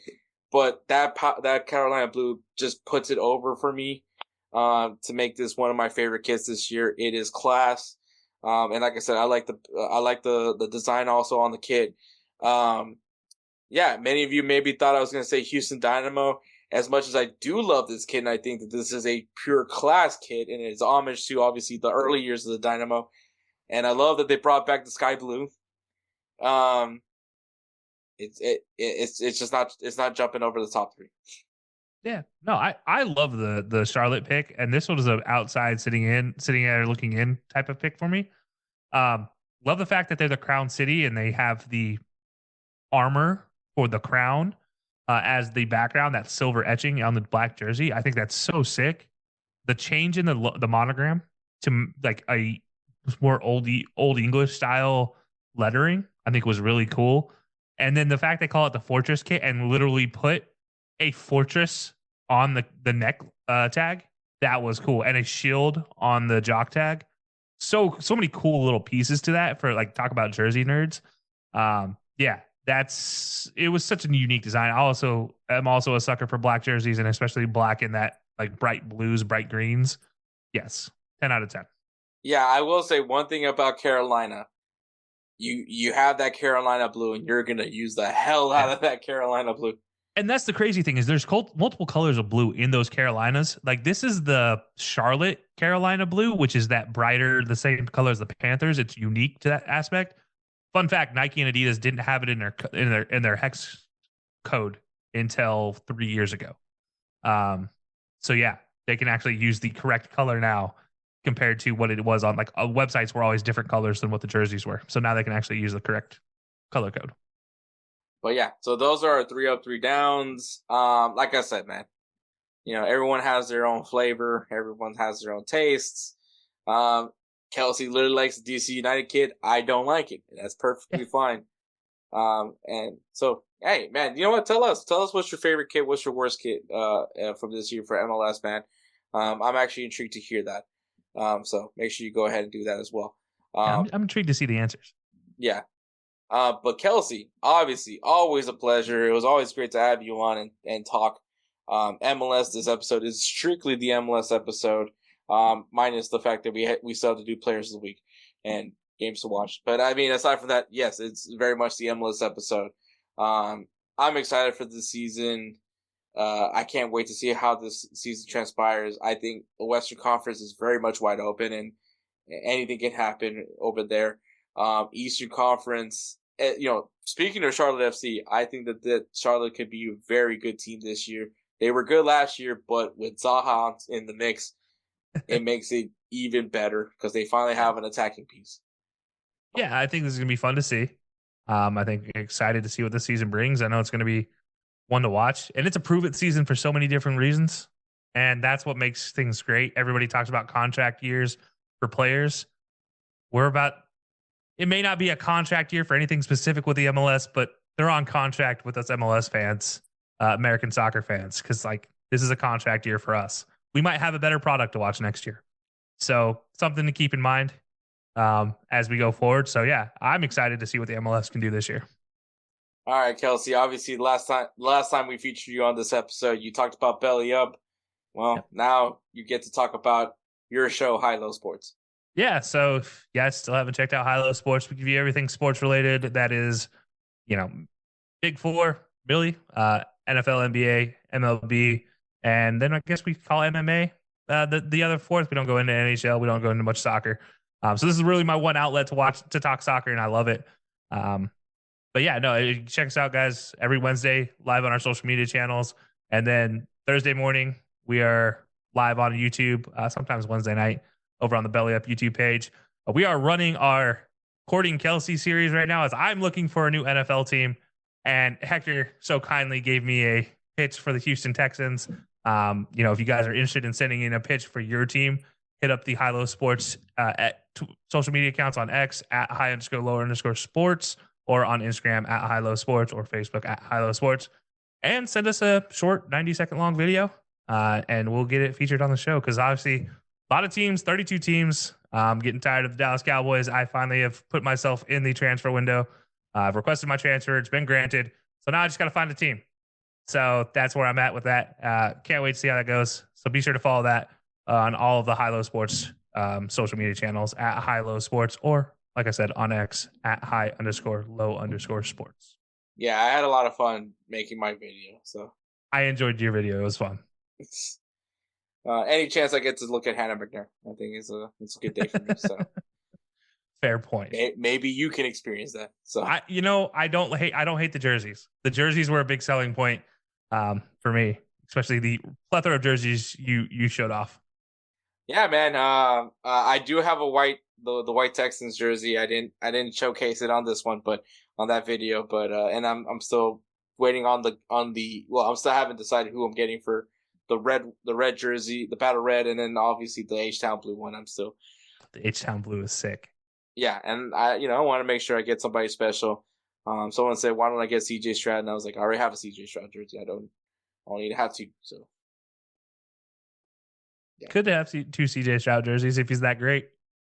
I mean, I like to share the wealth, When it comes, and also I'm like, as much as I do love having my Will Anderson and my CJ Stroud jersey, I just like I tried to get like odd, peculiar players sometimes. Like I do have a Kyrie Fairbairn jersey as well. Yes.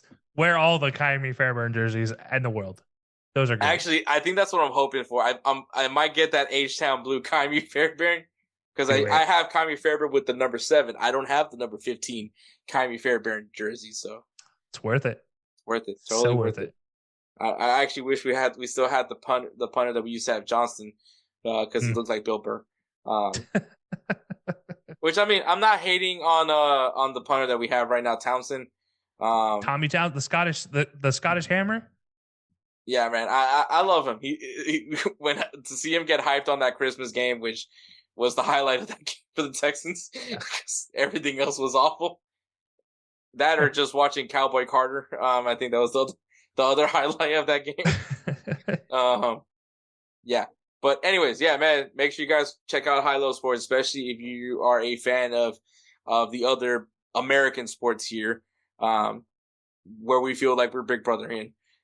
Yeah, look, man, it's an American persona. It's how Americans perceive it. It's not how they actually think. It's not the reality of the situation. It's how they perceive it all.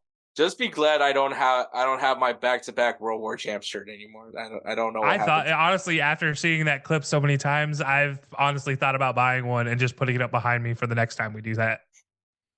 Back-to-back World War Champ. Yeah. I'm preparing. I'm preparing for the World Cup coming up next year. I gotta get as much trash talking stuff as I can.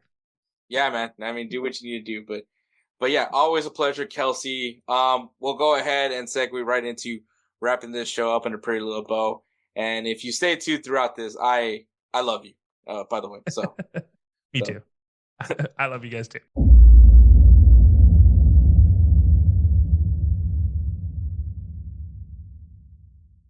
All right, guys. Once again, I want to give a big thank you to Kelsey Korn for coming on, and thank you to Musa for coming on as well to talk MLS. I also want to thank you guys for listening. This is a pretty lengthy episode. I know that, but hey, sometimes there's just so much that needs to be discussed in this about this league, and we tried our best to. I know I try as hard as I can to make sure these episodes stay within a certain time frame, but when the conversation becomes a conversation, it's just you get it. But anyways. Shout out to Belly Up Sports, man. Check out their website, bellyupsports.com. Lots of great articles that are being written over there. Lots of great content that are being created by the podcast network itself, man. Go ahead and check out guys like Corner Booth Pod, High Low Sports with Kelsey Coyne and DJ.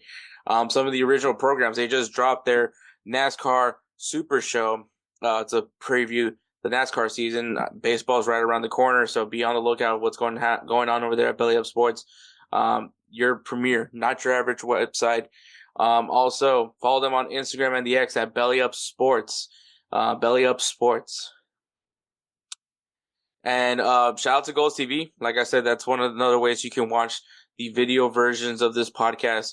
And Goals TV is a great streaming platform for all things soccer content here in the U.S. and also some outside of the U.S. So follow them on Instagram at golz.tv, goals.tv, and on the X at golz_TV, goals_TV. So you can be on the lookout. And also check out Goals TV, golz.tv. Just go ahead and search. It is free to subscribe right now. So go ahead and take full advantage of that. Also, a shout out to Roosevelt Spencer, who makes the beats, the intros, the outros for this podcast. Used to have to do our singing bits. I'm sure he's relieved that he doesn't have to do that anymore. We love Spencer so much. We made him the namesake of our Player of the Year award, and we hope to continue that tradition going forward. And yeah, but if you guys love the beats that we have on this podcast, well, hit him up on Instagram at ThatGuyDope. Once again, at ThatGuyDope. If you guys need some beat work done, he will take great care of you like he always does with us. We highly recommend it. But that is episode, I think it's 206. I honestly have lost track at this point. But thank you so much for listening. Catch us next week where we have more football to talk about. Take care, guys.